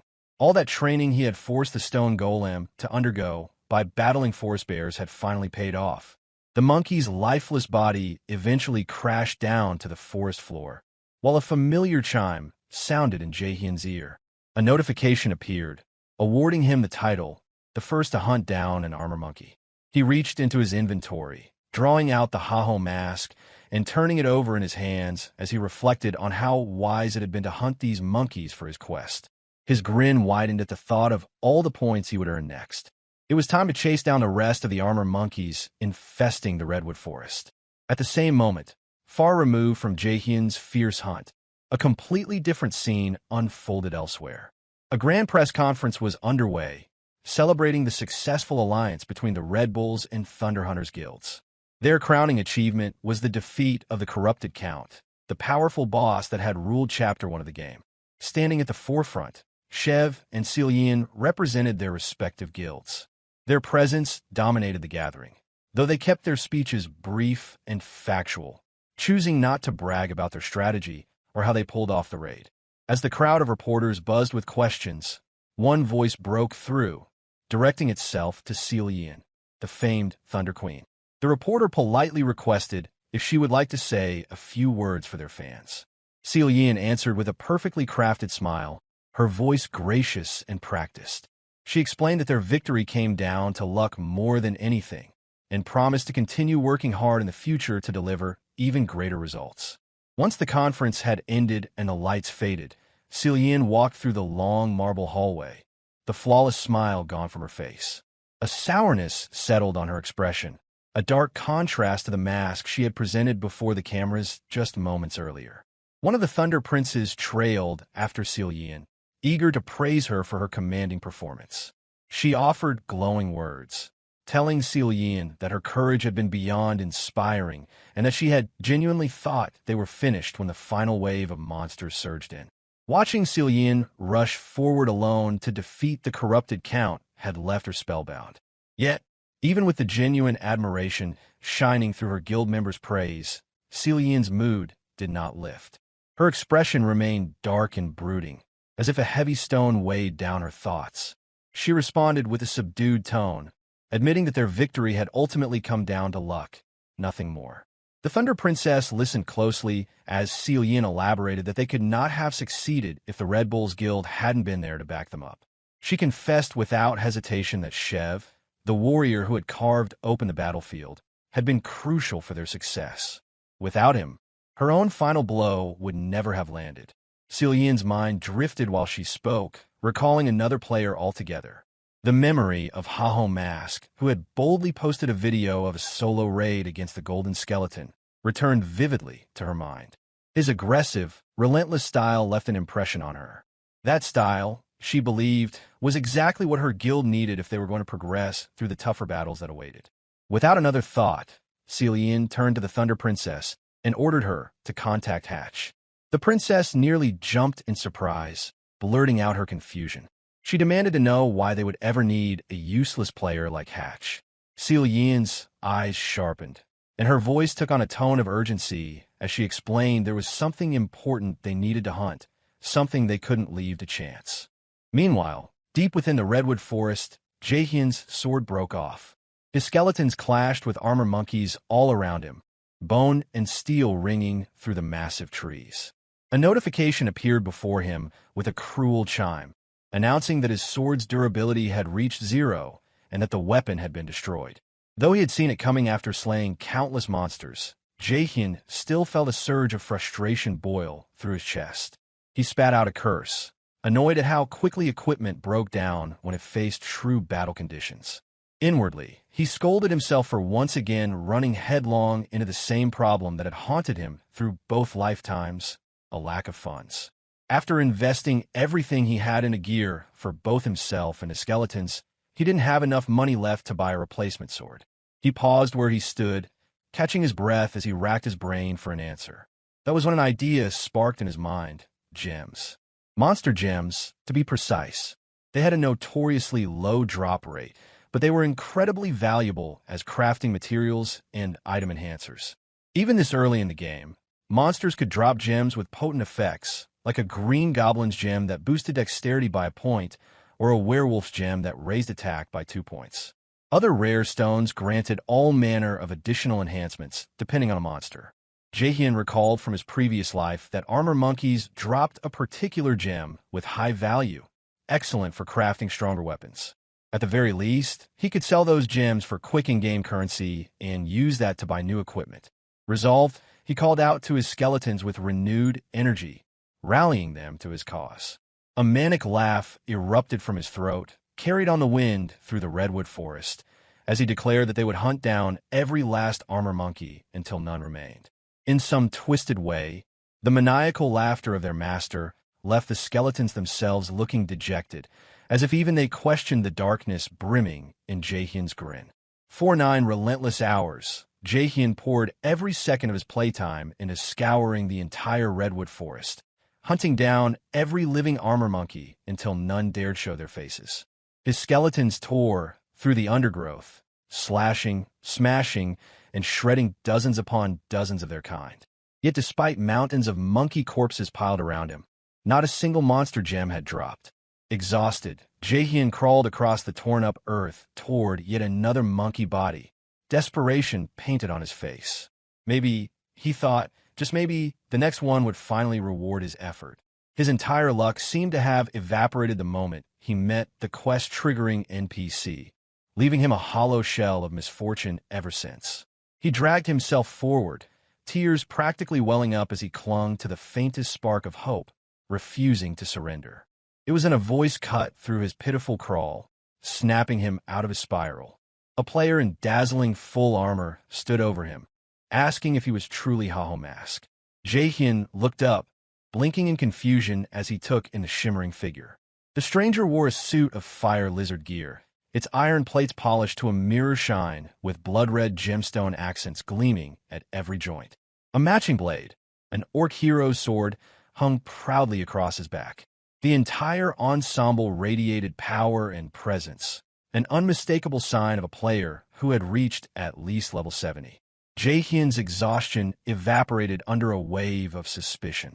A player this powerful, coming to find him directly, could only be someone sent by the knight or the mysterious woman he knew far earlier. Everything from his perfectly measured steps to the controlled air of secrecy screamed that this newcomer was a professional, working under orders. The player then introduced himself with an odd flourish, calling out his name as Quixote. Before Jaehyeon could process it, Quixote erupted into a series of elaborate gestures, striking theatrical poses as though performing a hero's transformation scene straight from a children's program. His armor glittered with each exaggerated move, flashing rays of reflected light into Jaehyeon's squinting eyes. At once, Jaehyeon knew this man was a complete oddball. With a final dramatic flourish, Quixote raised both hands high and formally issued a challenge to Jaehyeon. He declared, with pride echoing in his voice, that the name Hahomask had grown too famous across the video platforms, and he simply had to see what made him so special.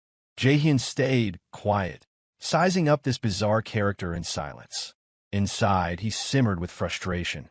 After spending 9 hours in fruitless grinding, now this lunatic had appeared to waste even more of his time with an idiotic duel request. Quixote clenched his fist with determination, concluding that if he defeated the famous Hahomask in an official duel, his own popularity would soar to new heights. Jaehyeon felt a powerful disgust flood through him, instantly labeling the newcomer as nothing but a shallow, attention-starved fool. He turned away, announcing with blunt finality that he was busy and had no time for such nonsense. In truth, he was already on edge from hours of hunting without a single gem drop, and now, this showboating weirdo had the gall to barge in and demand fight. Quixote's desperate voice echoed after him, begging repeatedly for Jaehyeon to wait and hear him out. When Jaehyeon ignored him, the armored player finally screamed in a panic, offering 5,000 gold if Jaehyeon would accept the duel. Jaehyeon stopped dead in his tracks, stunned by the absurd offer. For a few seconds, he stood frozen, silent, letting the reality of the number sink in. Then, as if flipping a switch, he spun on his heels with breathtaking speed, charging back toward Quixote and practically slamming his hand down on the man's armored shoulder. With a bright, customer service smile, he warmly declared that he would be absolutely delighted to accept. Inwardly, his thoughts made a full 180. For a moment, Jaehyeon practically radiated affection for this strange fool. He decided there was nothing to hate about a weirdo willing to toss a pile of gold his way. Almost everyone who played Warlord harbored ambitions of becoming famous in some form. Players frequently dreamed about their names appearing prominently in search engine results or trending at the top of popular video platforms. They sought the thrill of seeing their uploaded content dominate the trending lists, visible to countless viewers worldwide. Many players attempted countless strategies to achieve this dream, though few ever succeeded. Those who repeatedly failed often risked everything in desperate bids to reverse their misfortune, transforming themselves into fame hunters, obsessively chasing the elusive allure of online notoriety. Among these fame-hungry players was a man known as Quixote. Currently at level 71, Quixote had never once experienced true struggle since his first login into Warlord. Possessing ample wealth, he effortlessly acquired the best available equipment suited to his level, ensuring a comfortable and trouble-free gaming experience. Unburdened by employment or responsibilities, Quixote devoted nearly all his waking hours to improving his in-game performance, convinced that his rising audience was entirely due to his innate talent and skill. In Quixote's mind, he firmly believed himself to be a natural-born hero, certain to attract admiration in any game he participated in. Although he had never hesitated to spend lavishly to maintain his status, his investments inevitably placed him among the elite players across various online games. Within those games, his name resonated widely, known across entire servers and communities. Yet in Warlord, the situation was vastly different. Despite never encountering significant setbacks, Quixote remained obscure and anonymous, lacking any distinctive nickname or genuine popularity. Players rarely gave him any special attention, perceiving him merely as another ordinary, forgettable presence. It was amidst this anonymity that Quixote first overheard conversations among fellow players discussing Hyrkan, a new player who had impressively soloed the formidable Golden Skeleton boss, rapidly gaining widespread acclaim. Hearing this, Quixote found Warlord suddenly feeling unbearably desolate, a harsh environment where nobody cared or showed interest in his character, overshadowed by the unexpected rise of a newcomer. Yet, despite being a relative beginner, Hyrkan had showcased astonishing skills in his uploaded gameplay videos, quickly amassing popularity far exceeding anything Quixote had achieved or could ever hope for. Overwhelmed by envy and frustration, Quixote unconsciously fled toward the second chapter map, known as the Redwood Forest, desperately attempting to distance himself from the constant chatter about Hyrkan's accomplishments.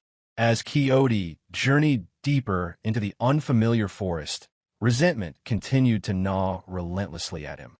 He inwardly lamented the injustice of it all, that Hyrkan had coincidentally started uploading videos around the same time as he had, utterly eclipsing his efforts and burying him into obscurity. Within his bitter thoughts, Quixote angrily reflected on the irony of his predicament, feeling humiliated that someone like Hyrkan, despite being lower level and equipped with inferior gear, was somehow more appealing to viewers. A feeling of helplessness overwhelmed him, deepening his resentment. Only after several long minutes did it dawn upon Quixote that he had wandered deep into completely unfamiliar territory. Lost in frustration, he had blindly rushed into this place, having no idea precisely where he now stood. Just then, a distinctive, manic laughter echoed from nearby, immediately capturing Quixote's attention. Instantly recognizing that familiar laugh from countless videos he had bitterly watched, Quixote realized with a jolt of disbelief that it belonged unmistakably to Jaehyeon, the player famously known by the alias Hahom Mask Hyrkan. Stunned by the unexpected presence of the very person he resented, Quixote found himself reflexively questioning Jaehyeon's purpose here. He wondered silently if the popular player had specifically chosen this location to hunt. Even more puzzling was the realization that the area he had inadvertently entered was supposed to be a restricted zone, inaccessible to regular players like himself.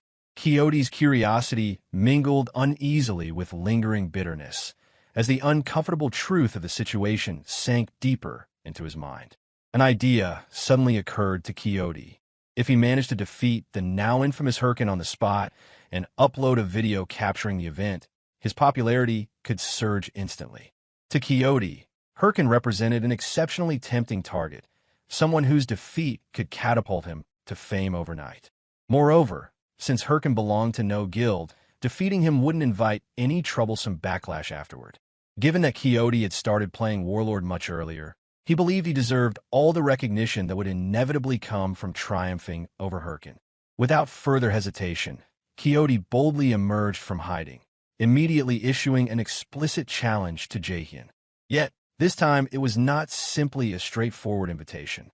Quixote deliberately stripped off all his armor, appearing practically naked except for his helmet and underwear, in an act meant to emphasize fairness. To make the stakes clear, he openly offered 5,000 gold pieces as a reward should Jaehyeon succeed in defeating him. Enraged and bewildered by the absurdity of Quixote's sudden challenge and bizarre display, Jaehyeon sharply demanded an explanation for the ridiculous necessity of stripping before a duel. Calmly, Quixote justified his behavior as a gesture intended to ensure absolute fairness between them. Earlier, Quixote had keenly observed that Jaehyeon's weapon had broken, leaving him temporarily unarmed. Thus, he claimed, his actions were meant purely to even the odds. He openly declared that his sole desire was a fair, honorable duel, expressing his distaste at the idea of viewers later accusing him of winning solely due to superior gear.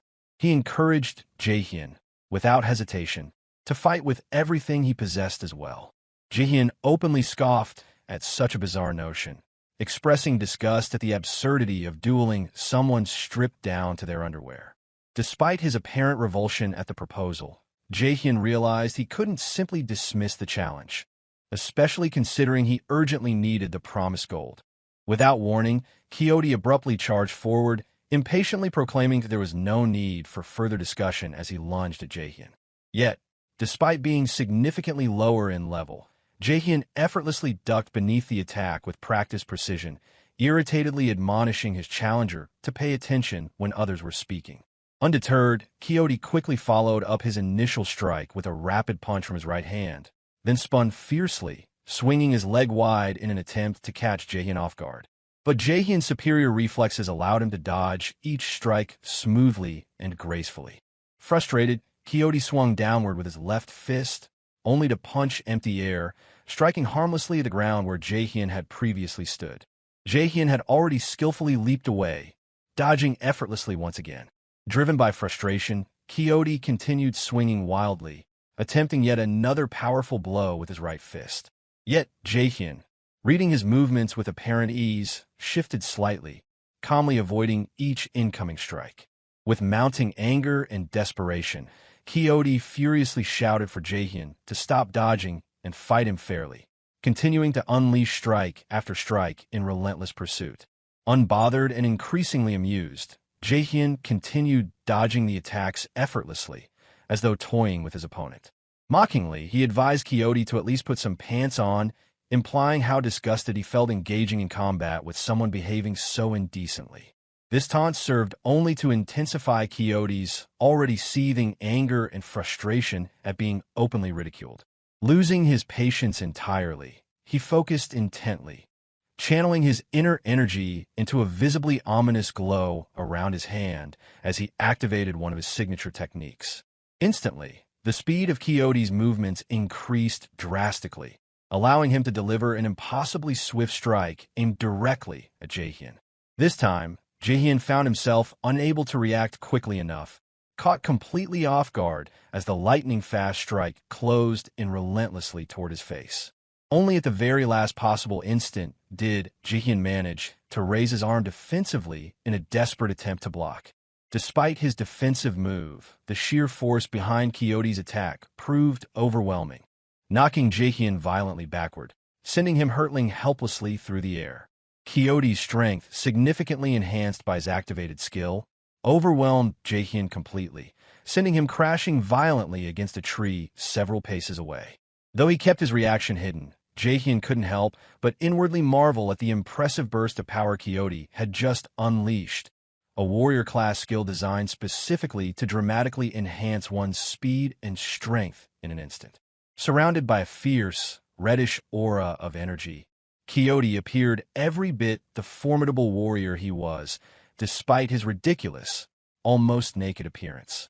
Silently assessing his opponent, Jaehyeon felt a reluctant sense of admiration. Every indication suggested that Quixote was substantially higher-leveled and physically stronger.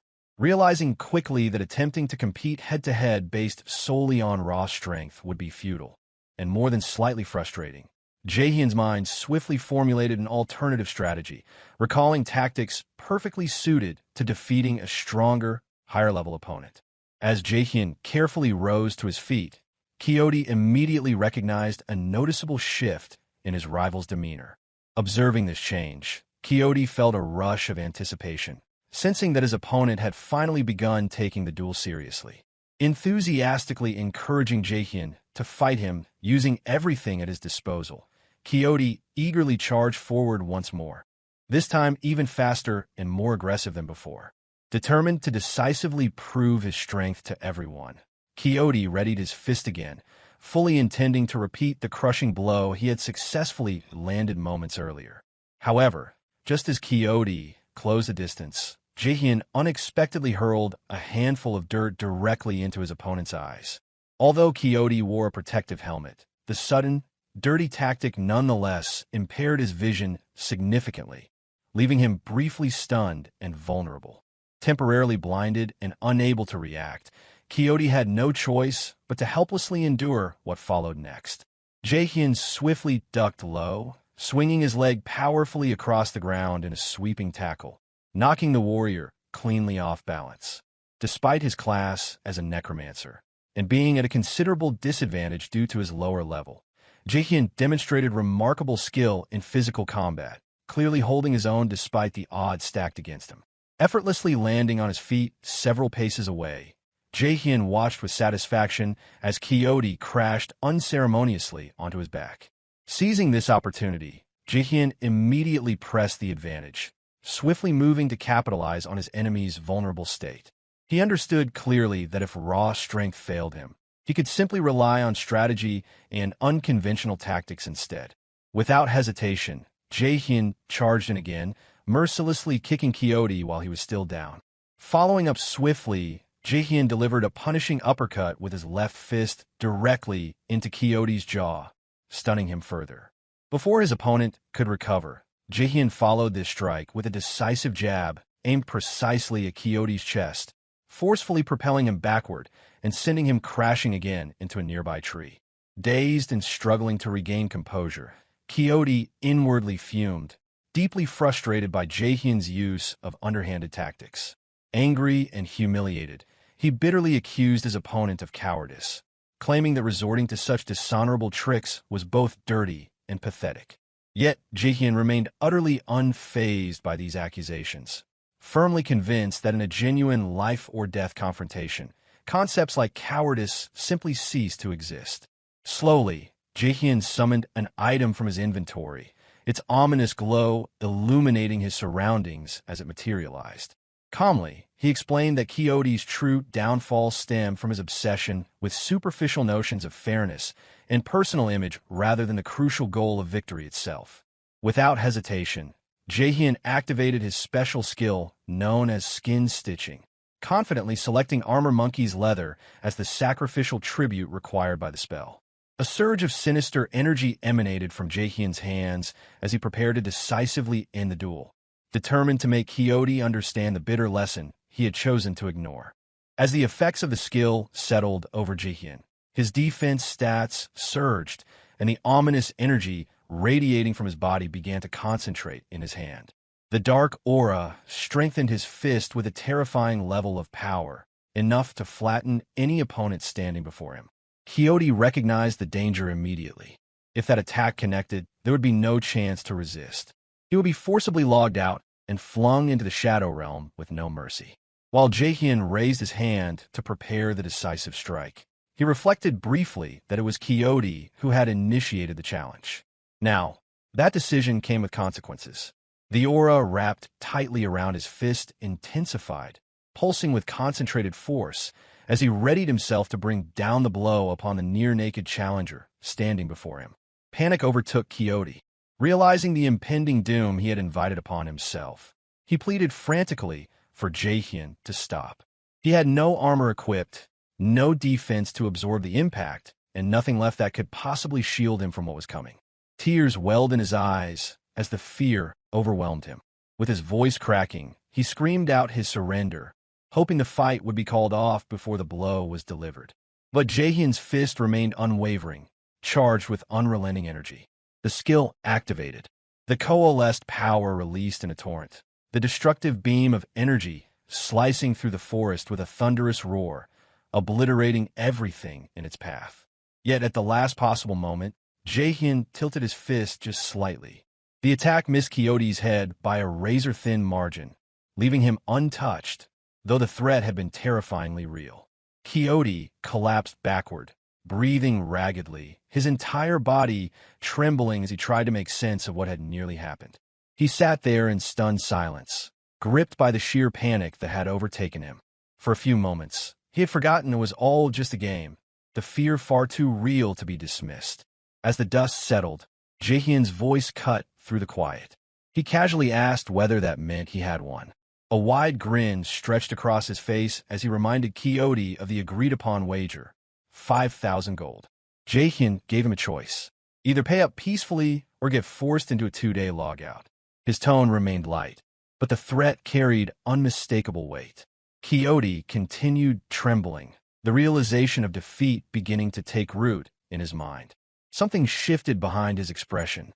He removed his helmet, revealing a blonde-haired avatar, his face suddenly lit with enthusiasm.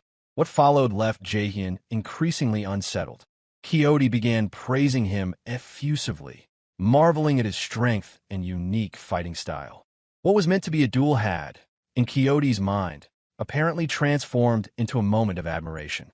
Jaehyeon could only recoil inwardly in disgust, confronted by a nearly naked man speaking with such excitement and reverence. With sincerity, Quixote formally introduced himself and acknowledged his total defeat. From his inventory, he withdrew a bag of gold and handed over the promised amount without hesitation. But he wasn't done. Alongside the gold, he presented his prized weapon, the Orc Hero's Sword, an exceptionally rare and expensive item that many players could only dream of possessing.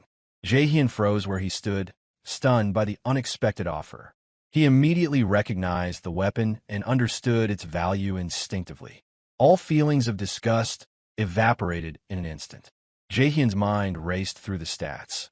A bonus of 66 points to both stamina and strength, along with a special effect that allowed the wielder to ignore 9% of an opponent's defense. Jaehyeon knew well that such a weapon could easily fetch over 15,000 gold at the auction house. Jaehyeon instantly regretted his reaction the moment he realized he had shown too much enthusiasm in front of a nearly naked man before him. At that, he asked why Quixote would hand over such a valuable weapon so freely. Being more composed now, Quixote responded with sincerity. He offered the sword as a token of gratitude. In a softened tone, he admitted that he had become too obsessed with chasing popularity and had lost sight of the need to grow stronger.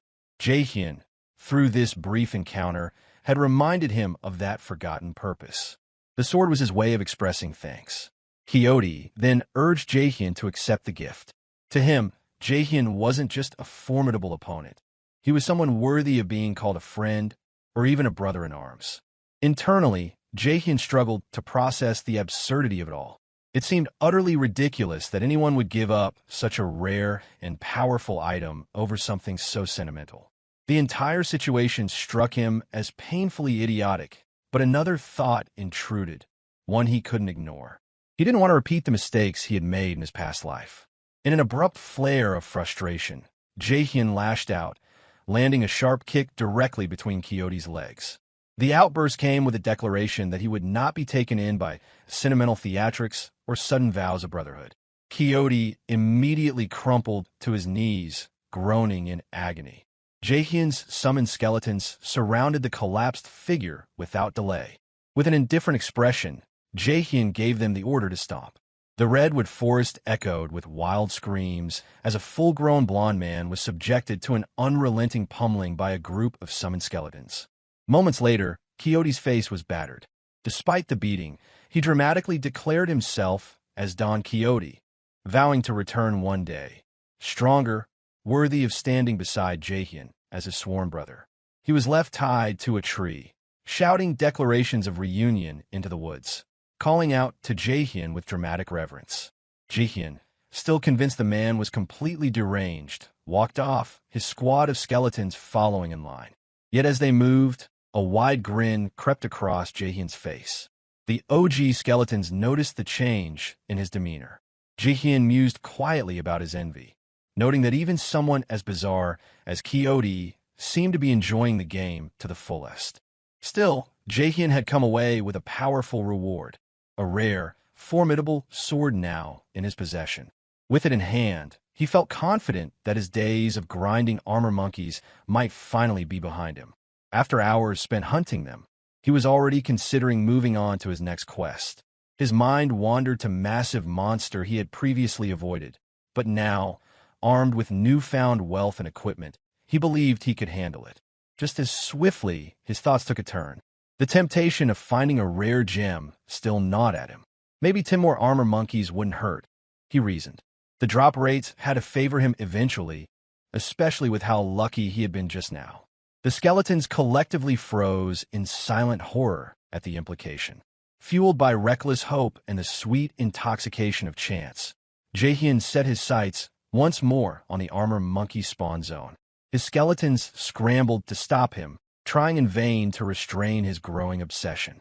It was no longer just a quest. It had become a full-blown gambling addiction.